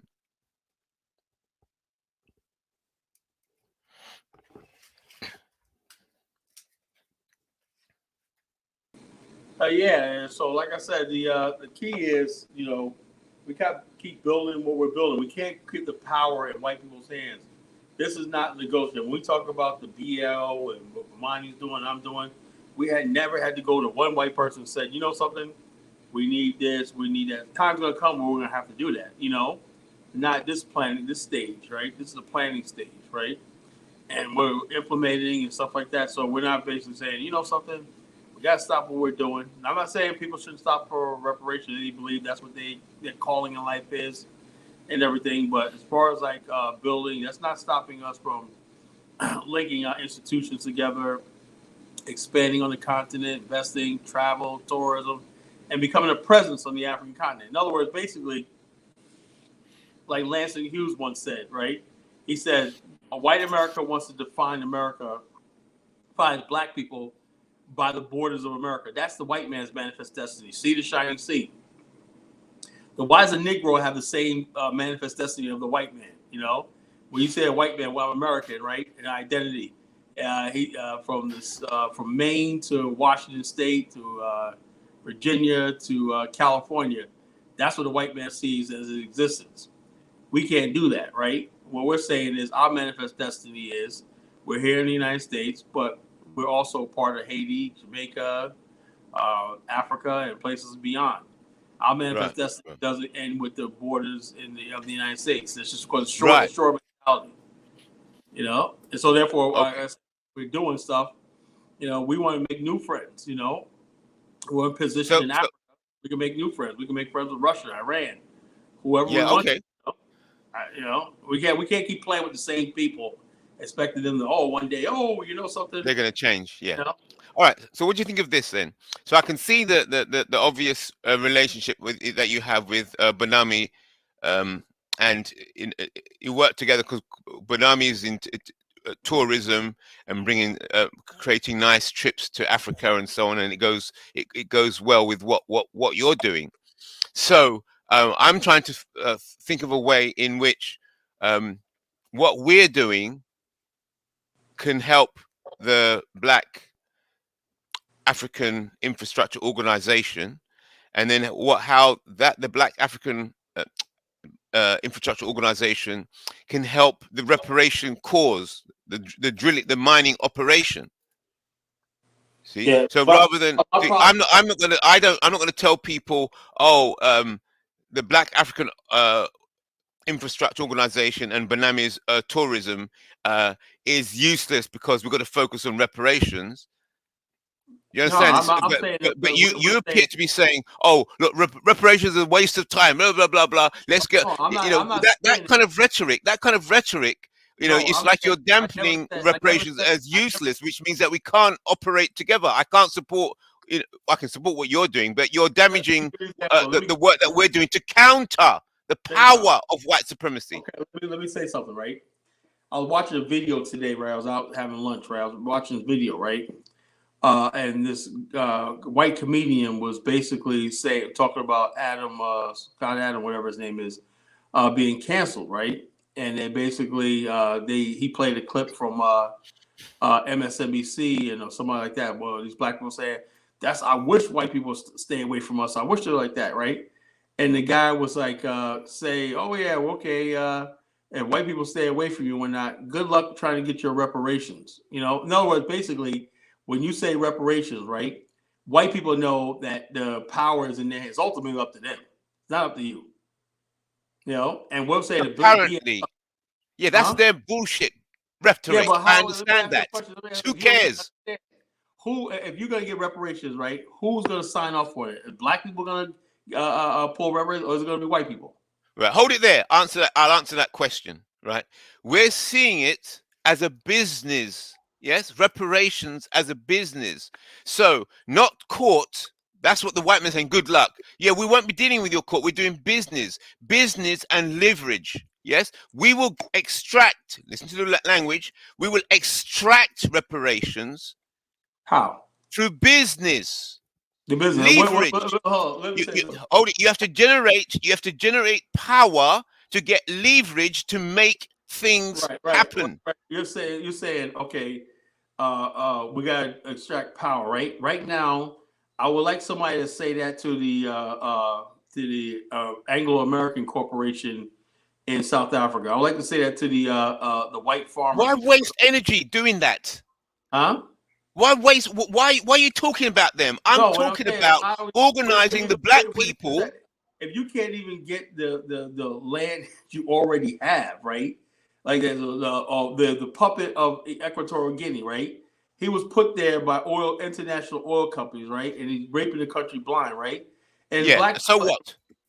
Black people on a global scale have no power to fight against any of these. Yeah. So how do black people get the power? That's the solution. That's what I'm saying. You have to build our own infrastructure, build these countries up. And waiting for thinking you're going to extract something from white people when you don't have no card to play. You have no hand to play with them. You ain't going to get reparations. Okay, so watch this. Okay, so watch this. These are your 2 points, right? I don't think we have to get reparations from white people. White people make up the majority of American citizens. We just have to get reparations from the U.S. government. All white people aren't representatives of the U.S. government. The U.S. government is who we trying to extract reparations from. The white citizens of America, their opinions really don't mean shit. If the U.S. Okay, all right, yeah. Okay, let me ask you a question, right? And I have this debate with people all the time, right? To extract would have to be a reparations law? They can't just give you reparations, it has to be a law, No, wrong. Or how else are you gonna get it? Okay, good question. How else? Good. How else are you gonna get it? Right. So it's 2 things. I just want to address your mindset so we can have the conversation. First of all, you're saying it's not. You make statements like it's not reparations or cannot be within our lifetimes. It's an absolute statement. If that is your position, and you're not willing to discuss that things can turn around very quickly indeed. So I'm against that. Can you point a nuclear warhead at the United States? Yeah, what's the point of that question? What's the point you're making? Okay, the point is, unless you're going to force, I know the United States, unless you're going to point a nuclear warhead and bring down Armageddon on America, America's never. And I told you at the beginning of the show, I said these people don't even want to let up on Haiti. You know, they said, look, and also it's policy in France, they're not going to pay anything back on what they did as far as slavery. They said that. You know, they said that they're not going to pay anything. All the damage they did to the world, they're not paying anything back. Look, you're waffling now. You're waffling. All you're telling me is what was the Europeans' rhetoric. I've got that. I know all that bullshit. I know their marketing. Oh, you're not going to get reparations. We ain't going to pay. Yeah, I know all of that. No, how but you I'm gonna dealing get with that? solutions. I don't need you to tell me what the white people are telling me. I know that. Well, I will say there has been progress in the reparations movement in the states on a state level. The state of Also, California, let me not the tell you something. federal government, Guys, but state governments have been Yeah, but the state whole governments American and model. city governments you know have what been that, you know what considering that, giving you know, reparations. let me I've tell you got that, something. but I'm not dealing with that model. I'm trying to talk about reparations and forget the American model. This model is totally different. Don't bring in American reparations because that language will confuse people. Then Carla Jennings will go, well, the Americans are going to bomb us and they're going to drop a bomb. Look, forget the American model of reparations. The American model for reparations is to use the justice system to try and get reparations paid as a result of justice and the courts and so on. No, this model for reparations has got nothing to do with that. American reparations model. Do you think American courts are going to say, you know something, you know, we're absolutely wrong and Yeah, everything like don't talk about American courts. It's not about American courts. That is the American model for reparations. I'm not talking about that. But You've got to think outside the box. back? There's an alternative model, and I'm trying to explain Where's the that to money? you. Where's the money? Where's the money? Wait a minute. I'm trying to explain to you an alternative model. But your head, like most people, you're sinking back into the American model, and you're thinking America and reparations. So therefore, you're not understanding this alternative model. So every time you mention the word America and reparations, you're thinking about the American strategy to try and extract reparations through the legal or court system. The model I'm trying to explain to you has got nothing to do with that. So you have to think outside the box. It's not easy because what I'm trying to share with you, there is no precedent. You do not understand it. There's no reference. It's a totally new concept. So it's natural. Explain this concept. Is reparations about you? We're talking about building, and you're talking about funding. The reparations will fund this Afrikstan movement, right? Tell me where this money is going to come from and who's going to cut the check. See, who's going to cut the check? See, that's American talk. Cut the check, cut the check. Yeah, you're still in that mode. Now, I'm trying to say, look, think of it. That's why I talk about the mining operation, and think of it as business. See, business. Let's talk business now. There's the court system. Yes, so you appeal for justice. Okay, and then when justice is meted out, they'll say, okay, we'll pay this amount of money should go to this, and this amount of money should go here. Okay, but how when you're talking business and you're doing deals and you're signing treaties, treaties and deals, the justice is in the deal, right? Is that a fair deal? It's not. It's like out of court settlements, business. So the American model is like the court system model. The model that I'm describing is business. Justice is served through business and leverage. Yeah. So can you see the contrast there, or you cannot understand the difference? I see the contrast, but it sounds like what you're describing. It's. I mean, the contrast is so different that what you're describing probably even shouldn't be called reparations. But I want to hear.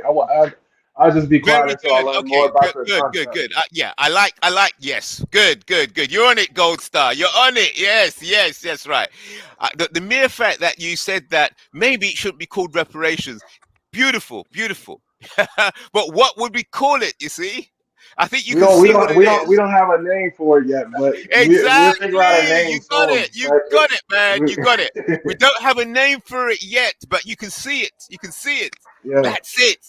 Yes. But yes. But I can't because it's so new. There's no language. So all I can say, the nearest I can say is reparations. Why do you call it reparations? Yeah, because by having these conversations here, we may meet in this meeting decide, you know what, this is a better name to call it. That's it. It could be that I want to hear from my good brother Jonathan Miller. Welcome, Jonathan Miller. Green's brother, Green Johnson, welcome to the call, brother. Join in the conversation. What you feel about the topic? I've been gone for a while. I just got back. Yeah, I just woke up, so I haven't been. So you're just listening at the moment, Jonathan. Is that right? Yeah, just started listening. Yeah. Okay. So Gold Star, So you are right there. You are right at the crucial point. Yes. Maybe reparations is not the right thing. I accept that, and the mere fact that you could make such a comment means that you're just on the edge there. You're just there. You could you're at the pivot point. I see the light a little bit. Yeah, because if we change the word, drop the word reparations and then replace it with something else, maybe Carla Genesis himself would be the man to come up with the new name, the new word for this strategy. Yes. I'm like, yeah, this, I don't know. But I don't. Like I said, anything that basically deals with wasting time, engaging the West and everything with something before we start doing anything is a non-starter for me. You know, that's just the way I feel. Yeah, Carla Genesis does understand it. God star. So what would be he hasn't got it, but he'll get it. He'll get it. God star. What name would you replace reparations with? Based on this model, it's a business model. It's not the courts. It's not nothing to do with the courts. It's all about treaties and deals, and justice is served in the deals. Yeah. So what would you say if you throw in reparations? Huh? Shoot, I can't think of a name right now. I know it's hard, isn't it? Yeah, it is. I got one. Go on. I got one that's called Get a Job. It's called Get a Job. Save your money. Reparation, you can see, so what is the key word here? Yeah. The key word here is in the generation of leverage. See, when you're making a business deal with another entity, so you're creating an entity, just like the Black African Infrastructure Organization. They're trying to make that an entity. Then that entity, if it's a sovereign entity, if it becomes a nation, if it becomes a sovereign entity, then it can wield sanctions. See, it can wield sanctions, and then it can negotiate. You know, so we can say, okay, we're the Black African Infrastructure Organization, and we've now constituted ourselves as a nation, an entity, and then we can sign treaties and we can do deals. Now, that Black African Infrastructure Organization, that new nation, the BAIO, the BAIO nation, right? We called it the BAIO nation. And now it's registered, recognized throughout the world as a nation. It has become a nation.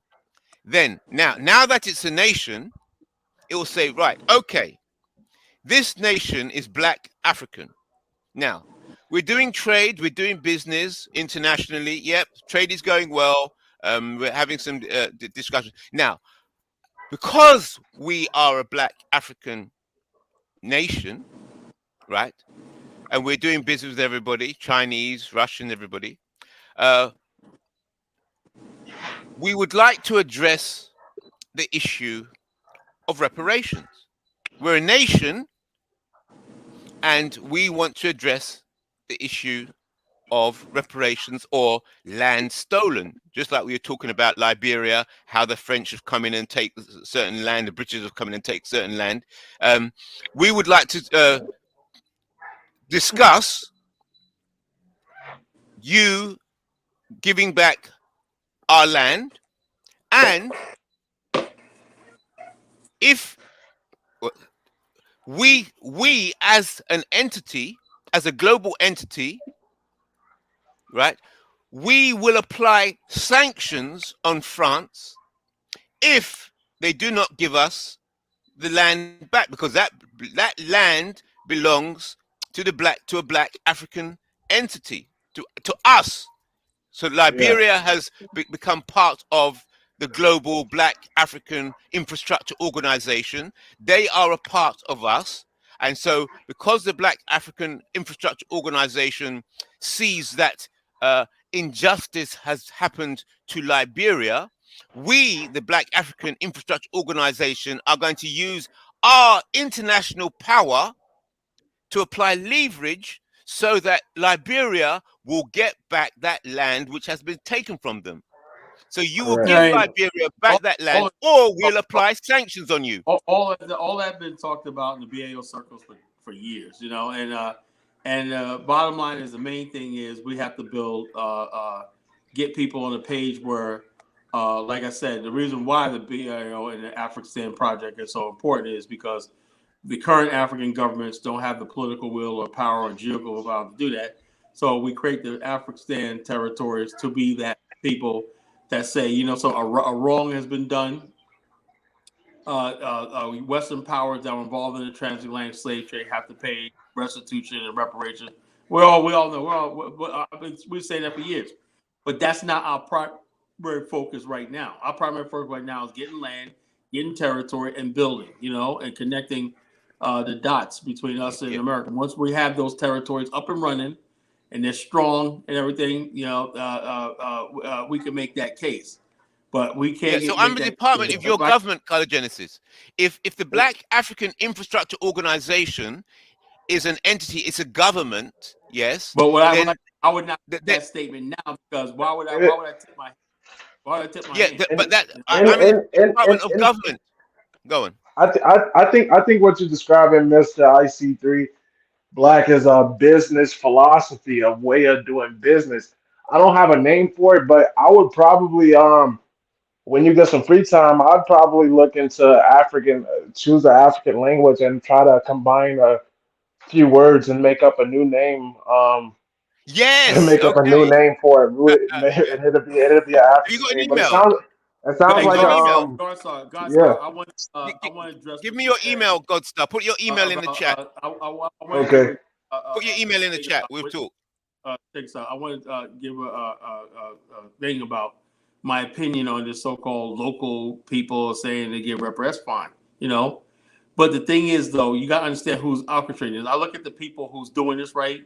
It's the same people who started the BLM, you know. They hijacked the LGBTQ types and everybody else who's latched on it because they know the BLM failed, right? So now the next thing is reparations, and they got in California and everything. And you got Governor Gavin who said, oh, yeah, black people owed all this money in reparations. And you're not going to see a dime. What this is basically using trauma, using to get black people to the polls. It's a very clever thing. Black people have lost faith in the American electoral system, right? So this reparations hustle, right, it'll last right up to election time, right? And then when the Democrats lose or win, right, they're like, oh, what about reparations? Like, oh, man, we were just kidding, you know. It's a same. Interesting. They were going to do something about reparations. It would have been done by now. Democrats have been in power for a while. There's no reason why it shouldn't have been done. We have in Cobra, we had the what's that bill in Congress and John Connors introduced in 1964. You know, that been sitting in the bill. It's gone no place. You know, and the bottom they're using reparations now. Oh, now because black people failed, we put a black president in office, nothing changed, right? Yeah, let me tell you something about America, right? If you haven't realized, right? Everything you see in Black America that's so-called is not done for us, it's done for them. Jackie Robinson, first Black baseball player, that wasn't done for us. That was done for them, so they can get rid of the Negro Leagues, so they can say, look what progress is.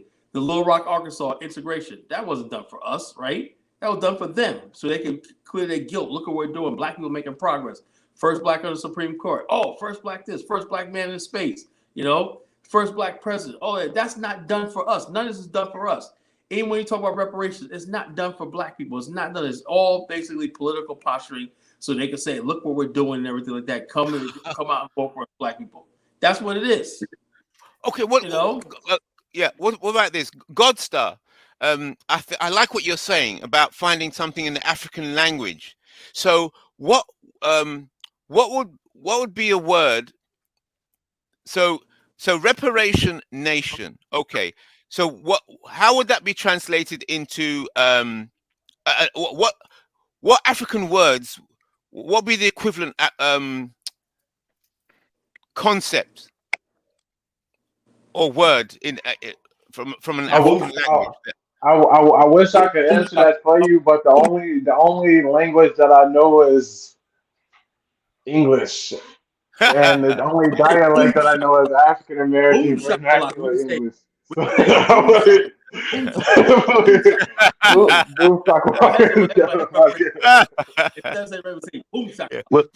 email, conversation about? But hey, Y'all trying to get reparations for I'm gonna Liberia? send you an email to. Are you trying to get reparations for Liberia? No, I'm saying I'm not trying to get reparations at all. I'm not. That's not my fight. Somebody wants to go. Yeah, that's the Department of Government that Carla Genesis needs to add to his I'm not interested. I'm not entertaining, because bottom line is this: when you start talking about reparations, it raises flags and bringing unnecessary attention that I don't want. Right now, we're talking about building in Africa and whatnot. We're not even. Me and Bomani and I don't even mention white people or mention the government or U.S. until the white people arrive. Yeah. So what are they gonna do? What are they gonna do? We could strong enough to like that. They're not gonna do anything to us. Bomani, sabotage. How long you got to be prepared. Have you been sabotaged, Bomani? Have you been sabotaged? You talked about George Taylor. You're the one who's telling us about George Taylor and what they did to him. Charles Taylor. Look, let me tell you something, right? Charles Taylor, right, was a sitting government. We don't hold any public office and everything like that, so we got to worry about that. I'm not worried about white people and whatnot. The only thing that, like I said, the BAO's crafted, right? Everything you see in the BAO, all our objectives and everything requires Black support. That's it. It has nothing to do with white people, the government, and everything like that. They're Western governments and everything. Yeah. We got to stop the fear of white people talk. That crap is just so. That fear of white people stuff is so old. Their numbers are dwindling and whatnot. They're on their way out. You got China you got to worry about. You're gonna end up like Tulsa, Oklahoma, then. Yeah, Tulsa, that was 100 years ago. That's what's gonna happen. That was 100 years ago, bro. Yeah, it's the same model. You'll be surrounded. The bottom line, they can't burn no Black. You have to organize on a larger scale to defend yourselves. Yeah, but the bottom line, but you organize around the fact that you got to engage. Right? You said you got to engage their justice system and courts and all stuff like that. That's not gonna go any place. In this America. America is not gonna. You got legislation sitting there talking about reparations and blah blah blah.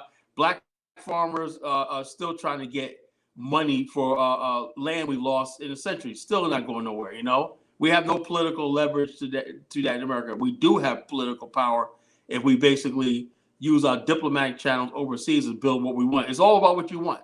Now, if you want reparations from America and stuff like that, you think America is going to solve Black people's problems and everything, you go that direction. But if you're saying that we need to build in Africa, take our institutions and our money and stuff like that to the African continent, that's another option. We can't mix the two. You cannot mix the two. Because what's happening is Black people will go and say, okay, we before we do anything, we need white people's acknowledge what we're doing. We got to get on there. I guess you, IC3, want to get on British Broadcasting Channel and basically plead your case, right? Is that correct? No. You've got it completely wrong. It's okay. You do not understand. You haven't got it. It's okay. It's okay. You continue. You continue doing what you're doing. You're doing good work. You continue doing that work. the Reparation Nation is a different department of government. We're a different department of the Black African Infrastructure Organization. We're a different department. Let's not go there. Just say you're doing what you're doing. If you have to, no. Our department. We're going to take over the Black African Infrastructure Organization. We're going to be a larger part of the organization. Watch. I don't think. Watch. I don't think so. Yeah. You know, Okay. we Watch. Panhandlers, you know? Watch the challenge. You guys out there. Watch. Give us some reparations. Give us some reparations. You know, reparations. Yeah. So you're like the army. Yeah. So what it is, when you have a nation, you have the army who disagrees with the navy, and the navy disagrees with the air force. So Carla Genesis is the equivalent of leader of the army. Yeah. We are the air force. So we want larger share of the resources. What you see on the social network is the BAIO official policy.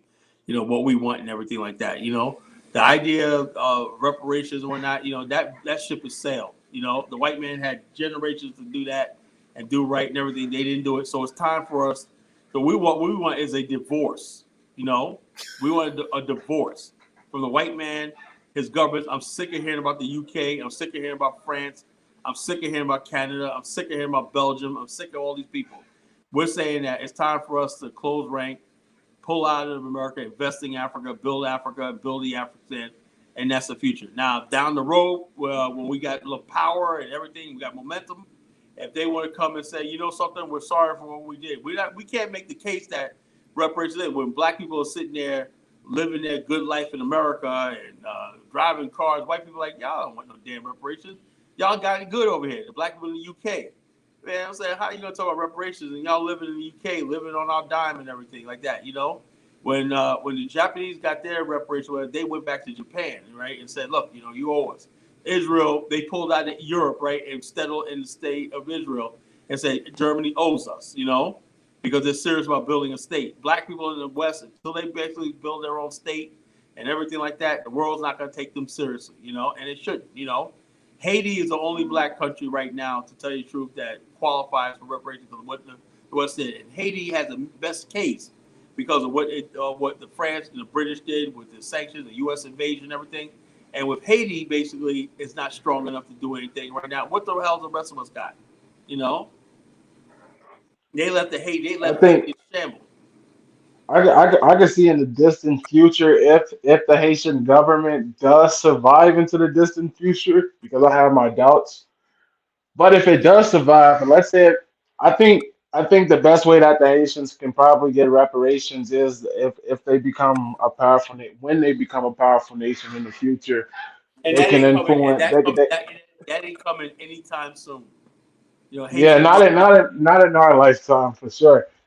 I mean, nobody can develop It that will quick. be in our lifetime for sure. And by I would say 2025. in a few months, Santa Claus will be coming around, and another month, the Easter Bunny will be coming around, and all these things, the Easter Bunny, Santa Claus, the Tooth Fairy. You know, it's like, yo, look, man, the black man's wasted decades talking about reparations. You know, it ain't happening. You know, it's not I mean, happening. I'm not even gonna lie. I know we weren't talking about the American model earlier, but bringing it back to the American model, which is something totally different than reparations nation. On a state level, city governments and state governments have been seriously Yeah, they've been discussing talking about it. reparations. They're not going to give black. Let me tell you something, Negroes, right? To my Negroes out there, right?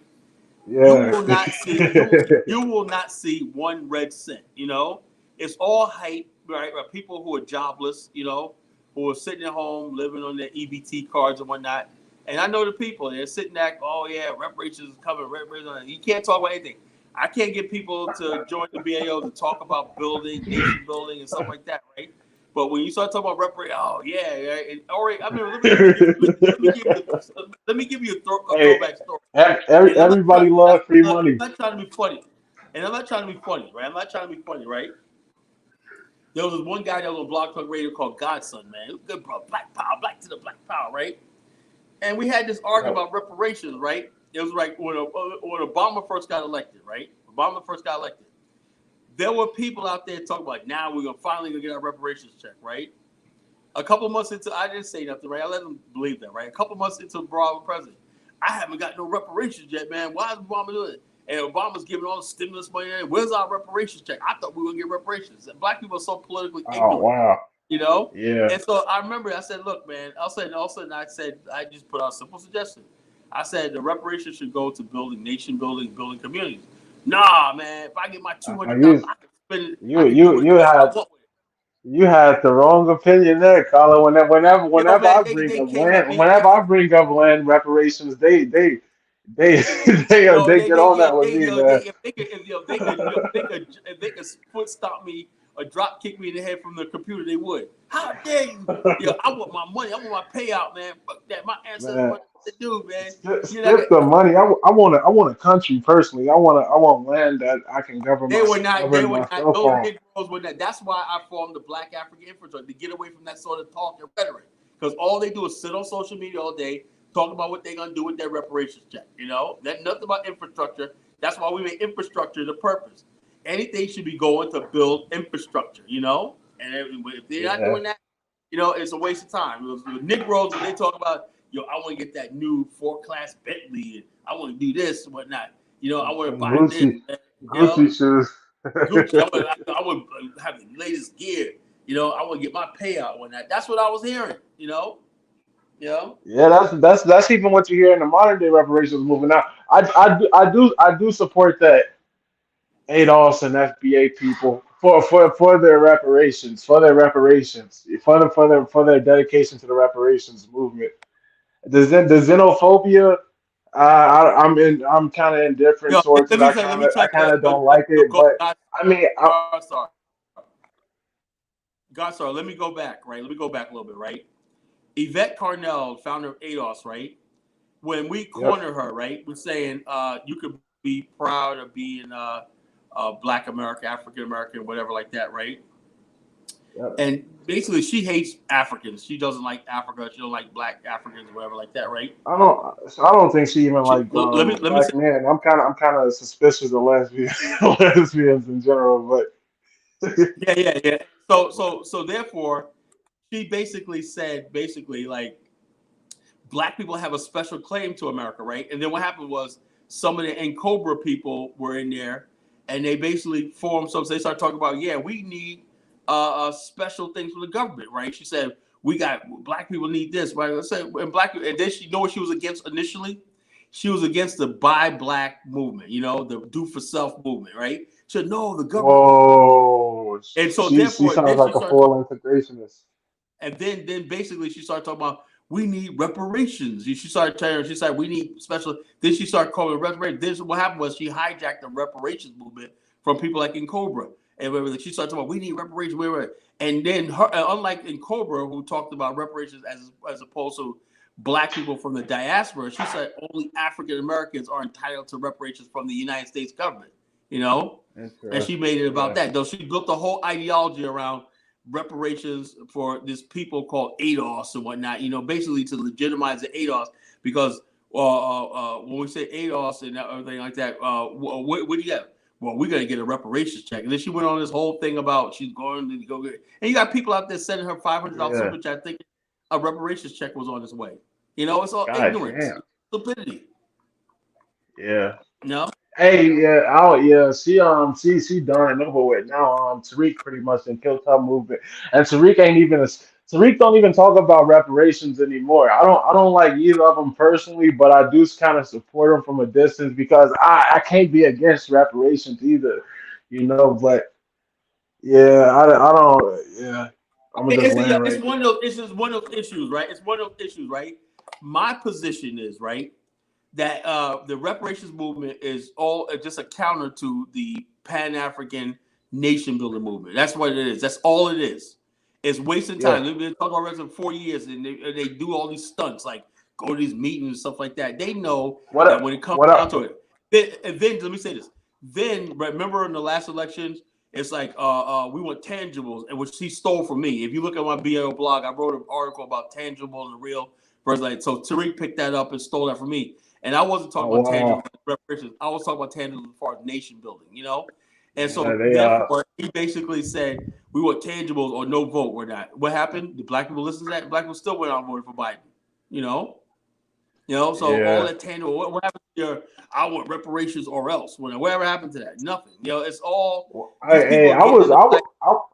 I was with it that year. I was with it that year. I ain't vote at all. I was like, I hoped a lot of people didn't vote with me, but they went head on and voted anyway. But I definitely didn't vote that year. I'm just too smart for these people. And I saw past all this nonsense. It's all political theater. They ain't serious about even getting reparations. They know it's just something to keep black people occupied and niggas like this. They have no influence over the black political electorate. Black Democrats. I will say this. I will say this guy's story is right, because you do have some cities like in Cambridge, Massachusetts. I think Boston is one of the forefront of reparation. We got to look at it like this. It was a time shit where abolitionists, people thought abolitionists ain't have a chance, right? They're going to stay in slavery forever. So, California is doing this thing. You know what I mean? So I will say you really believe, Jamal. You really believe. I will say this. I really believe, Jamal. But hold on. You're not going to get black people. Are not going to stay. You think black people are actually going to get money? Yeah, but let me finish here. I don't care what they say. I look at the one who's running. One thing I will say. Type chick. You really think they're going to give her money? But hold on. One thing I will say. The conversation of reparations, right? They did push the conversation. Whether it happened or not. But that's not the point. That's not the point, Tyler. What's about a conversation, man? They pushed the conversation. Reparations. Yeah, but that's not. Tyler, that's not the point. Now, I do have a lot of grievances with the ADOS movement. I don't think it truly started out as a grassroots movement. I think it came from like academia. Right, because Yvette Cornell came from academia circles, and she kind of forced it on her platform. So I don't think it's a grassroots movement in that sense. I do. Let me ask you a question. Go ahead. Let me ask you a question, Jamal. Yeah. Let me ask you a question. If it was such a grassroots movement, why was she? I said it wasn't. I said it wasn't a grassroots movement. I said it came from academia. If you look at a lot, like when Black Panther came out, and that time period, right, a lot of the writings were coming from academia. Right, I believe one of the sisters from I forgot the college, but Yvette Cornell came from academia. All these different people, and it came from the top down. It's not a grassroots movement. I do agree with that. It's not. I don't consider Black academia. I don't consider Black academia top down. I don't think these people. No. The movement. The movement didn't come from the streets. Like you don't hear it in our arts. Hold on. You don't hear the ADOS movement in our arts. You don't hear it in our grassroots. That's what I'm trying to say. It came from somewhere else. It came from the top down. And then, like you said, it's preying on people that's laid off. It's preying on people that don't feel like they're part of society in this small little niche. The average person don't know what the fuck ADOS is. They have no clue what that movement is. The average black person. That's all I'm trying to say. Go ahead. I don't know what it is. I will say you don't need a lot of people to make change. So even though the average person don't know what ADOS is, these ADOS people and FBA people, they are definitely at reparations hearings and town hall meetings and things of that nature, making their voice heard. I agree, and it's even appearing in some of the arts, right? You had what was the movie, the show ATL? They was even talking about reparations. If you look around at some of the arts that's going on, you do hear this little whisper about it. That's all I'm saying. They have pushed it into the conversation. That's all I'm saying. Yeah. I got to be honest. I do like the reparations conversation, but realistically, like Kala said, it's just bullshit. They're not actually going to make a move on it. They're just talking about it. What do you consider a move? What do you consider a move on it? What do you consider a move? A move on it would be that someone actually came out with a plan, an amount of money, like they've done with every other group on the planet that they gave reparations to. But are you familiar with what's going on in California? Are you familiar with what's going on in California? Are you familiar with what's going on in Massachusetts? Are you guys hearing clear? Am I breaking up? I hear you guys breaking up. I can hear you. It seems like the connection is going in and out. So it is movement. What I'm trying to say, it is movement. You know, whether it's to your liking or anyone else liking. You know, I think it's kind of disingenuous I to don't say call it. it's Jamal, no I don't call movement. it You know, and movement I've only been listen. I because was like you it's 2 been in years ago. conversation for years. It's not something new. No, but Jonathan, I was like you 2 years ago. Oh, this is never going to happen, blah, blah. But when I see that actually I had a meeting today in California, right? When I see stuff Yeah. like that going on, when I see what Evansville is doing, you know, I see what's going on in Boston, Massachusetts, I have to admit that is movement. Now, is it to our liking? I don't know. But to say it's no movement, I think that's being a little disingenuous. That's just my view. It's Just show conversation. up just to be seen. No, Conversation it's at not night. conversation if you're going in front of Movement. political. Let me if you break it look down at like this, bruh. John, If we let's just say we wanted reparations for real, you don't have to get reparations from the federal government. You can get it from the state. You don't have to get it from the state only. You can get it from the local government. Black people have been in power in so many places in this country. Could have passed reparations bills by themselves a long time ago. They didn't do it. Yeah.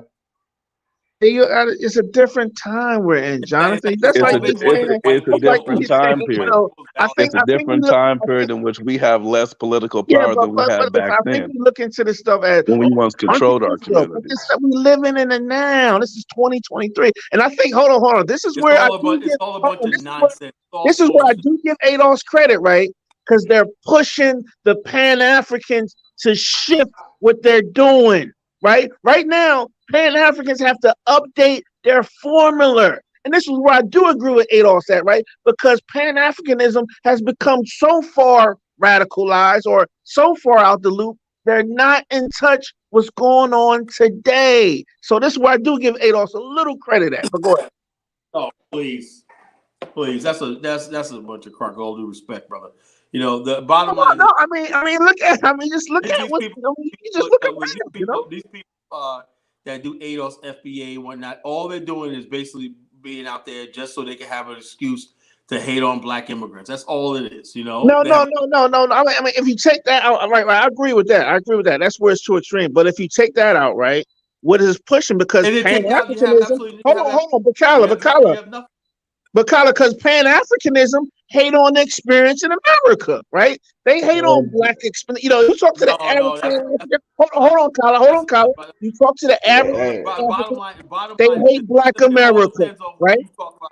Hey, Pan Africanists A do. lot of these people you call Pan aren't legitimate Pan Africans, right? Yeah, but even The only legitimate Pan look, I'm about to say this. The only legitimate Pan Africans I know is Brother Bomani. You know, everybody else is a bunch of goofballs and stuff like that. Self-hating black people. You got goofballs in the ADOS. Every ADOS don't hate black immigrants, right? So don't judge Pan Africans by what you see on social media. Right. Every ADOS don't self-hating black Americans and whatnot. Self-hating black Americans. And every ADOS black America under the bus all the time. Whatnot. Jonathan's a Pan Africanist. He believes in Black America first. Bomani's Black America first. I'm Black America first. Yeah, so but let's be honest, Kyla. You know? Every Pan African ain't like that. You got some Pan Africans like shit. Well, they don't matter. Those people don't matter. A lot of us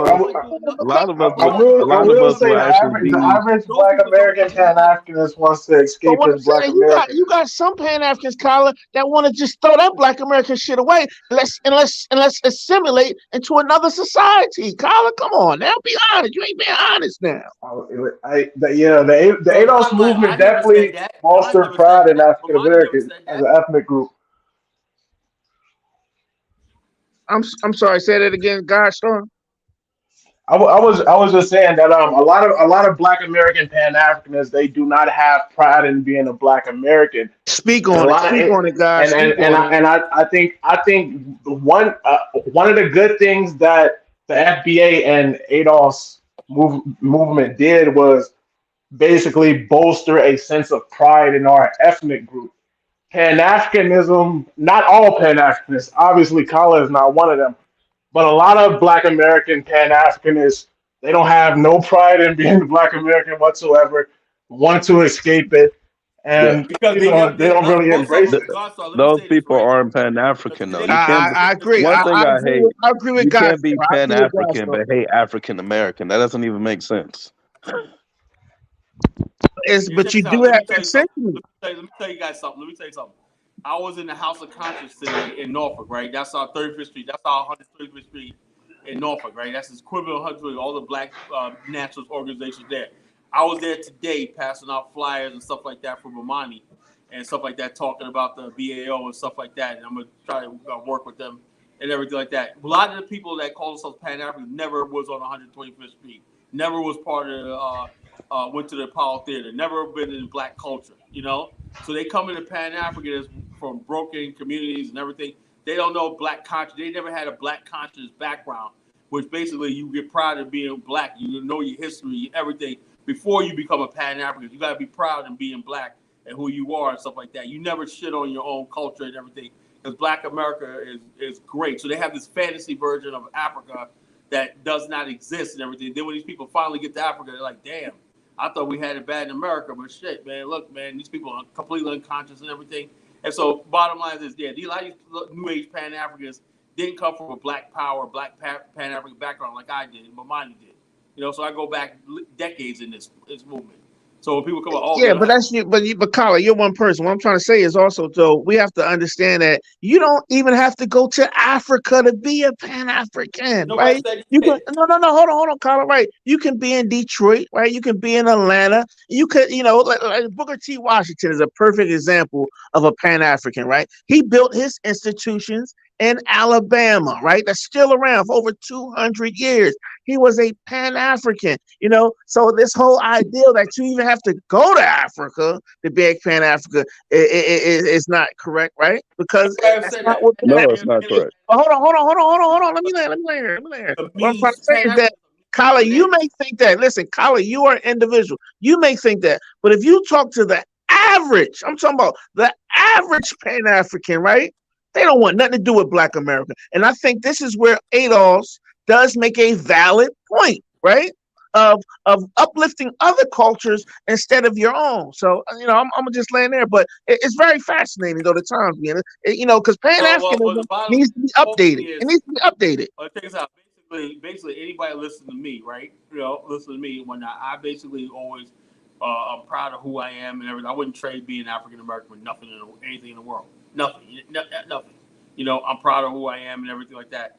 A lot of people got the impression through some Pan-African YouTubers and stuff like that being a Pan-African means that you join in and a lot of these people that be shitting on Black America aren't even Pan-African. People think this is because somebody's from Africa or UK that they're Pan-Africanists, you know?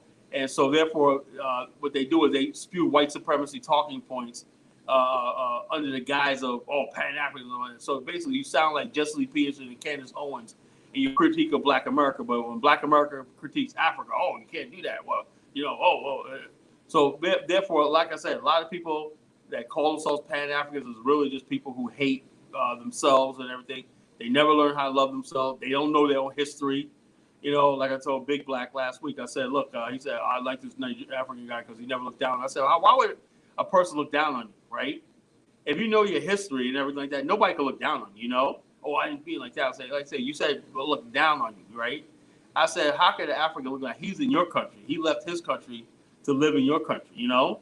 And he lived among you and whatnot. He couldn't survive his own country. So why would somebody look down on you? It's like a Martian, somebody from alien come down to America and call Black people a nigga. And you're like, oh my God, that alien from outer space just called me a nigga. Like, it's that low self-esteem of Black people not taking agency over their history, their culture, and who they are. So they go into the world. I think that's why these Pan-African groups, right, get scammed and everything like that, and they have a hard thing because people don't learn to respect you. You got to learn to respect yourself before you gauge somebody else. Let me tell you something. Nigerians, everybody else, they make sure they're on code. You come to any place where there's Nigerian or Sierra Leone immigrants and everything, these people are unified, you know, and they don't make apologies about it, you know. They got their little Liberias, their little Senegals, their little Sierra Leones in America and whatnot, their little Mogadishus and everything like that. And they don't apologize for sticking together. Only the African American feels that I have to erase who I am to be in this pan, and it doesn't work. It does not reciprocate it. I said that from day one, right? And like I said, unfortunately, the ADOS FBA people capitalize on that stupid, which is actually ridiculous and stupid. You don't freaking, you always, charity begins at home. what you are in your home and who you are comes first, right? And then you branch. A pan means many. That means if I'm African American, you're Nigerian, you're Kenyan, everything, we could talk. I'm gonna look out for my interests, your interests, right? Like that. Everybody has their own interests and everything. We don't just say, oh, we're all one and everything. It don't work like that. Because when it comes to power, right, you rest assured the Nigerians are gonna make sure that their people, you see that in Nigeria right now. The country's disintegrating because each tribe is trying to look out for each other's tribe.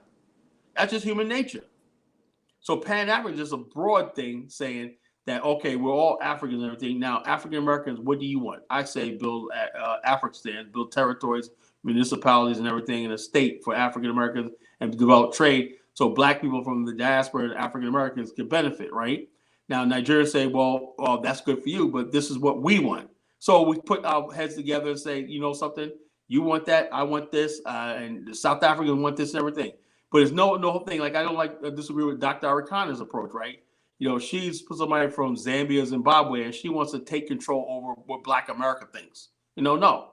You are a Zambian woman or whatever like that. You worry about the people in Zambia. Let the Black African Americans lead Black America, you know, in the Pan-African world. That's the way I see it.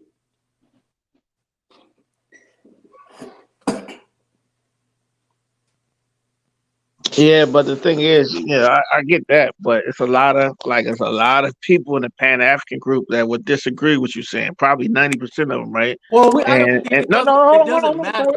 I agree. I agree with you, but I'm trying to give you another point aside of what we're up against. We may need a civil war in the Black world. Kyle, listen for a second. We may need a civil war in the Black world because half the damn Pan Africans, right, Kyle, want to go to Africa and sit under a damn tree. You know, and this is what we're up against amongst Black people. This ain't got nothing to do with white folks. This is what we're up against. I'm not up against it because I don't want nothing to do with those type of people. I don't listen. And another thing too, right? I agree with you. Most Black Americans, I don't even care if you're even in the Caribbean or Black in Latin America. Nobody's checking for Africa. Let's be honest, right? Nobody checking for Africa like we are, right? We are a niche group. You know, sometimes we think we're bigger than what we are, but nobody's talking about Africa like that, right? So I think we have to be conscious of that because what's happening is with the Pan-Africans, right? Most of them they're against infrastructure. Most of them want to go back 1,000 years and live under a tree and get sun rays and all this shit, you know? So, we just got to be practical about it, but I agree with what you're saying. Well, like I said, just because if when we talk about Pan, what we're talking about is this. Right? I don't know what all those other people talk about, right? But we're saying like this: there's a reason why millions of Africans are leaving the continent, right? Yeah, look at Tunisia right now.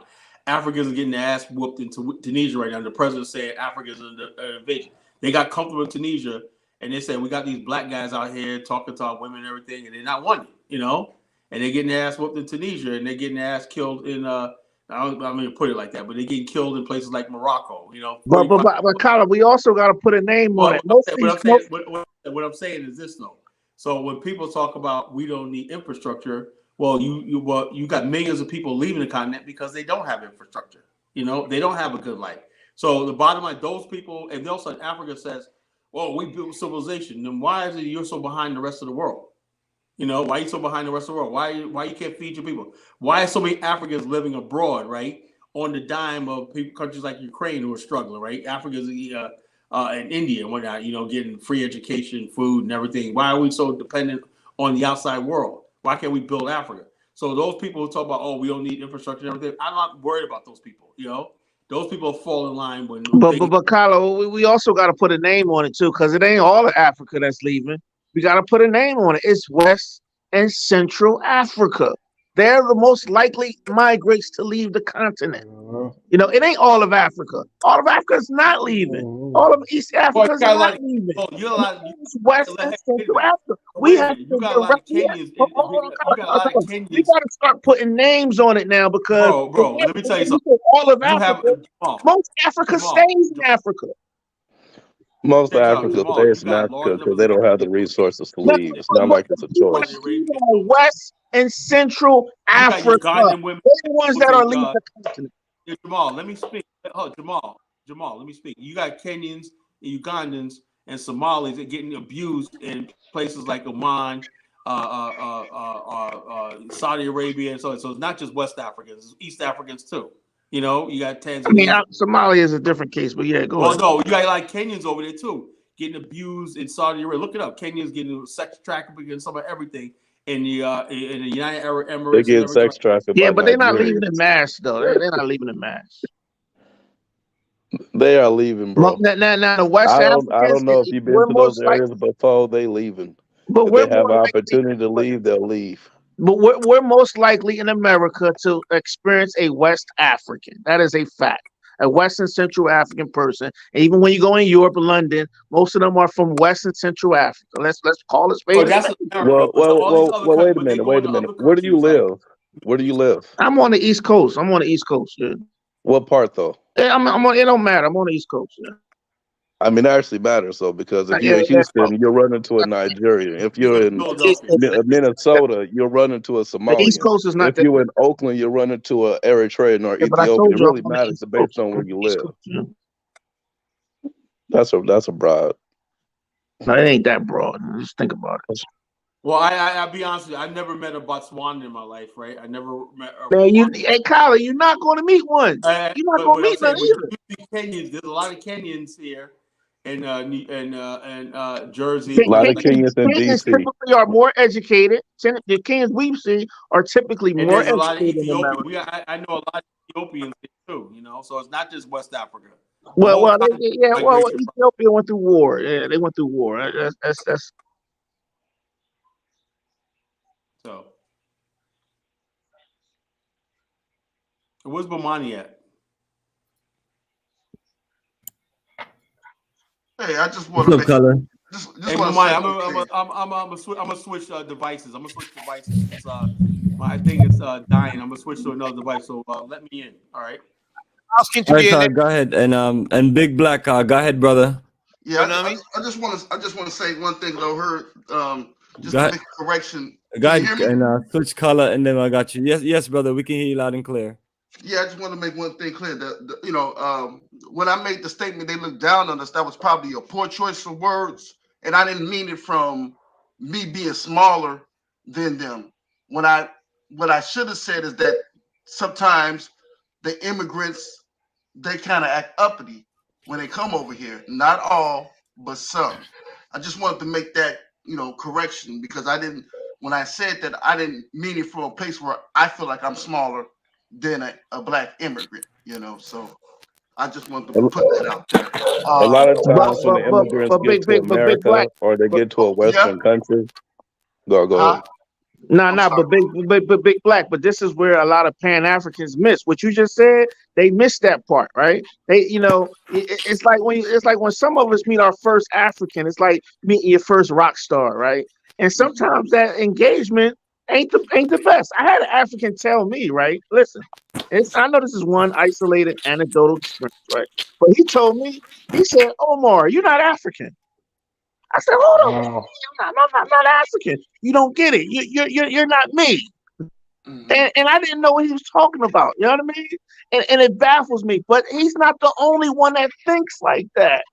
You can't blame him though. Some of them do think they're separate than us, right? Because depending on where they're from, they don't even know the history of their own country. Culture, Black American culture, and let's say blacks generally in the Western Hemisphere, right? Whether you're in the Caribbean or Haiti, whatever the case may be, we have been detribalized, right? We are detribalized through the transatlantic slave trade, right? That detribalizes, right?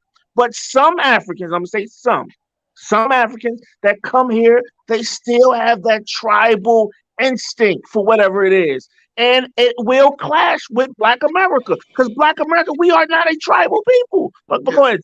Let me say this. I kind of learned a little bit about some of the coons. They're coons, and this is because we had more access to knowledge and internet and libraries and that sort. So I can understand their level of coonism. The ones that coon is extraordinary. And is, as far as I went to Pan-African Diamonds channel, right? And, I called myself trying to get them to understand where we were coming from. So I kind of thought I made a little leeway, and I thought about it, and I said, I was gonna come the next time, but I said no, I'm not gonna. I'm gonna sit here and watch what's going on because because I know there's a lot of trickery that gets involved with their coonery, and then they kind of have this thing where they think they're slicker than they really are, and I'm talking about the coons, right? So I just sat and watched, and it kind of disgusts me because I see these coons from different countries, compete in their coolness, while white guests come up and back and forth and just be the center of attention and say little slick stuff about different countries and then drop off. And then they're just competing on who can coon better, or who can talk about Black America better, or who can talk about other countries better. And I said, wow, that's a level of coolness that I've never seen before, But I come in. So yeah.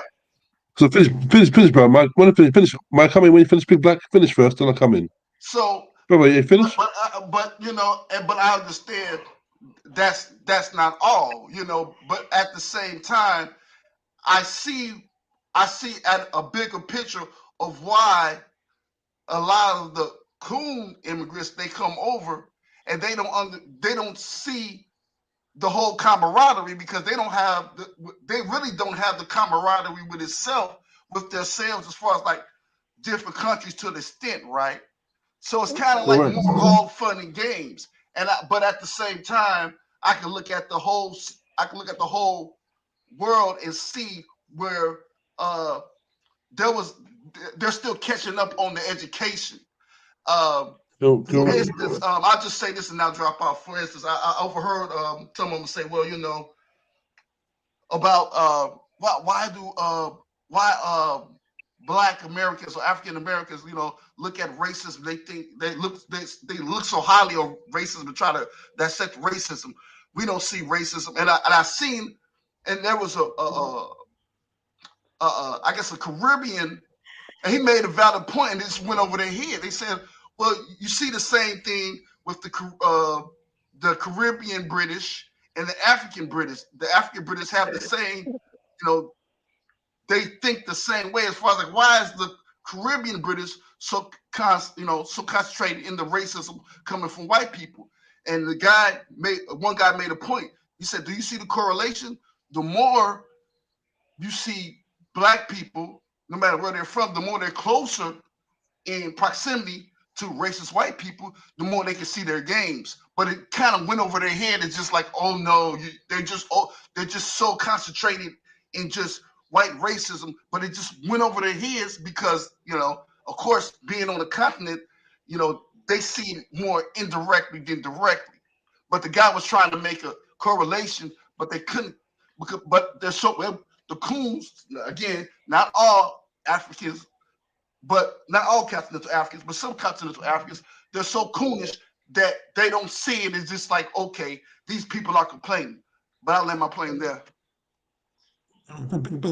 Great analysis, Big Black. You're correct. Omar, you're correct. Greetings, John Familiar. I went to say greetings. My brother came in. John Familiar. Big Black. Greetings to you. Yeah.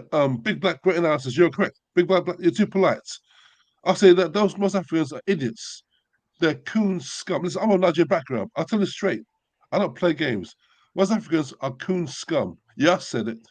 Yeah, I said it. I take nothing back. The reason why Africans are messed in today because those Africans are cowardly and retarded. Look at Azania, for instance. How can that small minority of European invaders still control South Africa? That's a disgrace because they're coons. And almost saying before that Africans say they're African. Well, if you listen, brother, don't pay them no mind because those Africans are coon scum. Those Africans that come that leave Africa, they want to live anywhere. That's why they've left. Those Africans that love African Americans are still on continents. If you go on the continent, you find love and respect there. Most Africans, not all, but most Africans that tend to leave Africa, leave because they don't want to go back. Hence, that's why there's a negative, the mentality. So you're meeting the coons. Those Africans with good mentality are still on the continents. You go there, you will see them. Once they come to you and say insult you, pay them no mind. They're that Africoons, they're the King of Wakunda, the Fresh Prince of Zamunda coons that say with their medieval mindsets. They pay them no mind.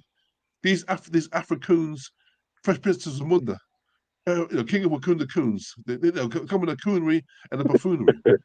It's because them that the Lebanese taking over Africa, the Chinese, the Indians are joining Africa because those coons won't fight back.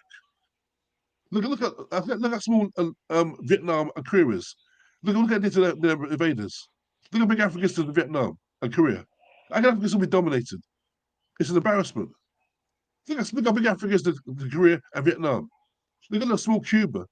Small Cuba, Tina Cuba to American embargoes for almost 8 decades. Small Cuba. Look at small Cuba is to Africa. It's an embarrassment. So an African come to me and tell me that I'm African, I'm born in the UK, I'm African, I'll spit in his face.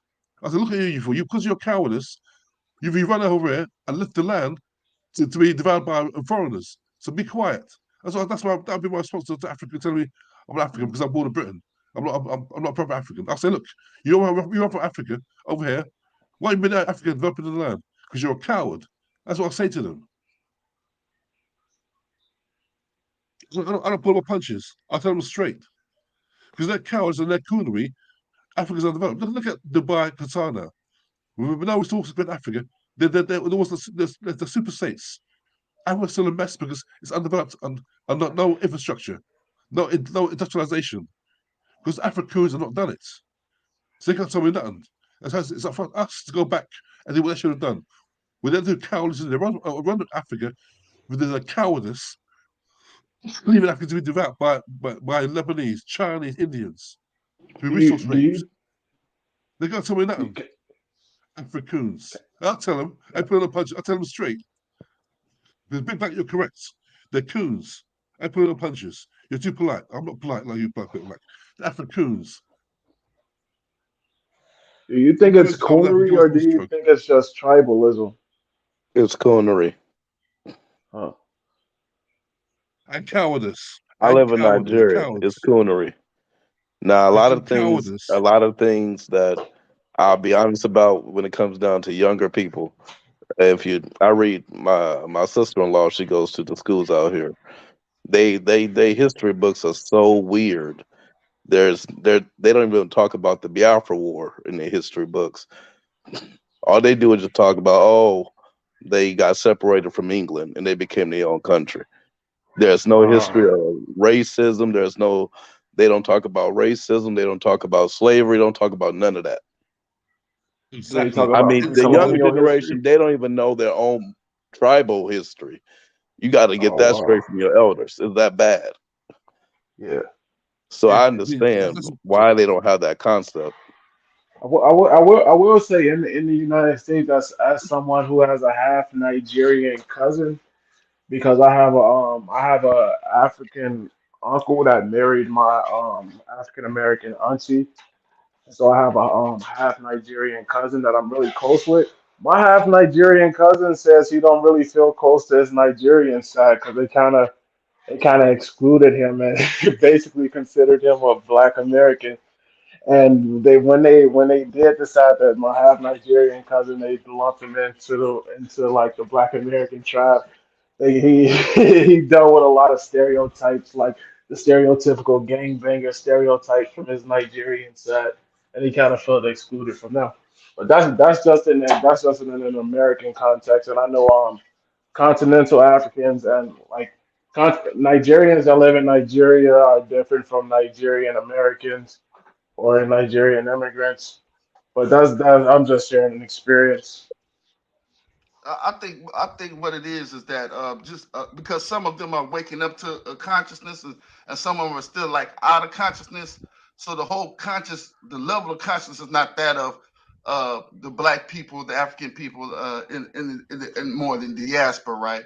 So from what it seems like what they're thinking is as long as we can just chill, stay out the way, we won't get any harm. And that's the not, exactly. but they're naive in that thinking. You know what I mean? It's a naivety that they say, well, we can just stay on our customs, and as long as we don't, cause any trouble, we're, they're not going to worry about us. The racist white folks, racist white folks, which is totally They don't false. even go to the areas where the racist white people be. They be around Black people. Right, but what I'm saying is, They're not willing to do that. They don't see like bigger pictures at play. You know, as far as like, you know, biological warfare, what have you. You know what I mean? They don't see that at play. So No, they're they thinking that. the weirdest part is I remember I was talking to my wife about this. I was like, you know, a lot of ways that Africa got AIDS, it was given to y'all in pills and injections and vaccines. And this is well known facts. But Yeah. they don't look at it that way. They just look at it like, you know, maybe a lot of times they be like they think they cursed. Like it Oh was no, some rich that yeah. did it. I'd be like, nah, there's no white folks though. Like they doing Jonathan, y'all in left and right. yeah, Jonathan, it's cowardice and misleadership. It's cowardice because at the end of the day, Jonathan, Omar, welcome back, Omar. By the way, Jonathan, in the long run, Jonathan, until we look at our ethnic groups that suffer also white supremacy, where was there maybe the Vietnamese, Viet Cong, Algerians and the Algerians, the Cubans, who else? The Afghanistan, the Russian invasion, who else? They put on their boots and fought back and drove out the invaders.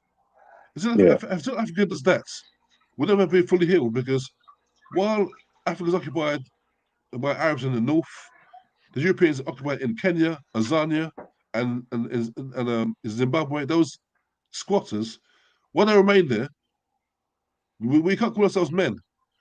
We can't let these squatters come in our land, come in by force, build a settlements there, say you can't come here. Look at the place called Orania in South Africa, where it says there's a no black zone. Oh yeah, they need to In get them dudes 2023, out of there.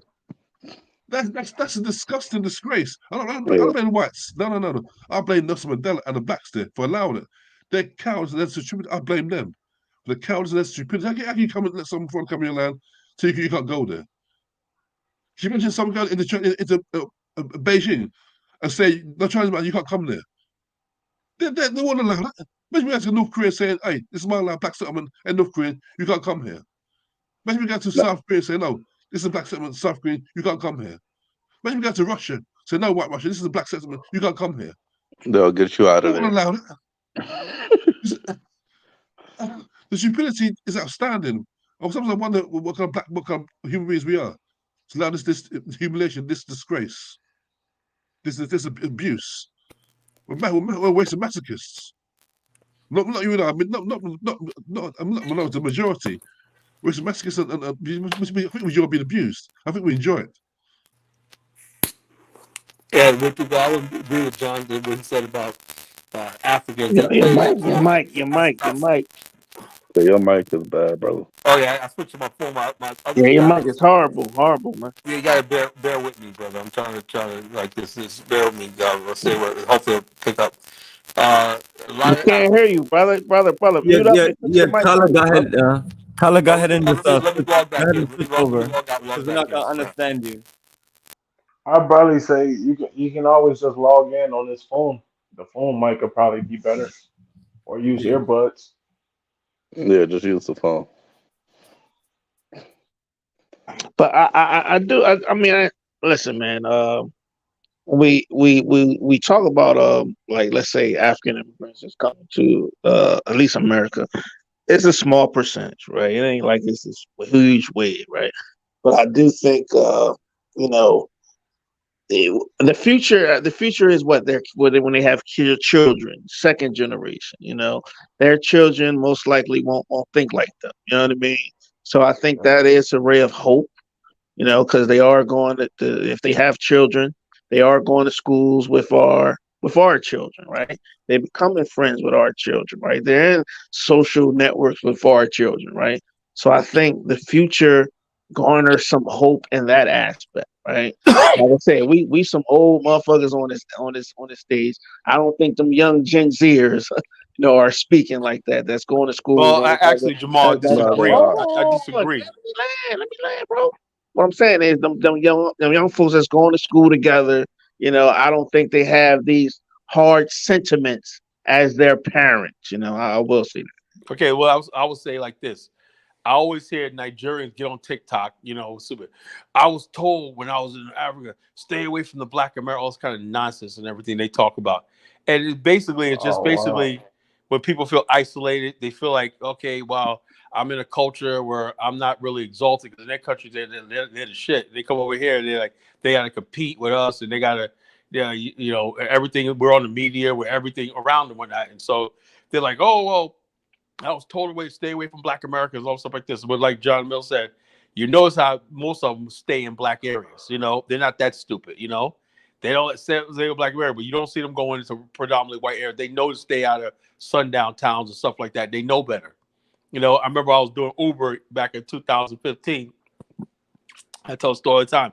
I picked up these 3 Nigerian sisters from the airport, right? Fine. I mean, they were fine. They had these tall, long legs. I mean, they was like, yeah, they're coming from DC. They said, we're here for the weekend for on business and everything like that. So we want a place to stay. We're the hopping spot. And I said, you know, I said, well, it's probably Nigeria, probably like some white guys. And I said, I said, is it black or white? I said, white. So no, we don't want to go to no white clubs. No. Where the black people at? You know?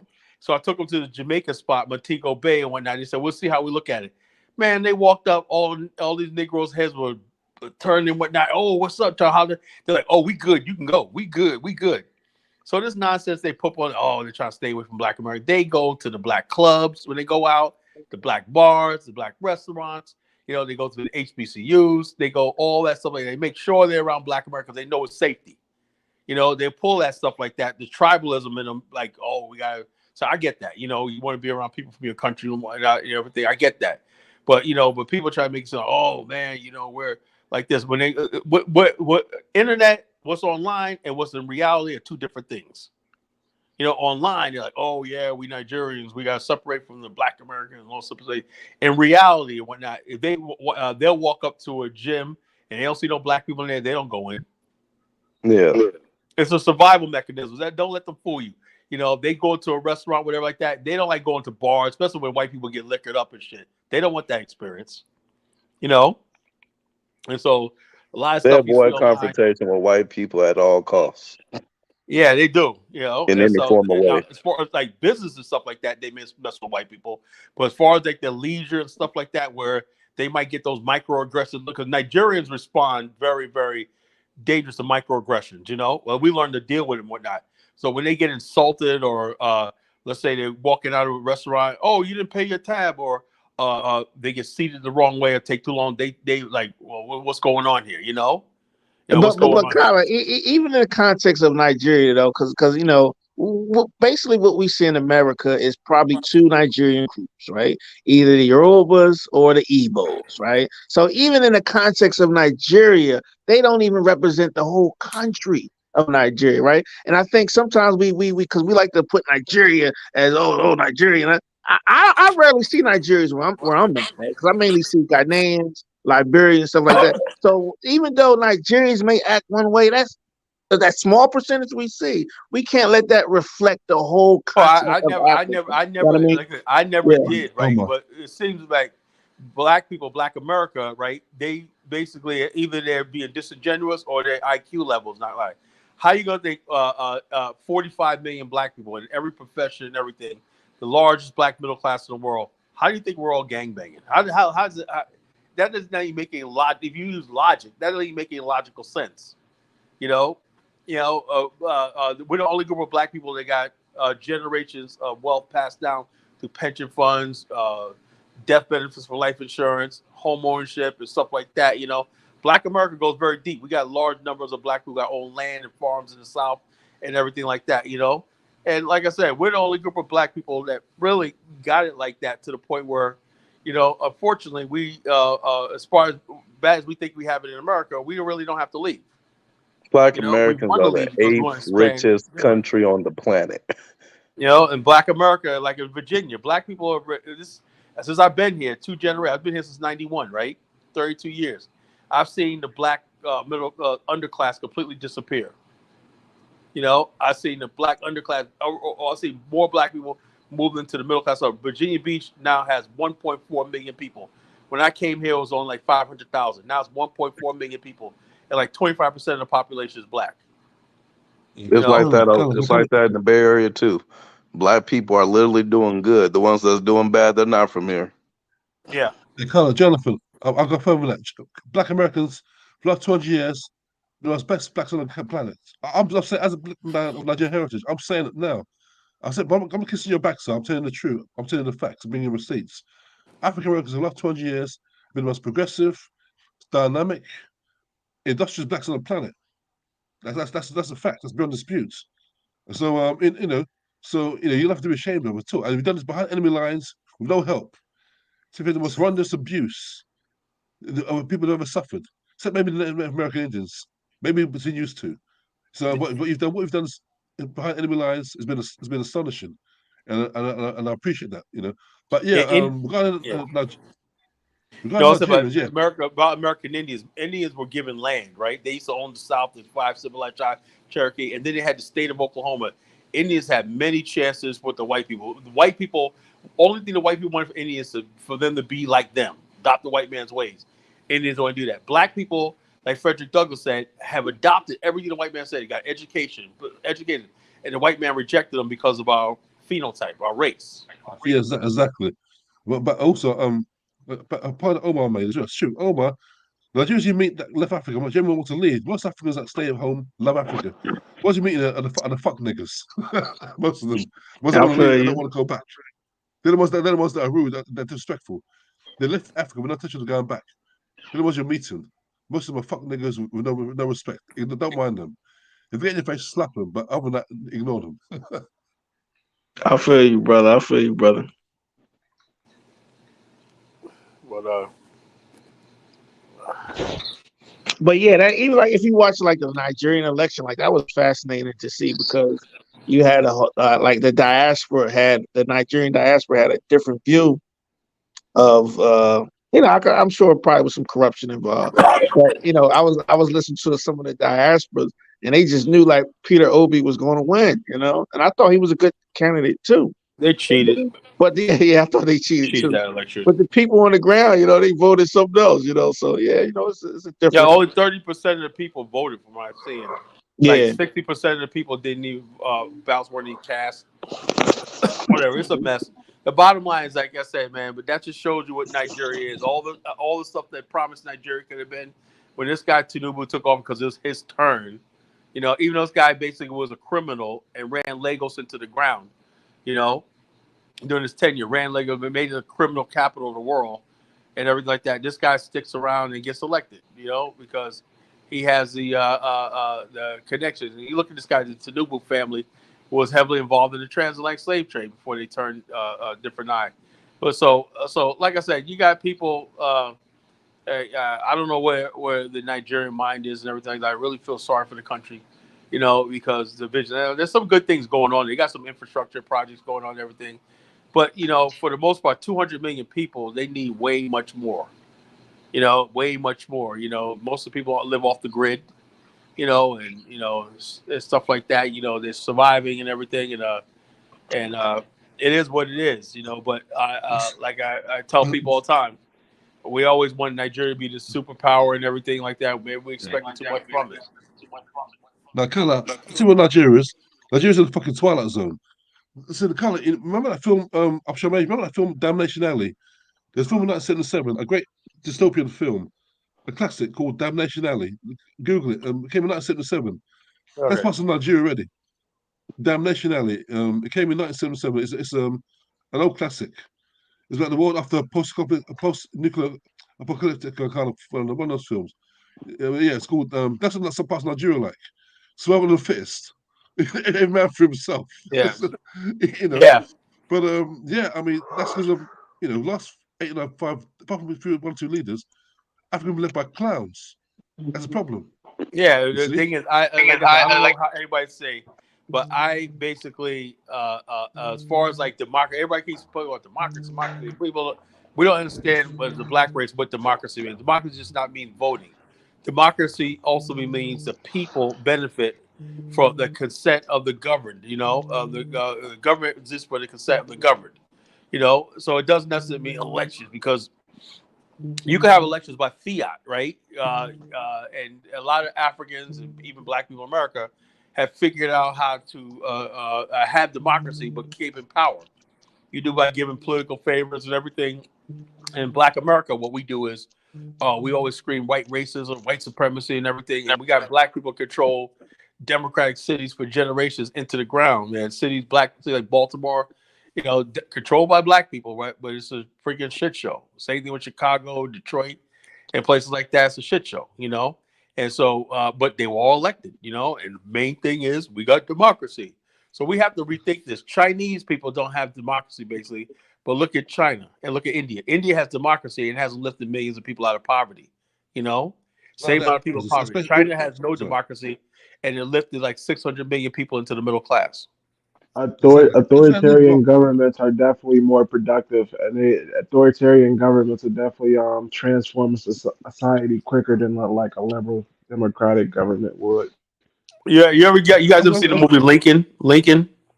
Remember the part where Thaddeus Season said, Lincoln said, the people. He said, who cares about the people? We don't care. We don't care. We give a damn what they think. You know, he goes, we do what's in the best interest we know what's the greater good for them, right? Without giving a damn about any of them. We know what's good for you and everything like that without giving a damn about you, you know? And Africa needs that thing. You know, we know infrastructure and everything like that. We know you need healthcare, basic healthcare. We know you need basic electricity, all these things, amenities, safe streets, clean streets, everything like that. And we don't really have to say we love you and give a damn about you. We don't care about what you think. We know what's best for you. That's what Singapore was built over, you know? So as you start going to a thing right now, America with this nonsense and everything is being controlled by social media and shows like The View and stuff like that, and the MSNBC and the Hollywood elites and everything. They're influencing people how they vote and everything. But if we had a strong authoritarian government around the world, we wouldn't give a damn about what the public opinion is. You know, we know what's good for the public. You know, we know what's good for the public. You need roads, you need schools, you need healthcare, you need all stuff like that. We're going to provide all that for you. You know, that's what I see. Absolutely, Singapore is a definition of a family. As a family, we have to close. It's getting too late, and can't continue on. So if everyone wants to share their final, analysis. Should I go first? Should I go first? Go ahead. Yeah, go ahead, Jughead, and then we just close. Bomani, thank you for giving us this platform to talk. Thank you, Bomani. It's very therapeutic. Yeah, I see Black, Joe Familiar, Color Genesis, Omar, Godstar, my brothers, greetings from London. Yeah, Africa doesn't need democracy. Africa needs a Black Carnelian Singh. Africa needs a Black dictator. You know that? You're a Star Trek fan. Africa needs a Black Carnelian Singh. A Black dictator, the dragon by the scruff of the neck. Dragon's the great. We need a Black Hugo Chavez. A Black Putin. A Black Dr. Q. Lee Kuan Yew of Singapore. Lee Kuan Yew. We need no damn democracy. We're too dumb to appreciate it. We need a Black Superman, a Black Carnelian Singh. You're a Star Trek fan, you know it's not a reference. Yeah, yes. Oh, that nonsense. A dragon's of greatness. We need no damn democracy. We're too dumb for that. We need a Black dictator who forces us to do what's in our best interest, which is to focus on Lynn. No need of damn democracy. Get that down line. We're smart. We're too dumb for that now. We need a Black Superman, Black dictator. Hitler. For Hitler, I'm saying Hitler came to power after the Weimar Republic. Germany was a mess. Hitler came there. That's why they turned into superpower. We need Hitler. I'm saying I don't care if it sounds controversial. We need Black Hitler. I said it. I ain't taking it back. I'll leave it back. Listen, love. Take care. I'm gone, man. Yeah. I would like ICP show that to Meghan Markle. Maybe she could do something with that. That thing you're holding up. Now, we don't need it to be BAIO, but maybe you can go to Meghan Markle and she'll help you out. We'll get your reparation. Maybe ICP got some final thoughts. Yes, I'm asking that the people support a change that is needed, that the Black African Infrastructure Organization is a great organization. Why do I see white people on your panel? Your thing. Why is white people up at the top? Where's the white people? Carla Genesis has been a great leader, and I've great respect for his leadership of the Black African Infrastructure Organization. He's brought the organization to great heights, and it's now time for a change. And that I appeal to the people. I appeal to the people that you. Like Captain Crunch. I want your votes. I want your votes. Chocolate Captain Crunch. Want your votes that replace the leadership. Chocolate Captain Crunch. Carla Genesis has done wonderful work. I have great respect for what he's done. He's brought the organization to new heights, but it's now time for change. It's now time to change. Whatever. And now you need a new leader for the Black African Infrastructure Organization to unite the Black Africa and the Black African Diaspora. And I'm saying, as the new leader of the Black African Infrastructure Organization, that I will be able to take the organization to where it needs to be. Yeah, that's and funny. Take it further. Thank you very much. That's funny. That's hilarious. Are Man. you saying you're gonna lead us with those handcuffs on your Okay. hand? Have a good until next time. Yeah. Consider. Shoot, I'll go Hilarious. next. I'll go next. But that's cool. It was a pleasure being on the panel. It was my first panel on this show. Liberia is definitely the best country for Black Americans and even Caribbeans and anyone in the diaspora. Really, it's a Pan African nation at its core. Um, yeah, it was a pleasure meeting new people, and I'll hopefully be on next time. Peace out. Oh yeah, we'll be back. Hopefully Tuesday night. We'll be back. All right. Yeah, Take care, this was a brothers. good. This was a good build. Bomani, Jonathan, Kala, Jughead, everybody that was on. God, yeah. Listen, man, Black American culture. Listen, it is. Listen, Pan Africanism is baked. Is baked in the culture, right? So it's going to be hard for Black Americans to not be Pan African in spirit. You know, it's been over hundreds of years. It's baked in the culture. You know, it does some of the we are living in a new time. It's an exciting time, but I'm just curious to see how things going to pan out. But yeah, this was a good build, and I appreciate it. Thanks. All right. Close out, Jonathan. Or Jonathan, Johnson dropped off. I thought he was going to make a last statement.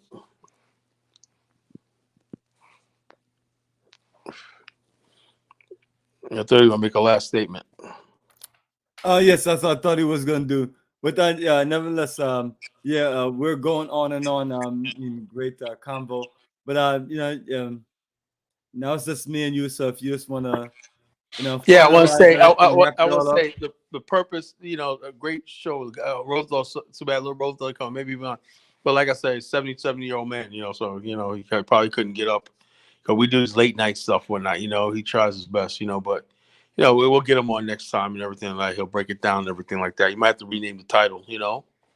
And stuff like that. Rename the title, and if you want to do it like that, but let people come on anyway. You give your reviews. Oh, Rosedale's on, and he never comes on, but you got another view, But yeah, so like I said, I explained tonight why Liberia is irrefutable. Why? Because the culture, and a lot came out tonight on the show was like the fact that I don't know who said it. Like you got countries like Guinea. And so who was saying that? Can't remember who said it. It said, look, in countries like Guinea and stuff like that, in French country, you can't own land, some European country and everything like this, roadblocks. That's why a lot of people from the other countries come to Liberia. They want to experience liberty.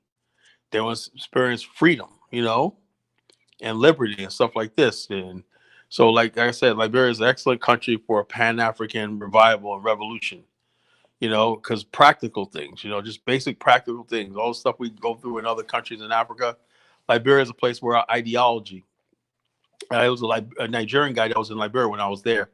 Sine was telling me, he said, man, come to Nigeria, but I love this country. I like the freedom, the energy of it. People so happy and pleasant. He goes, he loves Liberia. He's a Nigerian guy. He said, I love this country, man. It's like the best country in the world. So this is what we're building on what our ancestors started. So it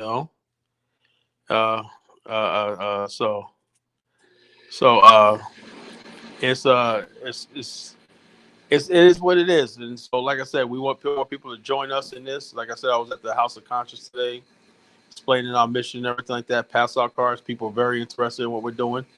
Looking at the tours or looking at the website and everything like that. So. yeah, just about spreading the message and everything. Now, hopefully, I'll be, God's willing, I'll be in Liberia in a few weeks. And we're gonna do this. You know what I'm saying? Anyway, brother Bomani, it's been a great show. Thanks for hosting this, and I'll see you next time, brother.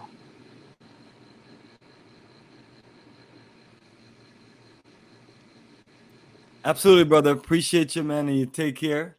You So, take care, brother. family, thank you for joining, family, as we spend the last 5 hours, some more so than others, going into this topic. Just giving, sharing some wonderful options, basically for those who are looking to do things in the future, and or for those who are looking for a nice, smoother connection. So creating more options, basically. So that's so this is one of those great options. So family, you can reach out, link, connect with us, and we'll keep in touch as the journey continues. So thanks for joining us on another live stream on Pan-Africanism towards nationhood. Take care, family, and we'll connect with you next time.